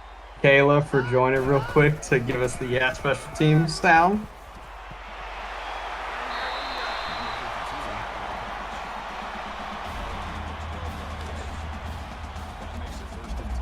So, Michaela, what is your favorite part of Disney World or Disneyland or whichever one you're at? Disney World.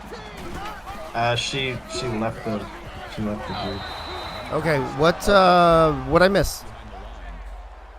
LSU had a 19-yard passing reception by Kirkland. For a touch, it was a touchdown? Yeah. Yes. Okay, hold on. And I see they made the extra point. Okay, and now I'm all caught up. It's funny because Michaela joined the group. She's right there. She just chatted again. She joined the chat for like 30 seconds just to do the special teams sound. Oh, did she really? Yeah. Yeah, because Gunny and I don't have the soundboards. Oh shit. Okay. All right. Cool. What can I say? She's a trooper. She is. I love her commitment. I love her commitment. This, you know what? Michaela is the type of person who makes me want to continue to do all this shit that I do. So there is a compliment for Michaela. But you're still going down. Here we go. What do we got? 1st and 10. Baller hands it off to Brute Bandit. Who was it that was hurt earlier? The Indiana guy. Is he back? The halfback? I should be back. Deshaun something or Falk. There you go. He should be back.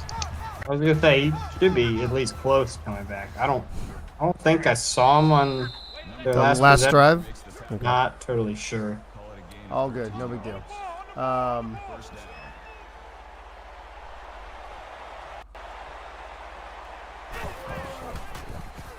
Michaela in the chat saying we just don't look hard enough for the soundboard. You calling us lazy over here? Ooh, wow. Come on now.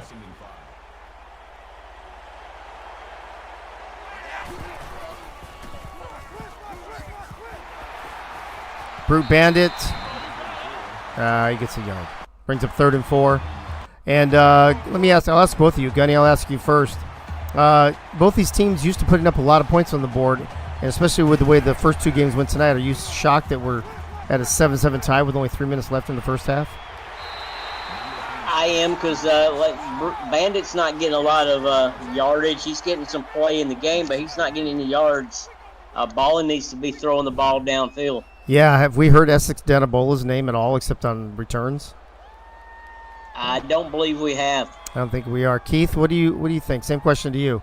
7-7, under 3 left to play here in the first half. Yeah, I mean, of course, both these teams have been putting up points most of the season, so yeah, it's a little surprising. I'm a little more surprised, I guess, by how close this game is, just because I figured that this might be one of the biggest mismatches this week on paper, at least. But Indiana, man, they've come to play so far. Yeah, they have. I mean, Indiana, they're only 3-6, but they are 2-1 in their division. I'd have to look it up, but I know that one of those 3 wins was against us, unfortunately, last week. So, oh, there's Marshawn Falk, by the way. He's back in the game. Is Ryan Davis in the chat by any chance? Ryan Davis. He's not. Oh, here comes this. Oh, the corner blitz. Oh, I can't believe they didn't give him a fumble. They're saying he passed that. Wow, Indiana got lucky. Yeah, I thought the same thing you did, but he must have had his arm going forward or something. But yeah, that looked like a hard, solid hit. Wow. Dave, would that hit 5 for the train sound effect? Oh, it absolutely would. You know what? Thank you for that. Did anybody? Oh, I would say, did anybody get the number of that train? But I did get the number of the train. It was number 2.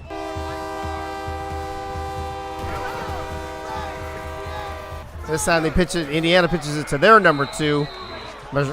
Marshawn Falcon doesn't do jack shit, actually. Cameron Lewis on the tackle. And these DBs, whether you're playing corner or safety on LSU, man, they seem to have a lot of speed. Brings up 2nd and 11. Under 2 to play here in the first half. Hand off to Falk again. He only gets a yard. That brings up 3rd and 10.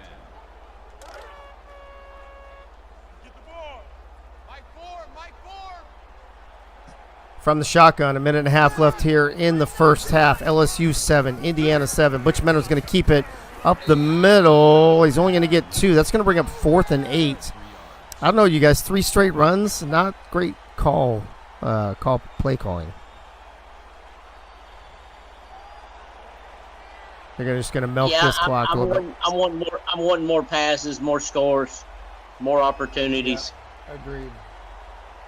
I mean, I don't know what LSU's doing right now. They're not calling a timeout and just letting the clock run. Well, probably going to save it for when they have the ball in case they go 3 and out. Maybe, I don't know. I mean, still, I'd rather get the ball back with $1.25 than 45. Yeah, except if you go 3 and out and you give them back the ball, I don't know. I mean, it's if you're, I guess it just depends on where you're going to use it. Ooh, Butch Menor, he's taking some punishment tonight, you guys. Look at that. Look, it's just one after another. It's just train after train after train. I hate to say it this way, but LSU DBs are running the train on Butch Menor tonight, folks.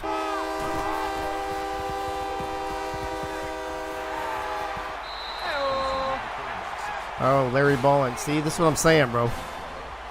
Now you got 2nd and 15 with 40 seconds. What's that, Gunny? I'm getting flashbacks to Guy Clausen last week against Auburn. With that highlight tape. Yeah.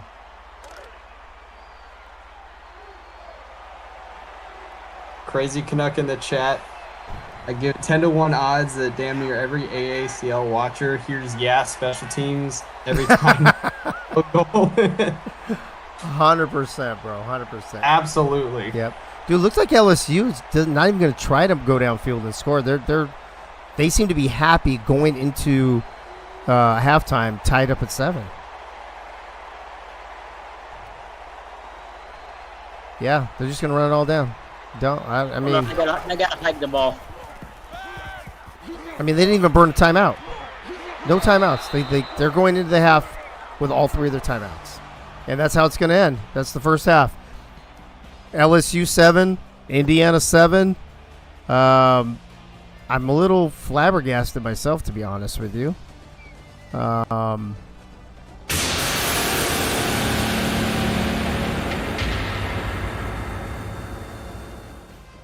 Gunny, give me your thoughts real quick on the first half here.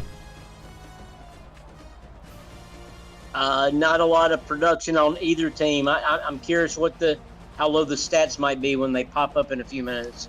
I think they're going to be really low. What about you, Keith? What are your thoughts here? Based on how I thought coming into this game, Indiana's come to play. Yeah, I mean their defense is showing up so far.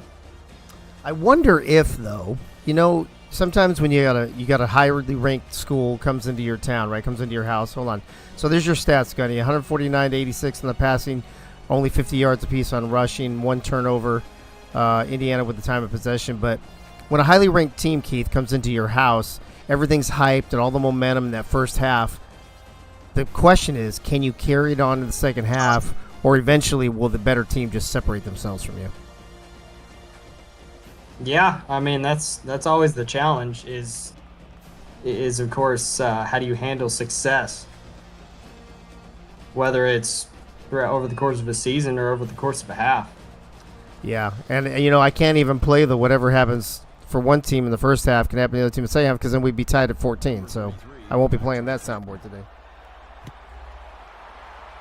All right, LSU kicking off to Indiana with their practice field in the background. LSU 6-3 overall, second-ranked team in the nation. They would have the second seed in the playoffs. If the playoffs started today, they are 1-1 in their division. They play their rival Florida next week for their final divisional game. Indiana, on the other hand, 3-6. They were 2-6 going into last week. They beat Illinois pretty handily. It's surprising, though, 2 of their 3 wins, other than Illinois, are against the teams in their own division. Their rival is Syracuse, I believe, because they've already played all their divisional games. As Marshawn Falk loses 4. And I said this at the beginning of the night, but I'm going to say it again now while I have a few minutes here. We have 2 sponsors in the AACL. One is Trick Jerseys. You can go to trickjerseys.com. Check out, they do more than jerseys. They do jerseys, shirts, hats, koozies, hoodies. They do sublimation. As number 27 for LSU intercepts the ball, and he's bringing it down. This is what I'm talking about. Indiana getting a little too comfortable, and Butch Menor throws a touchdown. Tucker Brothers with a couple votes for Defensive Player of the Week this past week with an interception, you guys. And this is what I was afraid of with Indiana coming out. Maybe, I don't know, a little too cocky here in the second half. That was almost the same position where Tucker Brothers intercepted his pass last week and ran it back for a touchdown. And Larry Ball's going to keep it himself. Round the outside, round the outside, round the outside for an LSU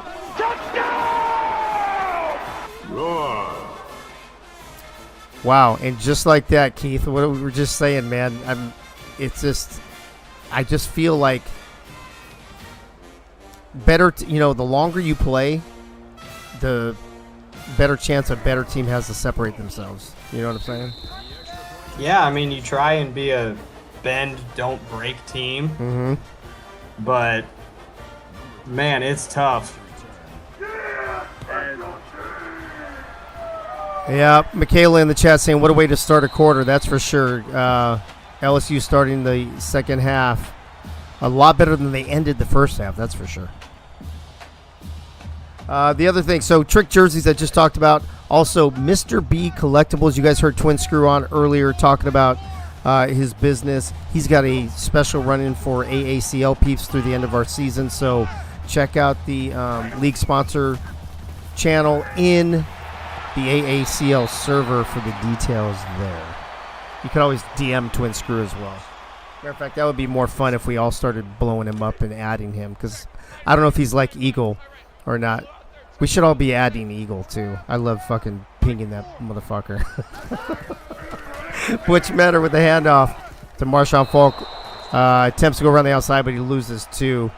And Gunny, I'm starting to feel like Indiana shot their entire 7-point load there in the first half, bud.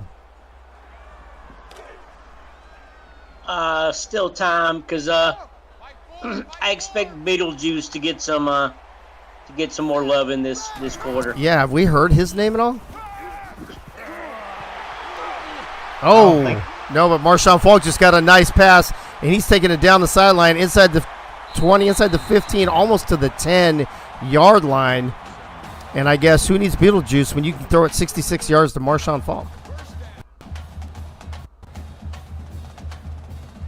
Yeah, that's a big chunk of yards for Minners. Helps out boost Minners' stats. Yeah, I mean, that's going to go down as a 66-yard pass, but it was more like a 10-yard pass at a 56-yard run. But who's counting?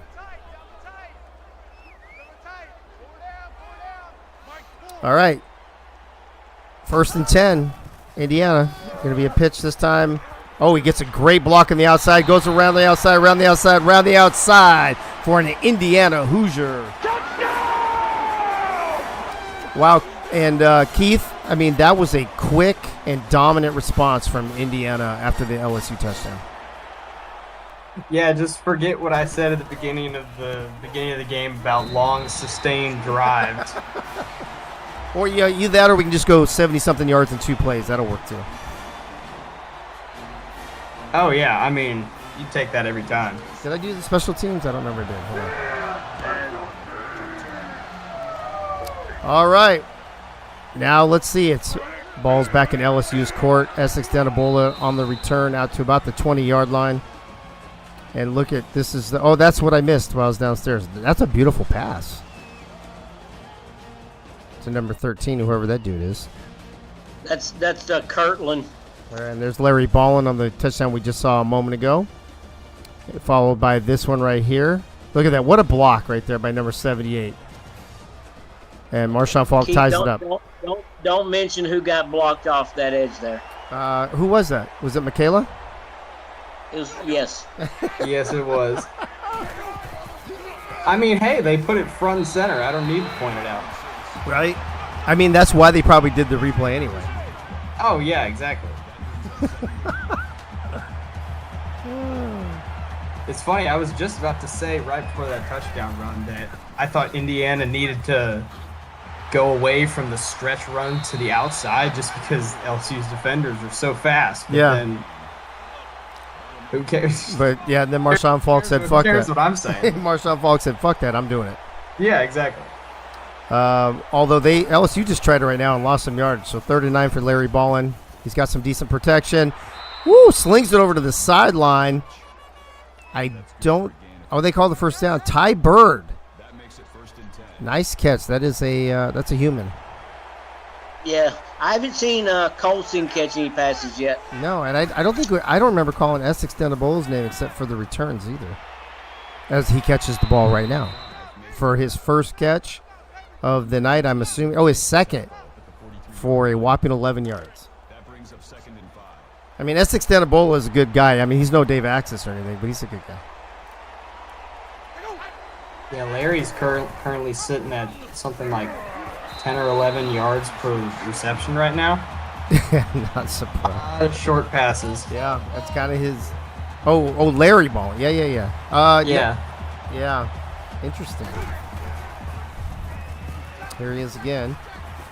Great protection, and then he rolls out of the pocket and gives up the protection. Bad decision by Larry.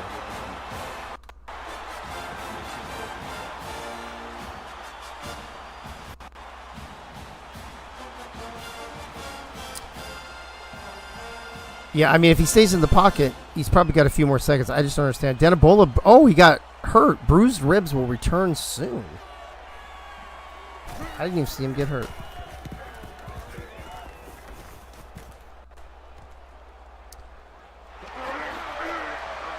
Ooh, dude, I love these. I love when they punch people on the stream. Beetlejuice with a 13-yard return. And some of the straight arms are some of my favorite things in this league, how they just punch people right inside the head. Somebody was it Twin Screw was talking about that last game? It's fucking great. Which Menor this time under center. Tight end in motion.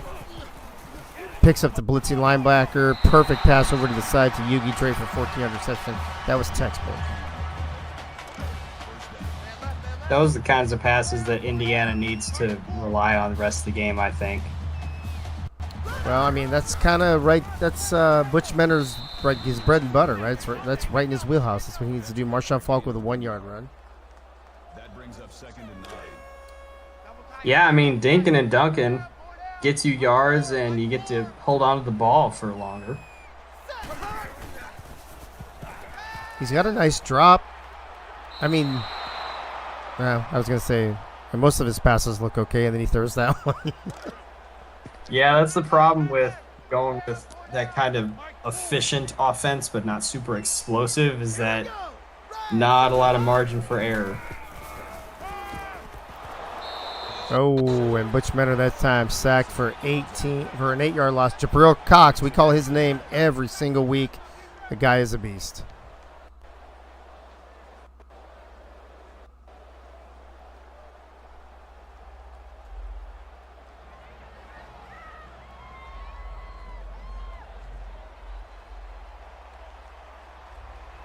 All right, Indiana's going to have to punt. Essex Danabola, let's see if he's back in the game or not. It doesn't look like him. Oh, it is. All right, so he's back in the game already. I guess those ribs aren't too bruised.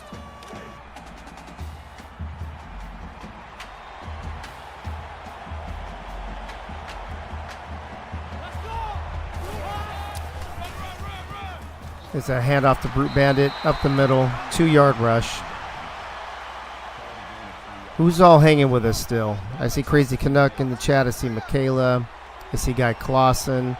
I see one of the Menors. I'm guessing that's Corey since he said, "Damn it, Butch." That's 4. Let's see who else is in. Oh, those other people don't come up. I don't understand how this thing works. Well, if Menors mentioned the word crayons, then that's Butch. Oh, ball! Oh, he got! I can't believe he got rid of that. Oh my God! That would have been an amazing catch. I thought that was 2 inches from being number 1 on SportsCenter top 10. Da-na-na. Wow. I mean, I thought he was going to get sacked. He still got rid of it. And David Leathers is in his house. What's up, David Leathers, the man with the best first name in every single sim league? And great job on the broadcast tonight, bro. Appreciate you doing that. I don't think that's really his first name. I think he just changed it when he came into your servers. Well, I mean, how smart is he then? Well, he's pretty smart then. Do we have a SportsCenter sound effect?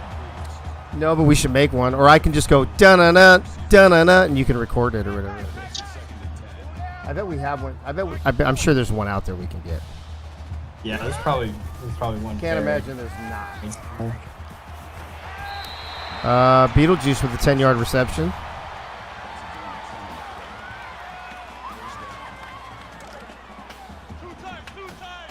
Yeah, actually adding the soundboard stuff. Sometimes it's a pain in the ass because you got to make sure the volume's good.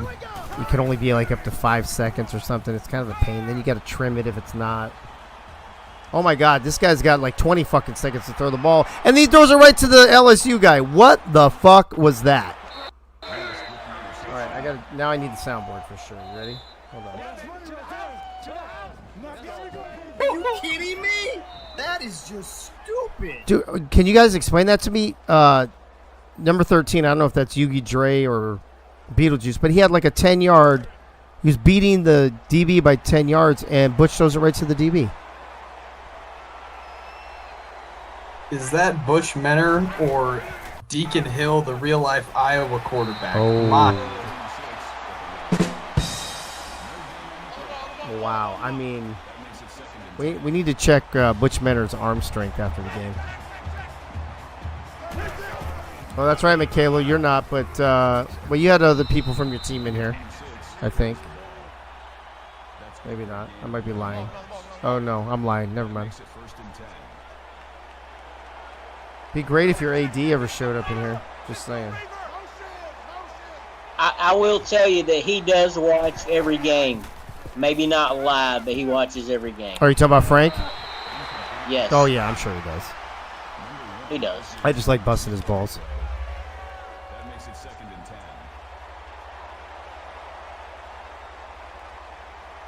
Wow, look at this. Under 2 minutes left here in the third. We're knotted up at 14 apiece. Larry Ballin down the sideline to number 1. Great catch, and then another 15, 20 yards. Kayshawn, hey, Butte. Finally got to call his name. That's his 5th reception, and it's the first time I called his name, so who's not paying attention tonight? He's going to score a touchdown tonight. Nakamori on the tackle. Nakamori only been here for about 3 or 4 weeks, I think.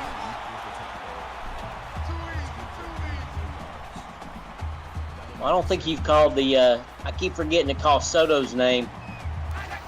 Oh.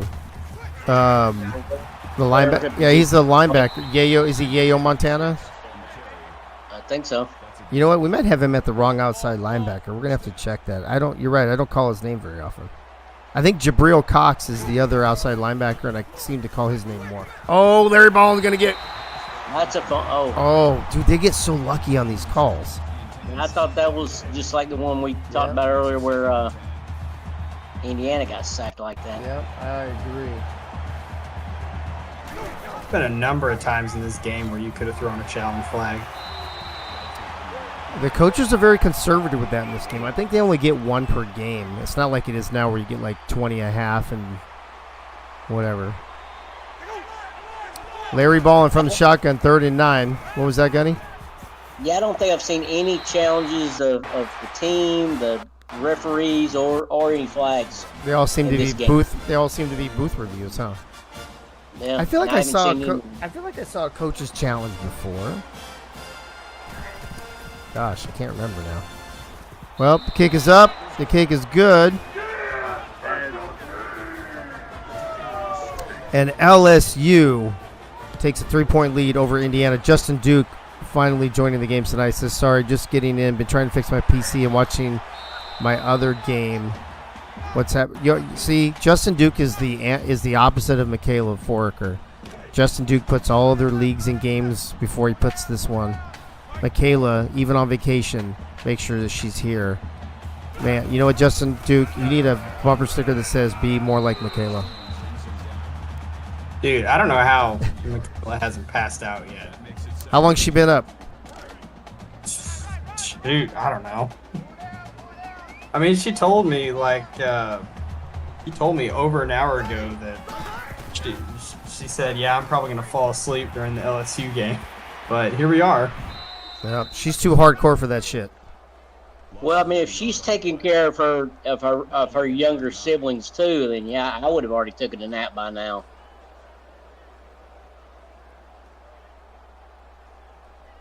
Yeah, they got the whole family out there. Wait, so her dad's there too, right? Dad, it's mom's stepdad, and her 2 younger siblings and her brother.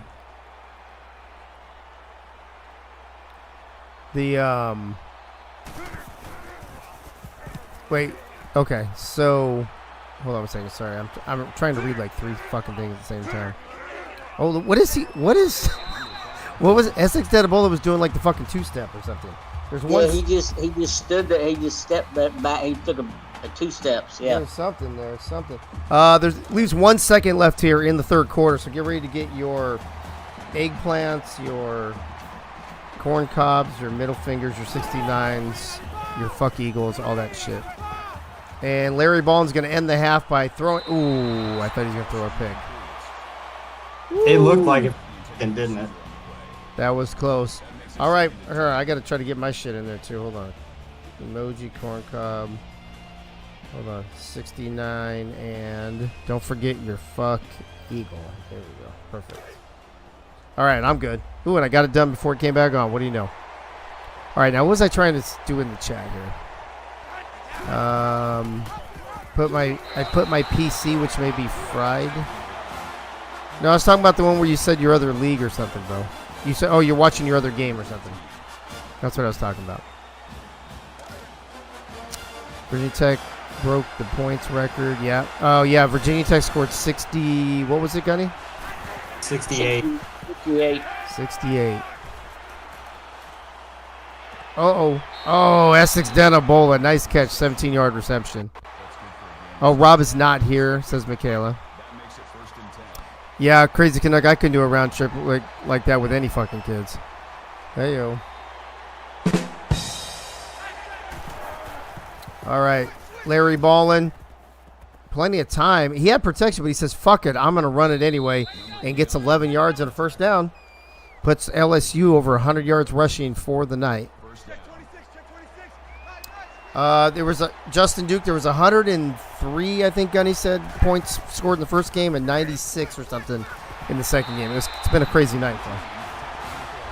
And then we get this fucking one where it's 7-7 at the end of the first, 14-14 at half, and 17-14 here in the fourth. So it's been that kind of night.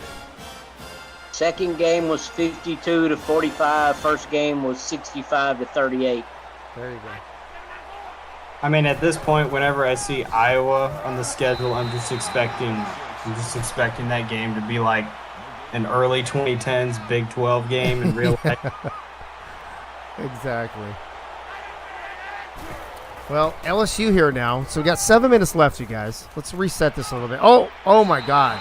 I think he was throwing that to the other receiver. The other receiver came and jumped in front of it. Still short of the first down.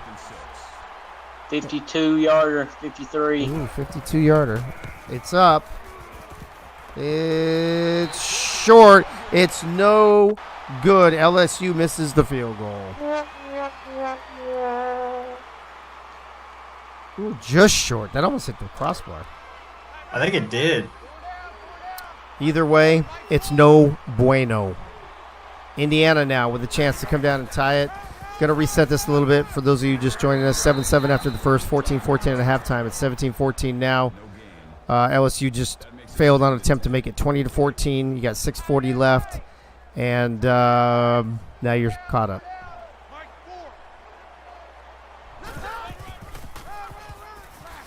Oh, terrible. You should have cut it inside. Marshawn Falk.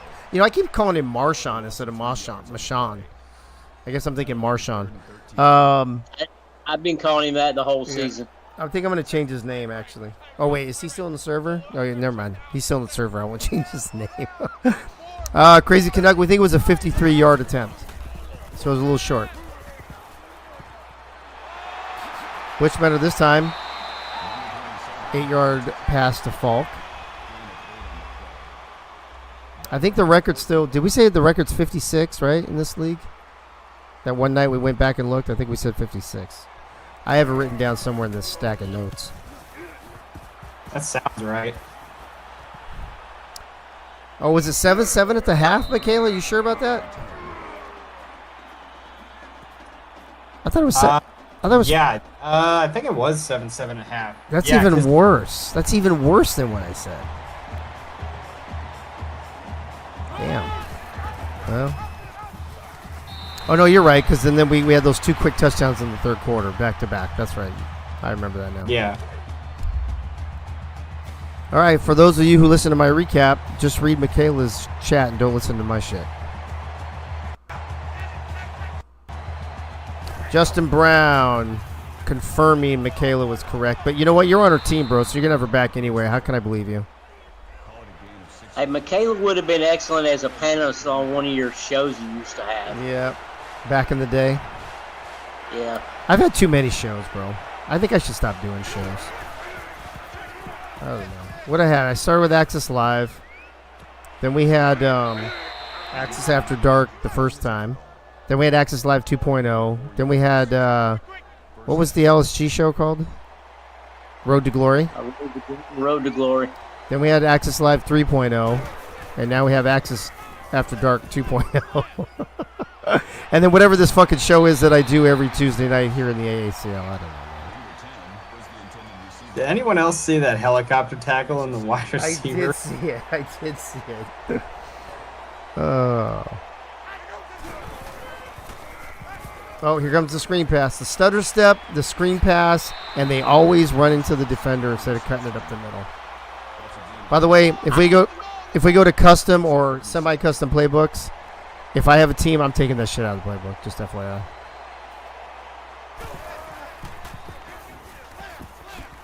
What's Justin saying? I actually typed that in there, then said F it.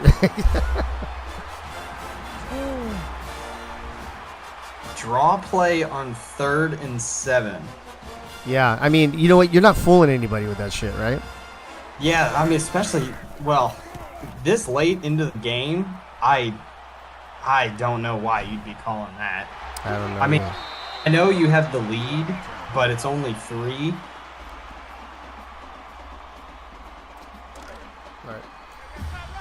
David Leathers in the chat says, "Oh, should I have voted for the do nothing option in the Access After Dark poll on Dave's future?" Yeah. For those of you who don't know or are not, I don't know if you're not in the server, but in the Access server, I put a bunch of choices on what should I do with my life next.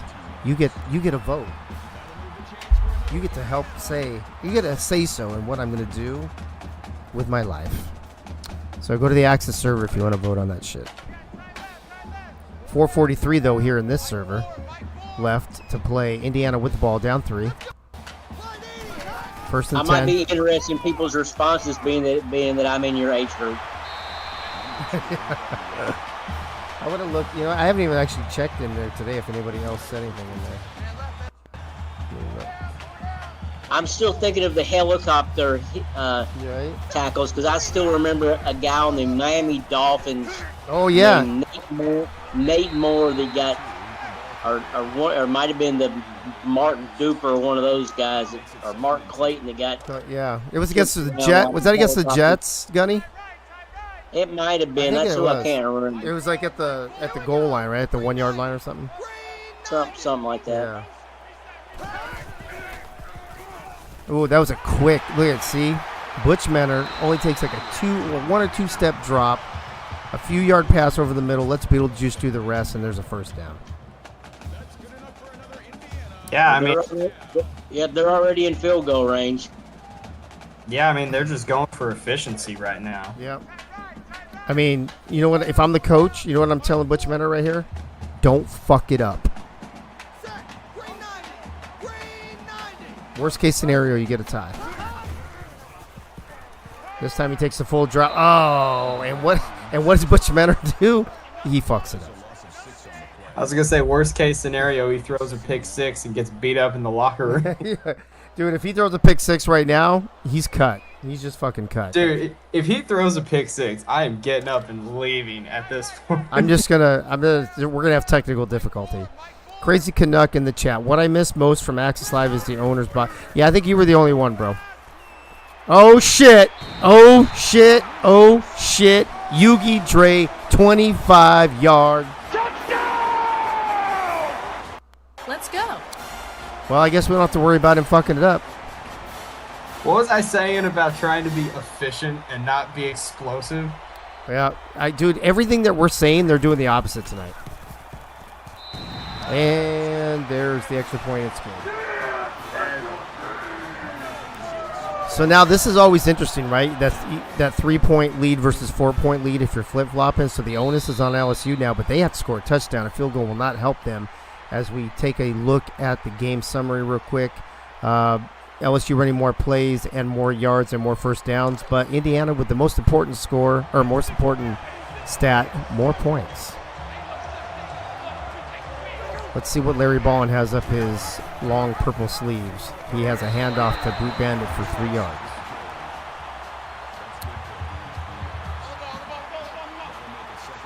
Crazy Canuck, did you vote in the Access Live or in the Access vote?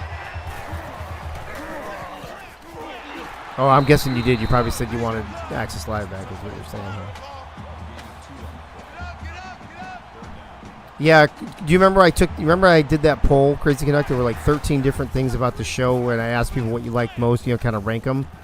The owner's segment, the owner's box. Ironically, I thought it was going to be a big hit, and it wasn't. So, I mean, I tried. What else can I do? Larry Ballin with a pass to somebody for a first down. Wadsworth on the tackle again, his 7th of the night. Ballin going to take it. He's going to pitch it. No, he's going to keep it, and he's going to eat it. But he does get back to the line of scrimmage. Dude, that's the other thing, Gunny. Let's talk about that. So I've had all these different shows, but every show that I do, you have a different segment. So we started with what? Pearls of Wisdom was the first one? Oh, yeah, shit. Hold on. Sorry. Look at this. Larry Ballin tells Butch Manor, anything you can do, I can do better with a 64-yard to Ty Bird. Wow. What were you saying there, Keith, about explosiveness versus efficiency again? Yeah, no one listened to me, all right? How about that? Unbelievable. Sorry, Gunny. I'm going to do the special teams, and then we're going to get back to what I was asking you. Hold on a second.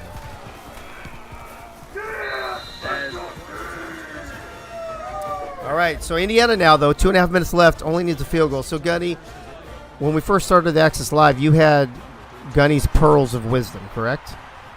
Yeah, and I don't even know how that started. That started on your, just like a draft recap show, and somehow I came along. Yeah, you were only there, like either the second or third show, right? And then you've been with me ever since.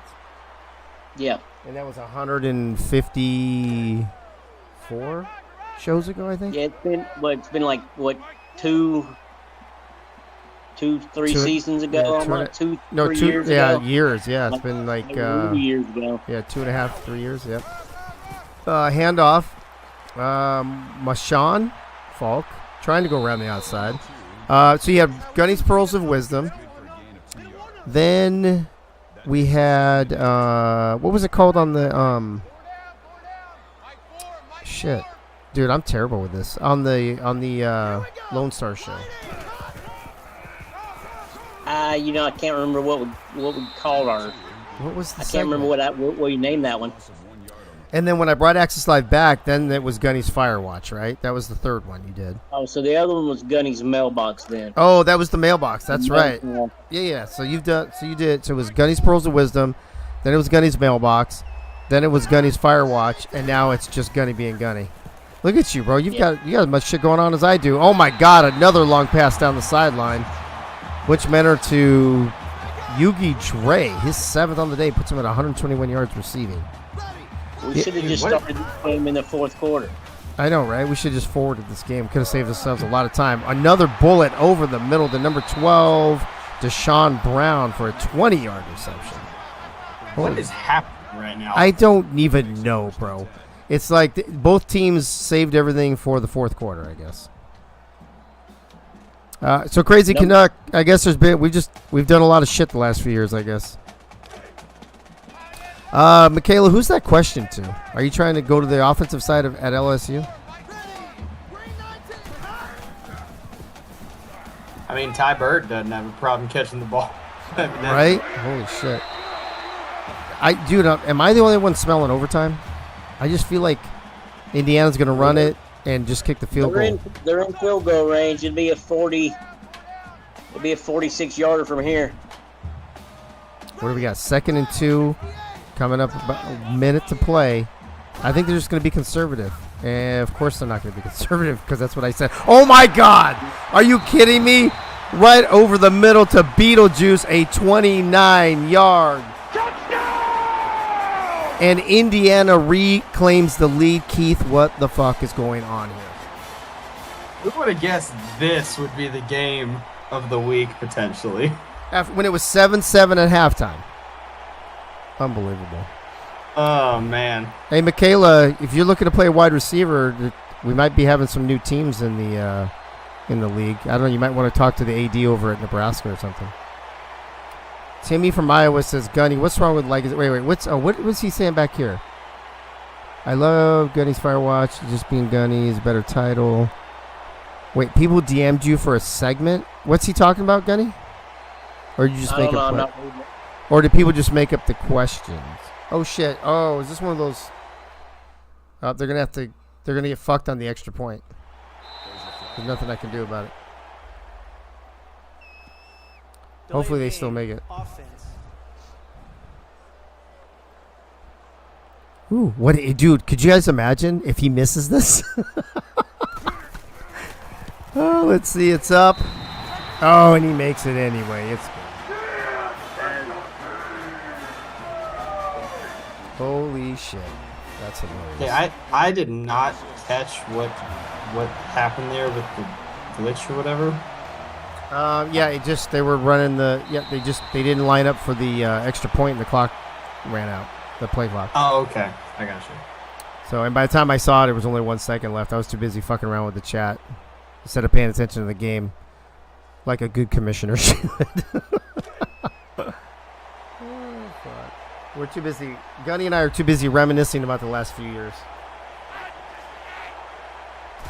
Is Crazy Canuck on a team? Yeah, he's DeHatenay. Oh, shit. Are you kidding me right now? Did this really happen? It did. LSU. Uh-oh. Larry Ball throws an interception when they need points the most. They still got all their timeouts if they can stop the seizures. Wow. I mean, I don't know about y'all, but I am going to throw a big ol' "You Got Moss" sticker on that play right there. Oh, my God. What was that? All right, here we go. You look at Indiana's going to run the ball. Going to make LSU use their time. Oh, there it is. And that's the ball game. You know, Falk had a better game after he was injured that one quarter. Yeah.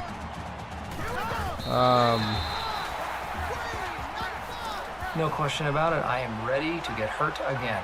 Exactly. If that means victory. So here's the question: Are we seeing another week of parity, or are we seeing another team making a run like Kansas did? I don't know. Indiana. I mean, listen. You know those middle teams. Your Illinois, your Indianas, your Virginia Techs, your Kansas. They're so unpredictable, right? I don't even know what to think week to week. Like my pick'em this week is fucking a disaster right now, I think. Oh yeah, mine are destroyed. I mean, obviously I picked Illinois, but I'm pretty sure I picked LSU in this game, and I probably picked Iowa in the first game. So I'm like 1-2 to start the week off. Oh my God! Wow. What a game! What a great win for the Indiana program. 28-24, the 10th ranked team in the nation with only 3 wins going into week 10 upsets the team that just finally worked their way back to number 2 after losing a few games in a row. And now this is going to be, I mean, LSU loses. 3 and 4 play each other, so one of them have to lose. Number 5, Florida, has to play number 1, Auburn. So we could have a huge shakeup again, Keith, just like we had a couple weeks ago. Something about this league, man. There's something about this league, man. We need to get that on a soundboard. Keith saying I've only been in this league for a few weeks, right? A month maybe. It's already crazy. It is so crazy. Somebody needs to make him saying that a fucking soundboard. There's something about this league, man. All right. Oh, fuck. I was about to exit the game. Fuck your stats. Oh, shit. It's getting late. You tell us, dude, it's 2 games a night is pretty easy, man. 3 games a night, I don't know what it is. Just going from 2 to 3 seems like it's a stretch. Maybe it's because I had to do the show earlier. Maybe tomorrow night will be better when there's no show beforehand. We just whip through 3 games. Anyway, here are your game stats. Bowl game names. Yeah, I'm working on those as we speak, Crazy Conduct. We have less bowls this season, all right, because we only had half the teams. So here, somebody help me with the math real quick. If we have 12 teams and 4 go to the playoff, that leaves 8. So there's only going to be 4 bowl games this year. And last season we had like 8 or something, right? There's your score, your first downs, total. Oh my God, you guys look at the total offense. 408 to 408. It can't get any closer than that. Unbelievable. That's incredible. Both teams suck on third down. Indiana pretty good in the red zone. LSU not so great. Turnovers were even. These stats are literally the exact same. It's so crazy. I mean look at even the penalty, dude. Look at the penalties. Look at the total yards down here. 1 yard apiece. Kick return yards. Literally the exact look same. Look at this shit. All the way down. Oh my God. Could that David Leathers? I agree. This league is crazy. I don't know. Do you guys like this league enough? You know, I wonder. Let me be real for a second, and I'll come back to being me. Sometimes I have my doubts. Sometimes I wonder. You know, we've got 160 something people, but we only get like 10 people watching a game, so it makes me wonder sometimes. And we only get like 30 or 40 doing the pick'ems. So sometimes I wonder. You know, I don't know if it's worth keep going. Like, should we keep going? Should we? Is there enough interest that? You know, should we tone it down? I don't know what to do. But right now we have a plan through at least the end of next year, so we'll stick with that plan for the time being. Butch Menor, 22 of 28, 319 yards, 3 touchdowns. He did throw 2 picks. He was sacked 4 times. Marshawn Falk, 22 carries for only 60 yards. Didn't even average 3 yards a carry. Butch Menor with all those sacks, negative 21 yards rushing. Yeah, Michaela, I would say that I'm not concerned about you at all. Yugi Dre, 7 catches for 121 yards and a touchdown. Beetlejuice, 5 for 71, also a touchdown. Michon, 4 for 73. DeVille, 2 for 17. Oh, fuck. I go to blocking. On the defensive side of the ball, Gunner Beefcake, we highlighted him before the game. 9 tackles, all of them solo. Also had an interception. Wadsworth, I called his name a few times, 7 tackles. One of those for loss. Killian Bain, he's always solid, man. He's always right there with that, 6 to 10 tackle range. He had one of his tackles for loss. Nakamori only in his, I think, 4th game with 6 tackles as well. Ernest McCray Jr. with a few. Jeff Banfield with a few. Peter McLongfellow, your current defensive player of the week in the AACL. Only 3 tackles tonight. No sacks, no tackles for losses or anything. So definitely, they were definitely keen on him, I have a feeling. Oh, sorry. I fucked this whole thing up. There we go. Got to do all this for the stats people. By the way, you guys should all thank the stats people. They're amazing. There's a handful of them. There's about a half a dozen of them in there. And the stats get done in this league so fucking quick. It's fucking great. I appreciate all of you guys in there. These are all offensive players, so I don't have to worry about them. Charles Campbell, no field goal attempts. Just 4 for 4 on the extra points. Hayden Whitehead, 7 punts for 315 yards. It looks like Beetlejuice and Jeff Banfield sharing the kick return duties as well as the punt return duties, except it looks like Jeff Banfield probably caught his 1 attempt. On the LSU side, Larry Ballin, 25 of 35 for an even 300 yards, 2 touchdowns, 2 picks, 2 sacks, 2s across the board. Larry, he also rushed for 56 yards. Brute Bandit, though, also rushed for 51 yards on 16 carries, averaging 3 yards per carry. Boutte, hey, Boutte, 7 receptions for 92 yards. I know he's an AI, but when you have a cool name like that, I'm going to fucking say it anyway. Brute Bandit, 5 for 14. Essex Denibola, 4 for 33. And then Ty Bird with 1 amazing catch and a touchdown. On the defensive side of the ball for LSU, Jabril Cox. Okay, yeah, I'm going to have to switch him and Yayo Montana. Because this guy, he's the right outside linebacker. And Yayo's the left outside linebacker. I'm going to switch him in the depth chart. I should probably run that by Essex Denibola, but I'm not going to. Tucker Brothers, I talked about him earlier, getting some votes this week for Defensive Player of the Week, along with Matt Ryan, Michaela Foraker, Alex Roy, Rob Foraker, and Yayo Montana. Look at all those humans on the defensive side of the ball for LSU. That's good to see. All those assisted tackles for losses, a couple sacks in there, 3 of them. Rob got 1 of them, and an interception for Tucker Brothers, and an AI got the other one. Pass deflection for an AI, it looks like. And who's down here? Anybody? Right here. Justin Brown. Justin Brown, are you still in the chat? Let's see what you did, bro. You got 1 sack. That's good. You only had 1 tackle. You had 1 sack. There you go. There's your night. On the kicking side, Nigel Gruff, 1 for 2. He missed. I mean, how bad does that hurt now, you guys, that missed field goal, right? Oh, no, they lost by 4. Never mind. Hey, it doesn't hurt at all. 33-yarder, 3 for 3. It still would have hurt. What's that? It would have hurt. It still hurt. Oh, it would have hurt worse if you lost 28-27, though, don't you think? Yeah. LSU's punter with one of the best names in the league, Steve the Pirate, 6 punts, 275 yards. On the kick returns, Essex Denable at 3 for 78, and on the punt returns, 5 for 48.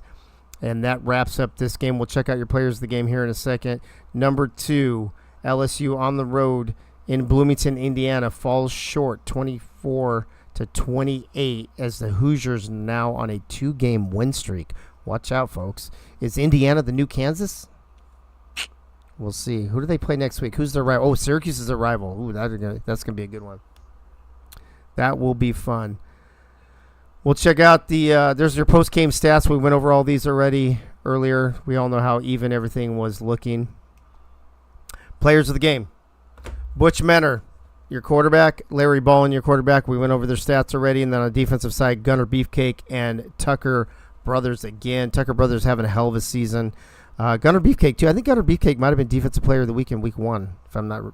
I know he had a pick 6 in Week 1. I don't remember what else. But Gunny and Keith, let me go to you real quick. Your final thoughts. Gunny, I'll go to you first. Your final thoughts, not only on this Indiana LSU game, but on the crazy night 1 of Week 10 as a whole.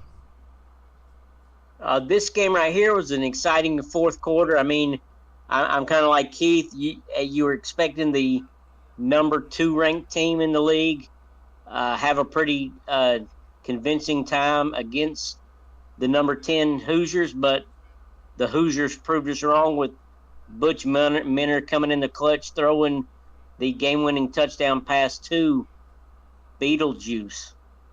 And the other 2 games, boy, I'd love to see Navy and Penn State have a game like that tomorrow night. Yep, that'll be fun. Keith, your thoughts on this game and the night as a whole? Yeah, I mean, I guess it was refreshing to not have a blowout in the first half for once. There you go.